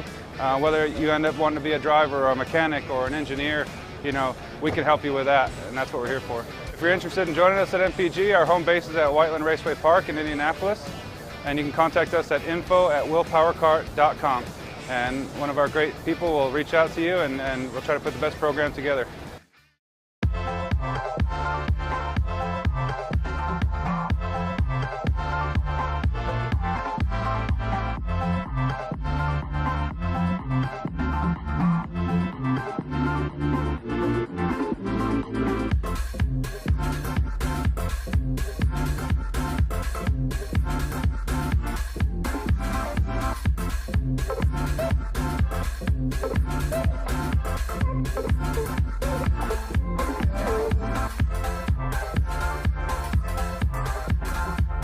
Overdrive Motorsports is more than just another full-service kart shop. Beyond our excellent service and more than 20 years of experience, we also offer a number of aftermarket parts and upgrades, such as our own proprietary pedal kit and the only aftermarket rock shifter mount in North America. Check us out online at odcarts.com.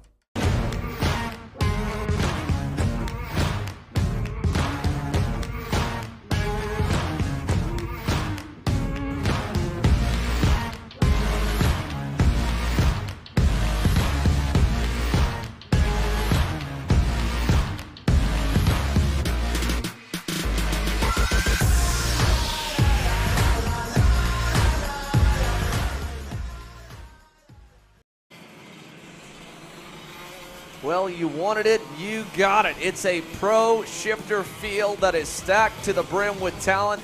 A few late entries, of course, and well, the late entries, they made a big splash. Of course, Marion Kremers on your screen wasn't set to run this weekend till Thursday night when Cooper Becklin, who was set to drive that car here this weekend, some rib and neck issues triggered earlier on in testing, unfortunately, and on his way down here to NOLA, felt those start to flare up again, and he said, you know what, it's not worth it to get behind the wheel, risk injury, and lose out more racing time.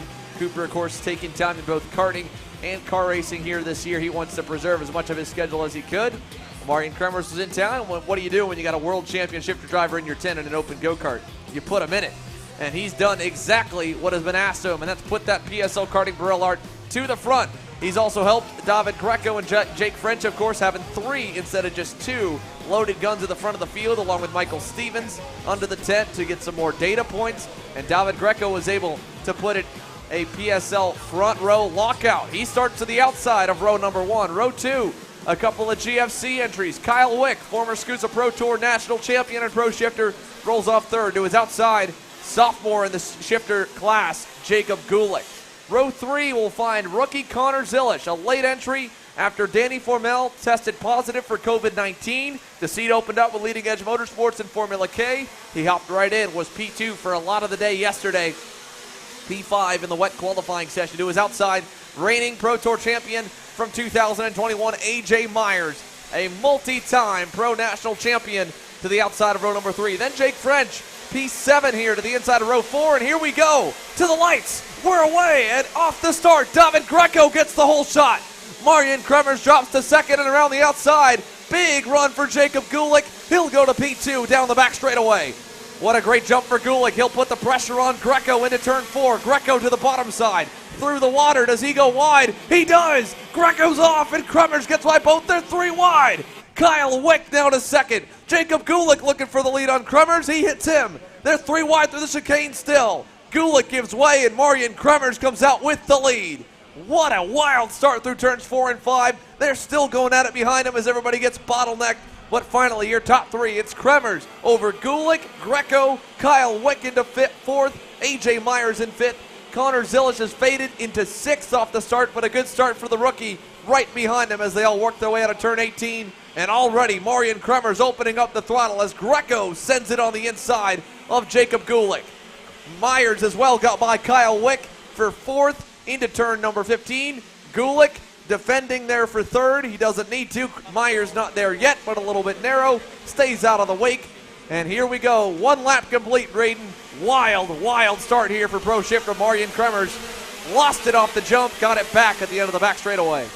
Yeah, things got a little bit hairy. I don't think I've ever seen 3 wide coming out of a hairpin, especially on the opening lap in shifter and they're wet. But very, very clean, hard racing on the opening lap. Oh, just about that. You jinxed it here. 3 drivers together in turn number 1. 4 drivers together at the back of the field in turn number 1. A number collected. Looks like one of the PSL karting Barrel Arts. That might be Michael Stevens, tagged with Annie Rule, and a few others. They'll try and get back going here near the end of the field. As up front, AJ Myers still trying to fend off Kyle Wick. Got by him there halfway through lap number 1.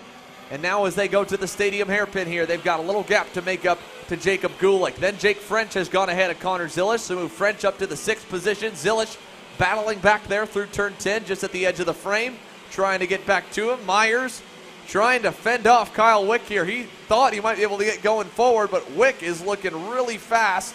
And these two were teammates. AJ Myers was the reigning Pro Tour champ, teammates under CRG Nordam and the CRG. Oh, David Greco's gone off. David Greco's gone off out of third on the racetrack. He drops in behind Billy Musgrave here. So Greco off at turn 15. Here comes Myers back on Kyle Wick, who went by him in the final turn. He'll take the spot away into one. Wick crosses him over. Nice crossover by Kyle Wick. Retakes what's now the third spot as Kremers leads. Big gap to Jacob Gulick. Then Kyle Wick in third. Myers in fourth. Oh, and Kremers has gone off. Marion Kremers went off out of the lead. Here comes Gulick to the bumper, and Kremers has put it in the dirt. And we've got a race open back up again. It was just out of frame. It looked good through turn 4, and he obviously slipped in the middle. Gulick is pounding away at the rear bumper here to turn number 10. What a wild pre-final here for Pro Shifter. And Kremers goes on the defense mode here. Gulick will now get backed up. Here he comes, turn 11. Kremers closes the door on him, and Gulick is going to cut him a break there. I don't know, Braden. That was a little sketchy in the final. I'm not sure if Kremers could get away with something like that. Yeah, you definitely just had to close the door there. I mean, it looked like his bumper was overlapping just slightly, but, I mean, in Kremers' seat there, what do you really do? If you open up there, you're just saying, go on by. So, good move on Kremers to close the door. Hard, clean racing. Obviously, wouldn't have wanted to give up that gap, but now we have a race on our hands. So, big mistakes here out of both Marion Kremers and David Greco. Greco finds himself down in the 8th position, right now behind Connor Zilish and Jake French here, headed through turn number 1. 2 laps in, 6 laps to go. We still got a lot of racing left in this one as Kremers tries to open the gap back up after the mistake. You can bet he's going to be a little bit more narrow this time through turns 4 and 5, and he is. And he's able to pull that gap back out over Jacob Gulick. Then behind him there, we see this group for 6. Jake French has not been able to shake Connor Zilish, and the hard-charging rookie is all over him, and he's going to have to find a way by soon before David Greco makes a move as they tiptoe through turn 9 and head towards the stadium section. Turn number 10, A.J. Myers just a little bit up the road. He's there in the 4th spot. French 5th, Zilish 6th, Greco, 7th, Musgrave 8th, Hunter Pickett is 9th, and Blake Korth rounds the top 10 as they come out of turn number 12. Little bobble from Zilish. Greco sends it on the inside and takes over the 6th position. So good recovery there from David Greco. It's tough as a driver in the seat, obviously, Braden. I mean, things are moving so fast. Shifter or X30, I mean, any of the top classes here, but when you make a mistake like that, you've got to be able to just kind of get your nerves back down. It's hard, you know, obviously in the heat of the moment, but the race goes on whether you are in it or not. So when you make that mistake, when you go off the racetrack, you've got to think instantly not into punishing yourself for making the mistake, but to recovery mode, right? To just get back, okay, back to my marks, deep breath, and go again. Yeah, exactly. When you're in the lead like that and you start to go off, I mean, there's just no grip, and you're just sliding laterally. Your heart rate elevates, you know, you start to panic a little bit, but then, you know, obviously lots of experience from Marion Kremers and all these drivers. You have to just kind of, you know, breathe, take the heart rate back down, get back into a rhythm, because ultimately nothing's really changed other than the one corner. So back to normal and calming yourself back down. And that's exactly what Marion Kremers has done. He has pulled back away, and now he's got them a little bit more spread out now. In fact, we'll start to see Kyle Wick maybe close in on Jacob Gulick here for 2nd, because that group is tightening up. While your leader heads towards the final few corners, there's a couple more out. That looks to be one of the Musgrave Racing entries, I believe, Vincente Salas. No, not Salas, sorry. One of the other ones that we've got collected. Yeah, maybe Salas over there, over at turn number 5. As we see Gulick come onto the front stretch here. He's not terribly far back from Kremers, and he's pulled back out over Kyle Wick. Let's look at the lap times. Last time by, Gulick lost about 6/10 to the race leader, Marion Kremers, and Kyle Wick was about 2.5 tenths quicker. So his teammate on the Track Magic GFC closing in for P2. That could be crucial there. An outside front row starting spot. It worked for Greco here in this one. He was able to get by and get the whole shot into turn number 1. That could be big here. When you start with a clear racetrack from a standstill, I mean, that's huge. You know, you compare that to where you're starting behind someone, you've got to go around them. You can't just get a straight shot forward to take over the lead. So this is a good battle for 2nd that could be big, pay some big dividends in the final depending on who takes it. Yeah, and even when you get to the guy's bumper, I mean, it's just so difficult to overtake in the wet in a single speed, let alone a gearbox car where, you know, you have the front brakes, the things stop on the mark. I mean, it's just so hard when it's so easy to defend, and then it's also difficult to overtake. So, I mean, track position is just super important. It's unfortunate here, obviously, if you're Jacob Gulick or Kyle Wick, because you've got to be thinking, you know, Thursday night, Marion Kremers was not on the entry list. Had those guys not. Oh, Gulick went way wide there in the final quarter. He just shot out of a cannon. Kyle Wick got around Jacob Gulick, and that was a mistake out of Gulick there in the last turn. So just off a frame, they went by us, and then you saw Gulick just launch back. Again, good recovery. But my goodness, I mean, these guys are on the ragged edge here, and you could tell Gulick was feeling the pressure from Kyle Wick. Wick started to close in, and then he tried to push for more, ultimately went over the limit and paid for it. He lost the spot. He's back to third, Wick up to second, and this group here, fourth, fifth, and sixth, A.J. Myers, Jake French, and David Greco, they're slowly reeling them in as well, while Marion Kremers continues to pull away. I have to wonder how the track condition is here. I mean, we've seen a couple of mistakes so far, and obviously we'll be a drying track, but you know, if the track, I don't think we're at that level yet to where the tires will be excessively wearing, but I have to wonder if some of those mistakes were induced by just changing track conditions.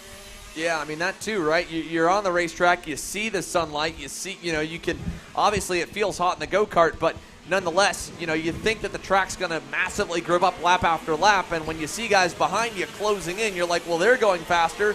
Obviously, this track's got more grip. I need to be going faster.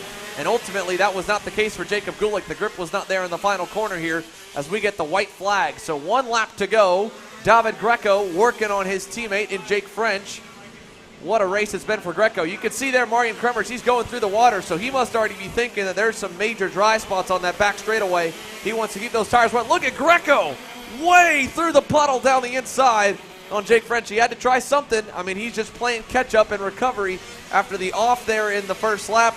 And now French holds on to fifth here. Still could make another charge at him in the final couple of corners. This is a great fight here for fifth on the final circuit, while Marion Kremers continues to lead the way.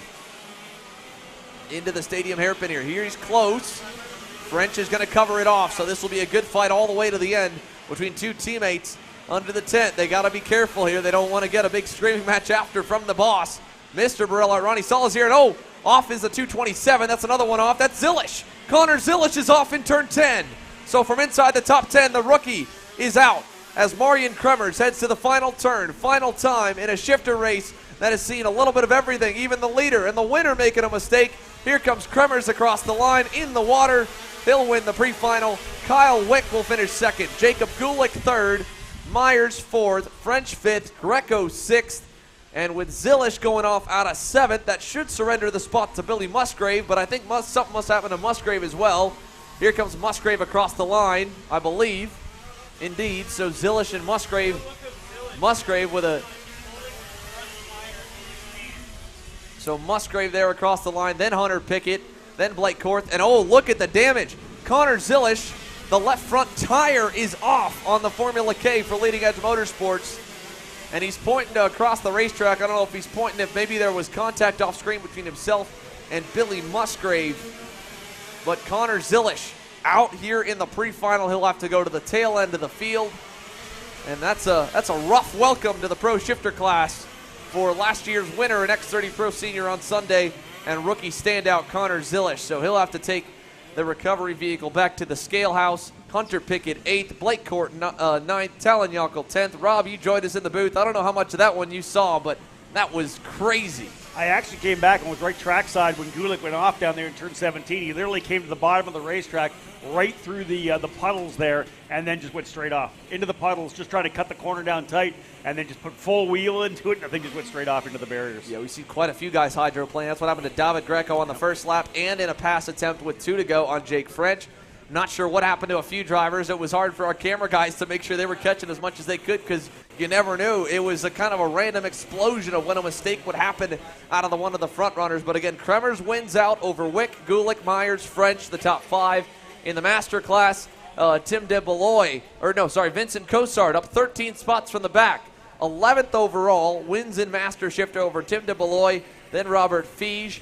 Then Anthony Stifler. It looks like there was issues for Victor Jimenez on the opening lap in the 623, and then Ken Schilling, a DNS in the Master Shifter division. But for PSL Karting and Hardin Motorsports Group, Pro Shifter and Master Shifter, lots of entertainment in that one. Marion Kremers, it wasn't pretty, but well, he was able to keep the perfect streak alive. He's been dominant and P1 in every session he's been in today.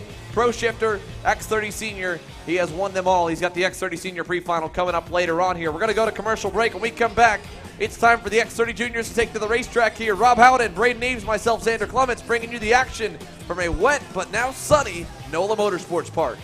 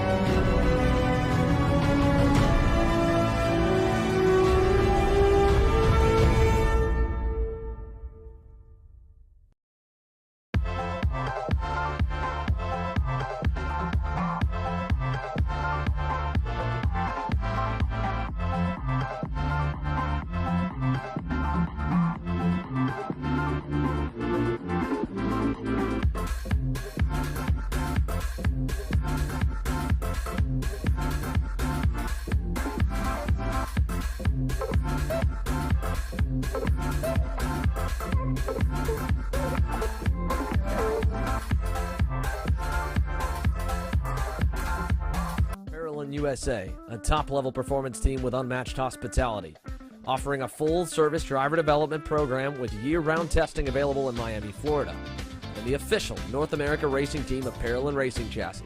Chassis and parts available at ParolinUSA.com.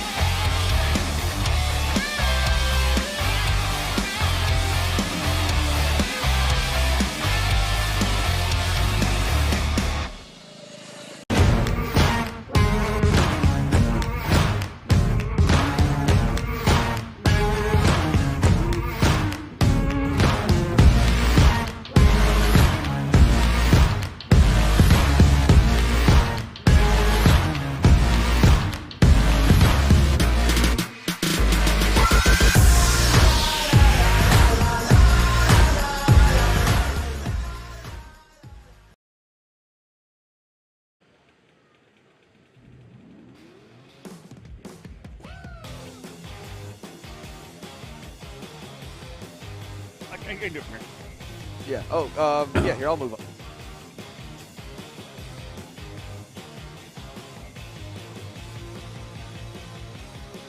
I'll move.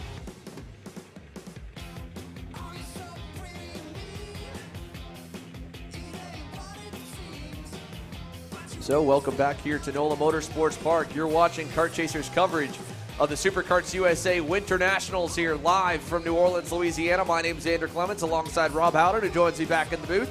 Refresh, nice little lunch break. You got to catch a good bit of that. We chatted about the shifter race, and we were kind of talking, and Braden Eaves as well. We sent him down to the grid. He wants to get a little more intel because he wasn't really sure. He was thinking maybe there was a little bit of tire degradation that could have been contributing to some of the offs later on in that session, but the other part too, I mean, you can see it on the camera. There is a lot of standing water, but it's all off the line. There is a massive dry line forming around probably 80-90% of the racetrack here, especially on some of the straightaways. So you're getting a very hot racetrack, very dry racetrack going into the corner, and then all of a sudden the grip just goes away, you know, like off a cliff. And again, the shifter guys, I mean, they're on the limit. They're banging gears. They've got the four-wheel braking. but it is no question the hardest kart to drive here in the SKUSA Pro Tour class structure with some of the best drivers and world-class level drivers here. To see them make mistakes means it should be a really interesting X30 Junior pre-final. Yeah, and they're pushing hard, right? They're really rolling a lot of corner speed in there. You can talk about the fact that the track's starting to come around a little bit, but those shifter guys really trying to roll a lot of speed into the corners, even with the standing water, as you said. So I like the fact that this track continues to evolve. I mentioned that earlier today. That's one of the interesting things about when you have wet early. The track just keeps evolving. And sooner or later, you get that run where someone's going to try for slick tires. We'll see who does that, but this is obviously full wets here right now for the X30 Junior categories. Caleb Gaffera on the pole alongside Max Taylor. Brandon Carr and Max Garcia on row number 2. Elio Meza and Fernando Luque will make up row 3. Then it's Aiden Ingrata and Charlie Smith with Sebastian Weldon, Enzo Vidmontien rounding your top 10 as they come onto the front straightaway. Field getting set to go. Gaffera alongside Taylor on the front row. Green, green, green. Underway for the drivers here in X30. Oh, and Gaffera with a little contact from the back. He moves through, does not get the car pointed down. He got pushed outside of the racing line coming into turn number 1 and 2. And look at this, Xander, 2, 3, maybe 4 wide coming down the back straightaway. Parker DeLong at the end of that shot also got knocked wide here, and we've got Brandon Carr in the lead, and they're multiple off. Elio Meza's wide. It looked like in second as well, the driver right behind Brandon Carr was Max Taylor. He went wide, and there's a yard sale in turn 5. 4 drivers out there, nearly 5. Maybe 6 collected as Brandon Carr in the Bennett leads. Max Garcia's gone through to second. Taylor into third. I'm not sure, that might be Charlie Smith into the 4th spot with a great start. Yeah, big shakeup for sure when they get back around to start finish. We'll give you a top 10 rundown.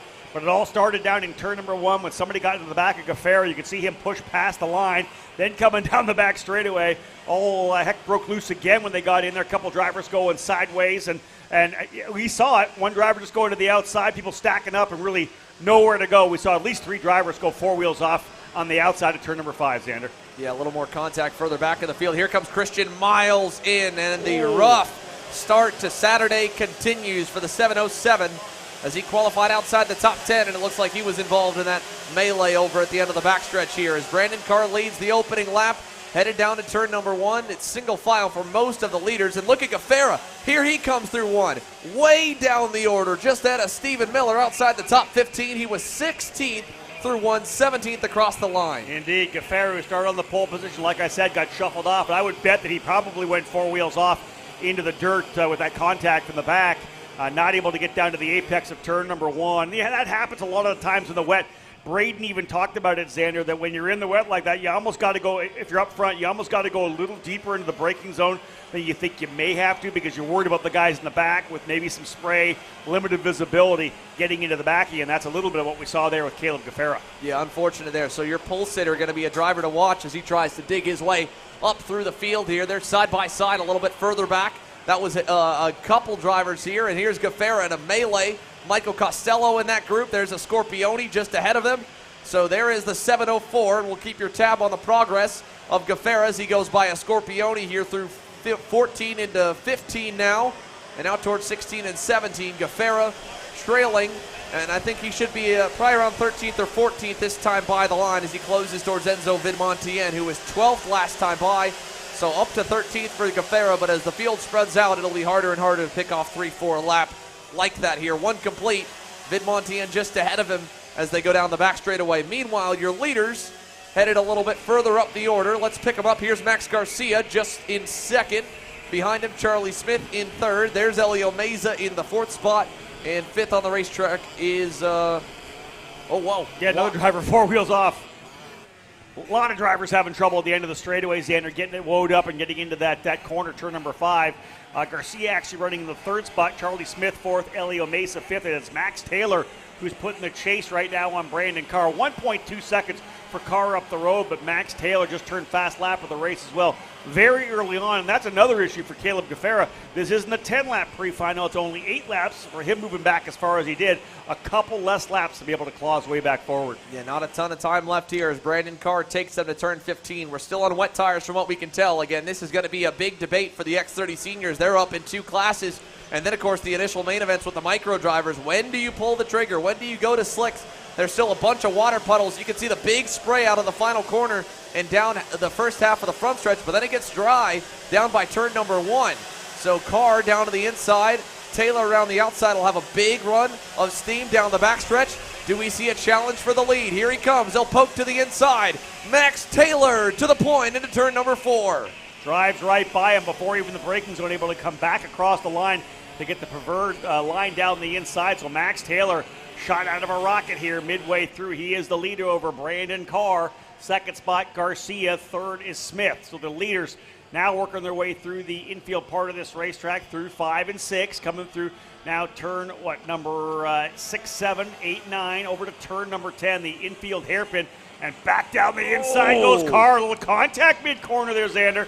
Yeah, a little hip check there from Brandon Carr on the way by. Like, yeah, I'm coming. You better give me some room and let me get on by. So Max Taylor, he proved last week there he was willing to get physical himself. Caleb Gaffera had a good elbows up fight, so let's see how he responds. Plenty of laps to do so. Again, that's a move right there. You either do because you think you're fast enough to get away, or there's not enough time left in the race for him to get back to you. But there is, I think, both of those in Max Taylor's favor. He looked to be a little bit quicker early on, and we're only halfway into the showing here. X30 Jr. putting on a great fight up front. Caleb Gaffera back into the 10th position. I'll watch this battle up front. Another big wide run there. Different line for Max Taylor coming through turn 1 as Carr was running to the inside line. Here comes Taylor again, setting back up. Back-to-back moves to the inside of the racetrack again. You might have to go a little bit through there, and he does. A little bit of the wetness on the inside of the racetrack. But Taylor again takes it back. This time, I think, when they get back to turn number 10, I doubt that he's going to open the door like he did last time. I'll see an inside run here through. Carr trying to the inside of turn number 9 or 8. They'll work their way through 9 now. And let's see. A little bit more shallow of an entry there for Max Taylor. Did not want to give it up. Once bitten, twice shy. Great move to the inside there. Definitely there from Max Taylor. A little more contact further back down the order as we pick up Caleb Gaffera in this fight. That was Fernando Luque, I believe, battling with potentially Sebastian Weldon. Gaffera getting right up into that group, or no, that was going to be Ernesto Rivera and Cooper Shipman fighting back and forth. Luque, he's already gone by, so Gaffera into the top 10. Here they come out of 15. Indeed, Cooper Shipman runs ahead of him. So the next driver in line for the 704 as he tries to rebound. Charlie Smith. Elio Mays up the road, so great recovery for Gaffera. Already up towards the top 5. He should be able to get there at his pace. He went purple last time by. And nearly gets Shipman there in 1. Yeah, I looked to the inside, but not quite enough. There's a lot of water down the inside. You can see the cart still sliding as they're working their way through turns 2 and 3. Coming down the back straightaway, Gaffera there is the third in the line right there, right behind Cooper Shipman, trying to set up for the inside move. Great opportunities here in the wet, I think, over in turn number 10. Obviously 15 and 17 giving good opportunities as well. Riding on board and watching Caleb Gaffera try to get by Shipman, who at the same time is closing up on Charlie Smith a little bit. Here goes Gaffera back to the inside. Book it. Gaffera goes to P6, and definitely a man on the move here right now. You have to believe, maybe seeing a bit of red there, Xander, after the contact in turn 1. Well, if he's driving angry, he is one kid that is fast when he is angry here. Again, went purple last time by, looking quick already here to the bumper of Charlie Smith. Just hounding the curbing here and really digging in the RPG Cosmic. They'll come to see the double sticks this time by. You can see Elio Mays up the road here. Gaffera looking on the inside of Charlie Smith. Not going to get him that time, but he'll get to the outside. Smith will let him go and move Gaffera into the top 5 officially, and I think that'll put him all the way up to about a second back from Elio Meza to maybe get to 4th. It'd be a great comeback charge from 17th at the end of the first lap with the fastest lap of the race to the second row here for the main event. Great drive back forward for Gaffera. Yeah, you like to see that out of a driver too. Once you've been challenged, when something happens, it's the focus, right? Getting that reset done. Yeah, I've had this happen to me. I got to recover now. However many spots I can get, I got to think about the main event. You got to think about those points as well. And Caleb Gaffera, who started on the pole, had the issue with contact from behind, went 4 wheels off, has now fought his way back forward and is indeed closing up on Elio Mesa. Although, as Xander said, they got the 2 to go last time by. It'll be 1 lap remaining, but Gaffera closing on Mesa like a freight train right now as he's been within maybe, 2-3 kart lengths coming out of turn number 10. Yeah, great drive forward here as he runs the bottom. You can see he's back on the dry line, just nipping the curbing. It is so dry now with the sun heating the track up quite a bit. It's accelerated the track drying process. There goes your top 3. Max Taylor's pulled away from Brandon Carr. Great run in the works for Taylor here. He's looking at a pre-final victory as Gaffera Tries to go to work on Elio Meza, who knows he's got a block for that spot. He'll go low into the final corner. Gaffera, crossover. Will he have the momentum onto the straightaway? He does, as Meza drops a tire on the rumble strips, hits the water, gives up the spot, and Gaffera moves into fourth. He's a little bit too far back from Max Garcia, but it looks like Garcia's bumper might be a little bit loose there in the MPG Will Power cart as they go down the back here. This is back for fourth. Let's pick up our leaders here as soon as we can. That is where Max Taylor is. He's about a second or so up the road, second and some change on Brandon Carr.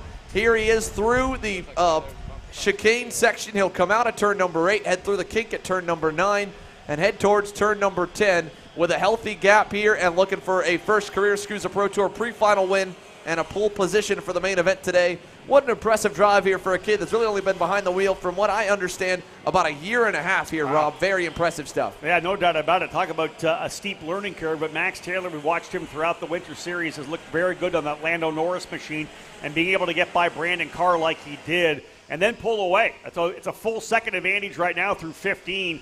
Max Taylor looking to secure the inside of the front row, the pole position for what will be potentially an 18-lap main event this afternoon. He'll work his way out of turn number 17. Checker flag will fly. It's a pre-final victory for Max Taylor. Brandon Carr coming home in second. Max Garcia in third. Waiting for Gaffera. He resets fast lap of the race again. 1:16.680, 0.6 of a second quicker than Garcia last time by. Elio Meza in fifth. Charlie Smith sixth. Cooper Shipman, Enzo Vidmontien, Sebastian Weldon, and Jay Irwin rounding out the top 10.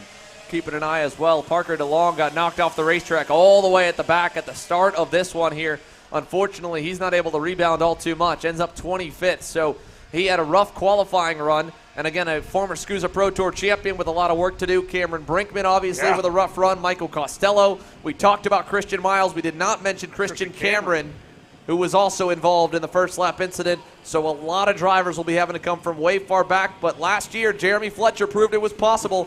Last to first in the X30 Junior main event here in NOLA. It's possible, but it's not easy. Yeah, heavy hitters at the back, and a group of them could come forward, and that could help not just one driver either. It's a number of them that could get together and freight train their way forward. Nonetheless, Max Taylor going to put that victory in the books for him. Max points in that position. He ends up starting on the pole. Full second lead and win over Brandon Carr, who went to the lead quite early. Max Garcia third. Caleb Gaffera fell back to 17th position, fought his way back to fourth over just 7 laps. So that illustrates what you're talking about, Xander. There is an opportunity to come forward. There's so many passing opportunities here, especially if a driver goes on the defensive. And Gaffera from 17th to 4th in just 7 laps says, hey, you know what? In an 18-lapper, you can probably come from the very back if you have to. Definitely here, especially in the conditions like this. Now, we'll see. It looks like it could be dry. The radar is starting to clear out. We've got, again, beautiful sunny skies here. Still a rain-soaked racetrack and a windy racetrack as well, but the wind's kind of helping a little bit with pushing that water off and into the grass, so hopefully that will continue. What tire do you go with? Right now it still wets. The brooms are out, at least pushing the excess water off the racing line, but the racing line, it still has a lot of wet patches. The last corner especially, that stadium section, turns 9 and 10 is pretty wet. And of course the infield chicane is pretty gnarly as well. So we'll see what the drivers will like to go with. X30 Masters coming up next, another commercial break, and we're back with more pre-final action here from New Orleans. I'm David Serra, 18-time Australian karting champion, and we're launching Kart Class. Kart Class is an advanced digital training program that suits a driver who's just starting out in the sport, all the way to the driver looking to win a national championship.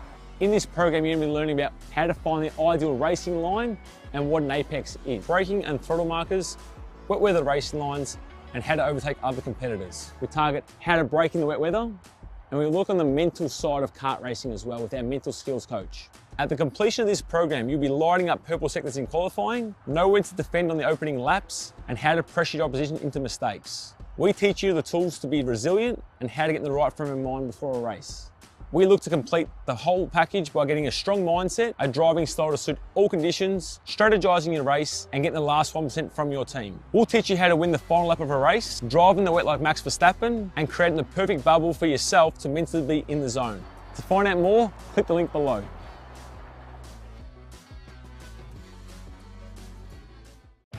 Kart Store USA is a kart parts supplier that racers and retailers can count on when they need reliable advice and service. We focus on servicing all racers with honesty and pride while maintaining customer satisfaction.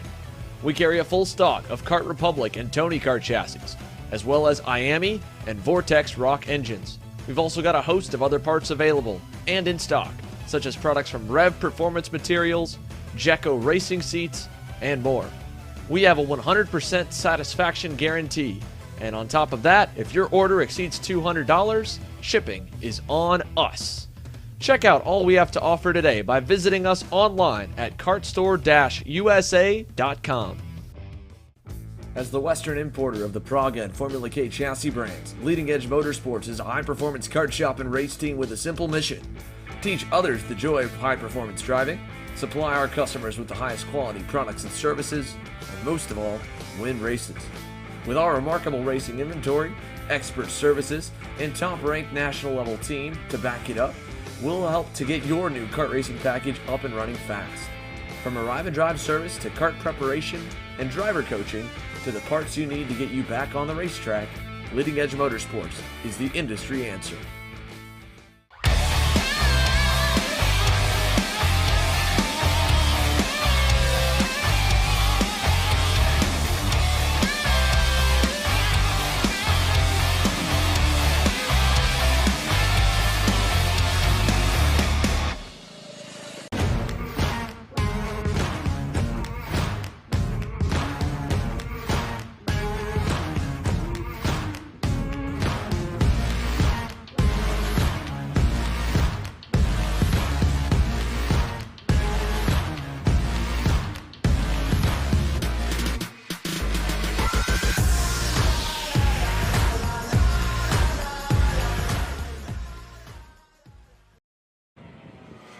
So back here at NOLA Motorsports Park, 2 more pre-finals are left here to set the grids for main events at round number 1 of the 6th round SuperKarts USA Pro Tour. Day 1 of 2 for main events at the Winter Nationals. We get a whole other day of racing tomorrow.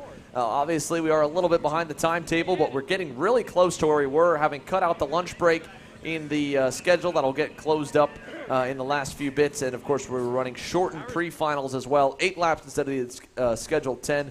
We'll benefit from that a lot here in these final 2 sessions because, as you can see on your screen, the sun is out, the track is drying. We've been wet tires all the way through. We're waiting to see who might make a gamble to go onto slicks. I have a feeling there may be a couple guys in X30 Senior that might try the bid in a 45 driver class. If you're starting outside the top 20, it might be worth the risk. But there's still some major water spots on the racetrack here. Danilo Romalo and Mario Barrios, 2 big names in national level Masters competition, are going to start on the point here for this one with Romalo winning out in qualifying over Barrios, Tom Gerstner, Pete Vetter, row 2, Curtis Terry, row number 3.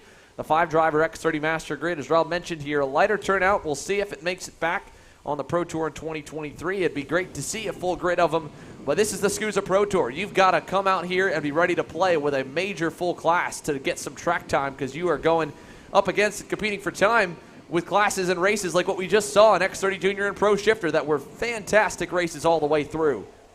Trying to see whether or not anybody here in this category potentially has gone to slicks. I don't think so. Looks like everybody, I believe, hanging on those treaded tires. So indeed, Masters going green. We are underway. And Romalo will come across the track from drivers left to right to take the lead into turn number 1. Barrios sliding into the 2nd position. So we are underway. 5 drivers here in X30 Masters, and whether or not this class comes back next year, you wonder, Xander, you've been obviously calling the races of a lot of different series this year. We're seeing 100cc Masters start to pick up some support as well.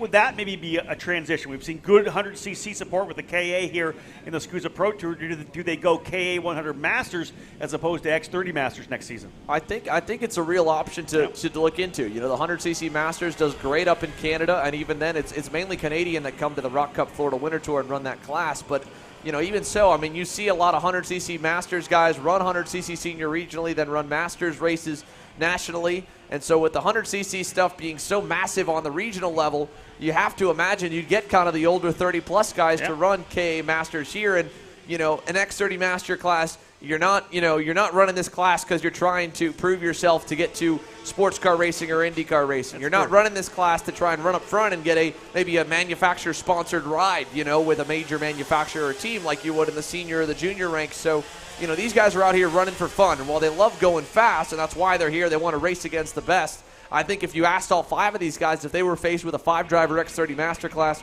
or a 25-driver KA Masterclass, they all would have the same answer. And they want to run against guys. And it's still a really good power plant.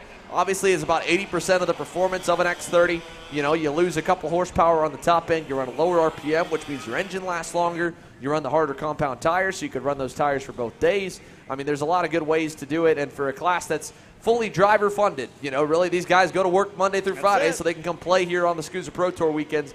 I think it could be a really good sell. I think that's a good point, too. Yeah, we'll see if that happens or not. I'm sure the Tom Kutcher's had that discussion with his staff at Superkarts USA. But the battle right now is between Tom Gerstner and Pete Vedder. That's what we're watching here is the drivers. And let's take this situation here right now because everybody's watching us. Every mechanic down on the grid right now, Xander, is having a look at what this track looks like with the Masters deal because you got the seniors coming up next. So these guys are seeing exactly what this track looks like. And there's still a lot of standing water in some of the areas. And keying in this battle between Tom Gerstner and Pete Vedder, that's exactly what we're seeing right now, is that there is some slippery areas where they're really still going through a lot of the dampness. Well, we talked to a lot of our X30 senior drivers, as we mentioned here. We played a few of those interviews. Let's go ahead and we'll play one more. How about 5-time National Pro Champion Ryan Norberg here coming to New Orleans? We'll send it over to our team members on air and catch up with what the 5-time Pro National Champ had to say earlier this week in testing. Hey, after Texas? Yeah, I did. So it was a good weekend. I like this track. It's not my best track. I've had better races and better tracks out there. So I like this place. I like the city. It's fun to be here. Yeah, how's this layout going for you so far?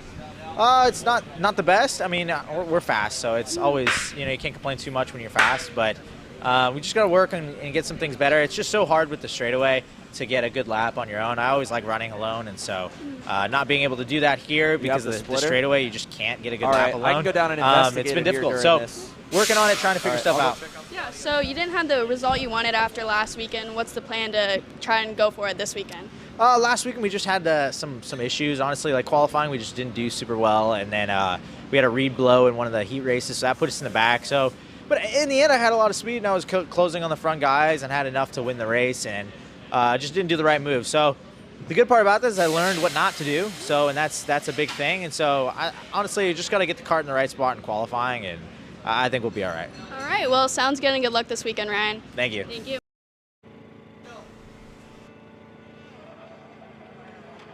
Is the drivers in the X30 Masters category going at it again. We'll give you a quick little rundown before we jump in here with Braden Eves. Danilo Ramalho with about a full second advantage right now over Mario Barrios here in this pre-final for X30 Master. Tom Gerstner and Pete Vedder still essentially nose to tail. There's Vedder trying to get the inside line coming through the first couple of corners after the back straightaway, and I do believe he does get it coming through 5, 6, and 7. So indeed, move Pete Vedder into third, Tom Gerstner fourth, and Curtis Terry rounding out the top 5. Now, Braden, I know we're watching on the track here, the cameras that we have. We're seeing a lot of dry parts of this racetrack coming through turn number 10 there. Still a lot of standing water. In your talks with guys down on pit lane for X30 Senior, what are you hearing? Yeah, I mean, just seeing the track and talking to some of the drivers, I mean, I talked with Marion Kremers. Obviously, he was just on the track in Pro Shifter, and he was basically saying that the track was very dry. I mean, all the tires were coming off not with no excessive wear or anything, but that was kind of where I think the thought of slick tires kind of came about, and now we're seeing lots of drivers with tires off getting ready for X30 Senior. There's definitely parts of this track that are completely dry, but then there's also parts that you can't really get away from the standing water. All right, so what would you do if you're ready to go out here right now? Let's say you're starting the front 3 rows. What are your thoughts? Do you think you're going dries?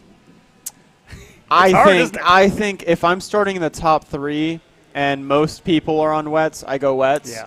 But if I'm anywhere in like the back half of the field, I definitely go dries and just see what happens. But I mean, for me personally, I would like to go out on slicks right now. Yeah, and you know what? Because obviously, if it's enough, you're going to be able to move forward. And if you're the guy in the back, with this is really an opportunity. Let's be honest. It doesn't happen all the time.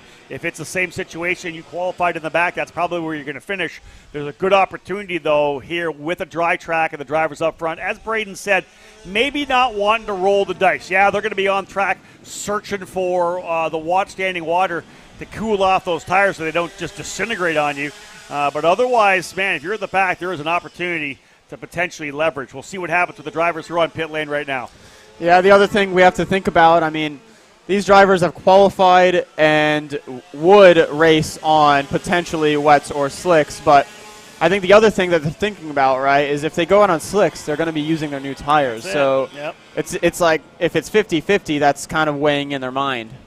Indeed, and if there's enough standing water that you can take care of those wets and they're not going to fall apart on you and start losing pace, you're right. Why not roll the dice to make sure you stay with the sticker Evincos, the brand new tires for the main event? Otherwise, you're going to be 8 laps to the bad in terms of your tire life. So, Danilo Romajo, in the lead by 0.8 of a second. Vetter able to pull from Tom Gerstner already by about 1.5 seconds. So the field pretty much locked in right now with Romajo as the leader. Barrios, Vetter, Gerstner, and Terry. About 3 laps to go. Braden left here in X30 Master. Yeah, and I was just about to say, the one corner that still just looks very, very sketch, even on wet tires, is entering. What corner number is that over there? That'd be turn number 9. You're talking turn that number 9 coming into 10, especially because you go out into the curbing, and the curbing with those divots is going to have the water sitting down below in the surface, so that'll be massive. Yep. And that's part of the corner, Greg, because it's literally into 9 and 10. We saw how much standing water there still is in turn number 10, as the 2-to-go sign's been given here now to Danilo Romajo. It's just so interesting. Had this race been a little bit longer, maybe another couple of laps, then you're looking at even more time.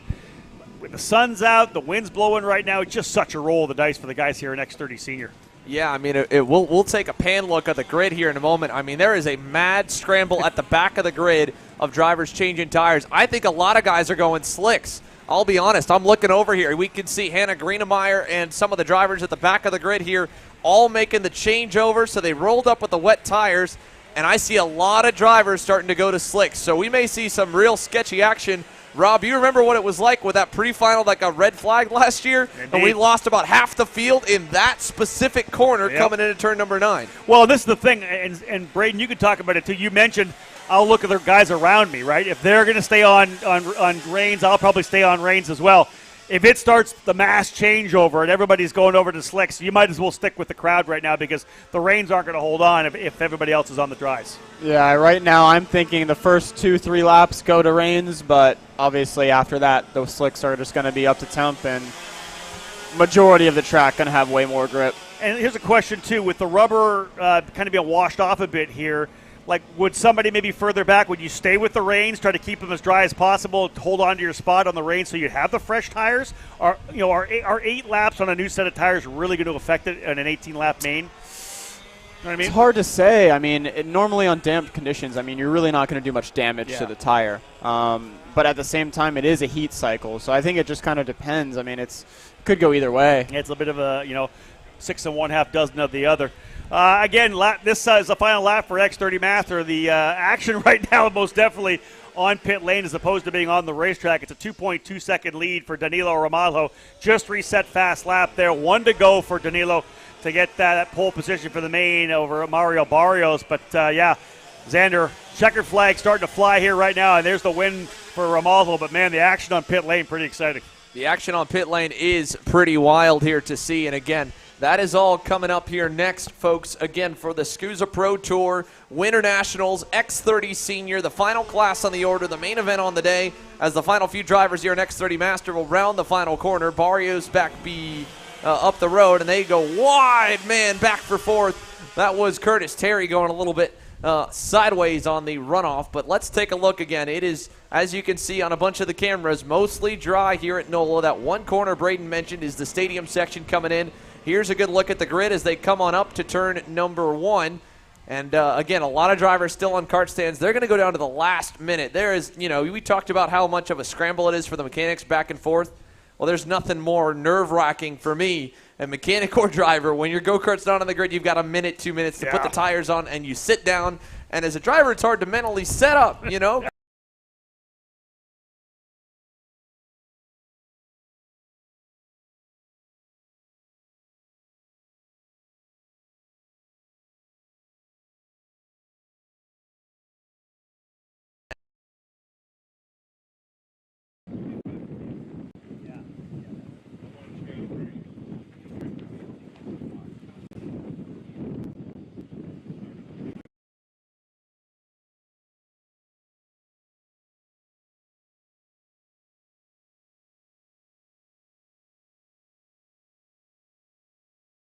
I'm David Serra, 18-time Australian karting champion, and we're launching Kart Class. Kart Class is an advanced digital training program that suits a driver who's just starting out in the sport, all the way to the driver looking to win a national championship.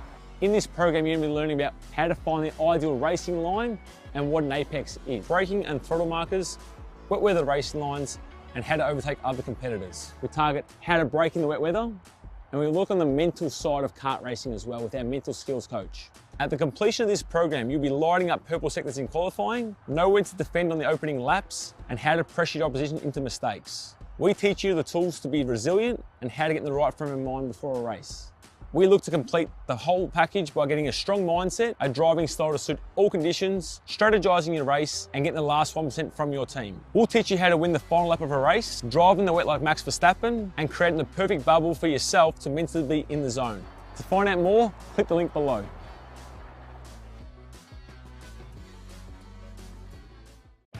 Kart Store USA is a kart parts supplier that racers and retailers can count on when they need reliable advice and service. We focus on servicing all racers with honesty and pride while maintaining customer satisfaction. We carry a full stock of Kart Republic and Tony Kart chassis, as well as IAMI and Vortex Rock engines. We've also got a host of other parts available and in stock, such as products from Rev Performance Materials, Jecco Racing Seats, and more. We have a 100% satisfaction guarantee, and on top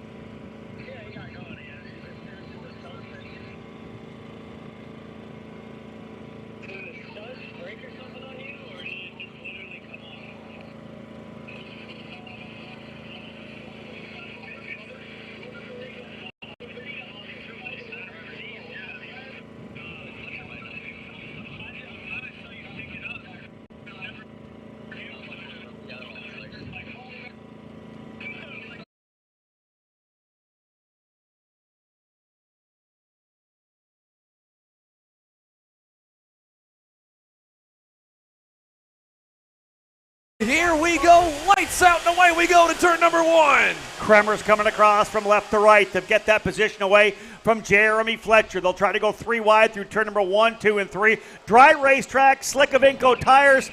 The fastest we've gone all day long down the back straightaway. Kremers trying to hold on to that spot early. They'll stack it up right behind them. And indeed, through turn number 4 and 5, away we go. The opening laps here for X30 Senior. Here's where it's going to get sketchy. Coming out of the chicane towards that corner we mentioned here, out of turn number 8. Now they're going to come to turn number 9. This is a flat-out left-hand kink in a very damp section. You'll see them pound the curbing. That's got the field spread out as everybody's tiptoeing here, trying to avoid the water. Pass back for the 5th position, and more carnage as the midfield goes wide, and everybody's scrambling here on the first lap. Multiple drivers out. Kremers is out at 10. Marion Kremers, an issue in turn number 11, the right-hander. We talked about how wet those tires would be coming through turn number 8, 9, and 10. More contact further back between a couple of these drivers. Norberg is out as well. Ryan Norberg in the number 303 connected as well. Nowhere to go. Those wet tires, a lot of contact coming in the opening lap. Xander, you're shocked right now. Zachary Clayman DeMello is your leader from 7th on the grid. I don't know what just happened for the leaders. We went wide to catch the midfield. The moment the leaders looked like they were together, and Ryan Norberg is out, Marion Kremers is out, Zachary Clayman DeMello over Nate Cicero, Jeremy Fletcher, Dante Yu, John Burke. 14 spots gained to 6th here on the opening lap. And Jake Drew from 3rd back to 7th. Braden, what did you say? Turn 8, 9, and 10, you knew it was going to be tough. They were able to get through that corner, but obviously coming back out to turn number 11 with wet tires, no one able to negotiate that right-hander. Just absolute carnage here. I mean, 2 of the main guys that we were looking for, I mean, out in the first lap or at least far back in the field, it's got to be extremely slippery because you know they were thinking it was going to be slippery. Is that Fletcher? I think that's Jeremy Fletcher off the racetrack over at turn. No, that either Fletcher or Noah Baker. It's tough to tell from the far side.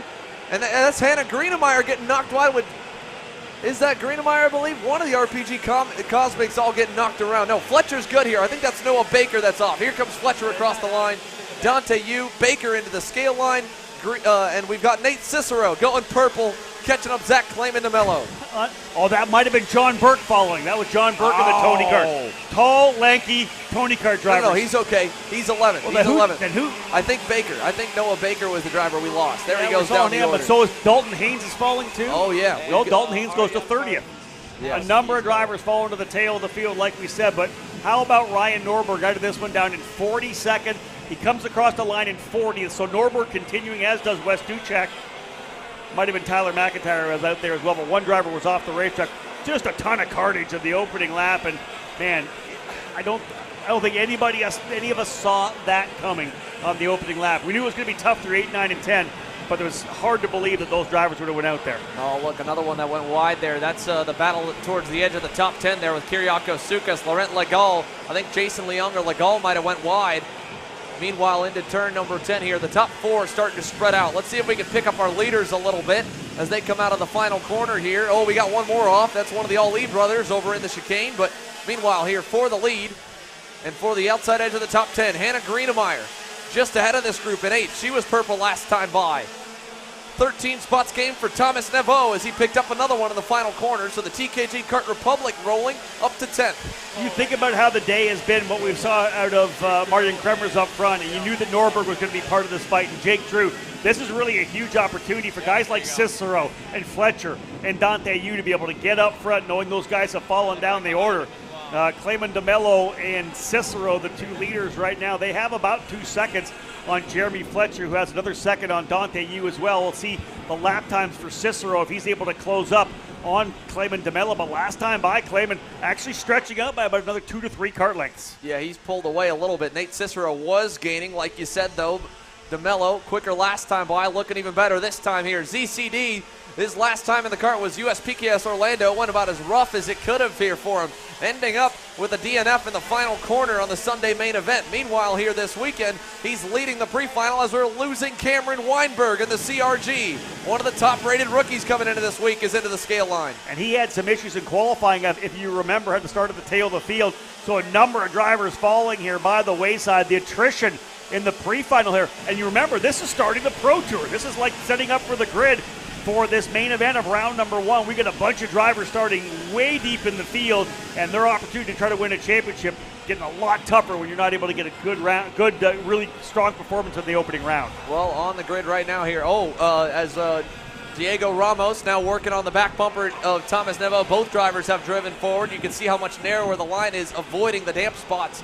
So Ramos up 8 spots, Thomas Neveau up 14, and it looks like we're getting reports. We're not sure of this, totally unofficial, but it looks like Zachary Clayman DeMello, your race leader's bumper, might be dropped as he comes around the final corner. It's definitely pushed. I can't tell if it's all the way in, but Clayman DeMello, a pushback bumper, might take away this pre-final victory.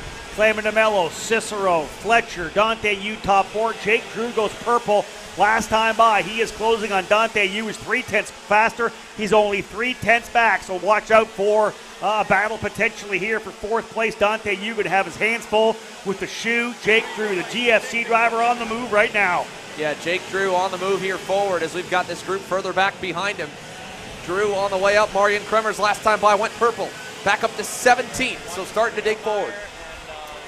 Marion Kremers trying to get himself back forward right now, as we said, 17th position, but went purple. The car's a hot rod right now. Oh, a driver having some trouble coming through turn number 10. One of the Rawlson drivers got wide on the outside, and there is still a lot of standing water. Xander, everybody making the move to go to the dry tires. Obviously the primary tire to use with the track and the condition the way it is. But there are some very treacherous parts of this track if you get offline. Here comes Jake Drew to the inside of Dante Yu in the final corner. That's ahead of our cameras. We'll pick it up. Here's Drew up into fourth. Dante Yu back to P5. Jake Drew on the move, goes purple again. 103.1. We'll wait for the rest of the field to come by. I got a feeling Marion Kremers might top that. Hayden Jones does. He's up 16 spots from 30th to 12th. Great drive forward. And Kremers does not improve much that time by. He finally got some clear racetrack. 17th, about 2 seconds back from Donovan Bonilla down the order. But ZCD leads. Cicero was quicker by 0.3 last time by, so he's finding a little bit of pace. Again, Jake Drew, we've monitored him. He's closing on Jeremy Fletcher. Yellow flags into this section here for one driver off somewhere through 10, 11, and 12. Not sure what for, but it seems to be cleared up now as we watch Jake Drew and Dante Yu currently 4th and 5th trying to hunt down Jeremy Fletcher. Last time by, Drew was about 0.2 quicker with about a second gap. 2 laps to go coming to the white. He might run short on time. White flag coming this time for Zachary Clayman DeMello. And think about this. Let's just say it's one side of the bumper. What's the penalty for one side? Is it 5 seconds, I think, for one side of the bumper? Would that put Clayman DeMello maybe back down to the 5th or 6th spot, right? If he does indeed have an activated bumper, it could put a bunch of guys forward. He may fall all the way back into 6th position or 7th position. And that's if Nate Cicero doesn't get to him here. So we got a driver letting the field by.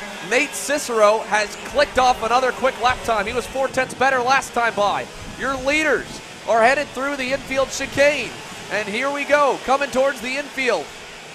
Nate Cicero trying to catch up to Clayman DeMello. We got problems for Hannah Greenemire on the back straightaway as well. That was Greenemire who had slowed with the hand up. That is it for Hannah Greenemire, your reigning X30 senior champion here on the Pro Tour, the national #1 plate holder initiator in the pre-final. We have got some big drivers starting at the tail of the field. This is the battle for the lead right now, coming into turn number 15. Zachary Clayman DeMello, your leader, but Cicero right there.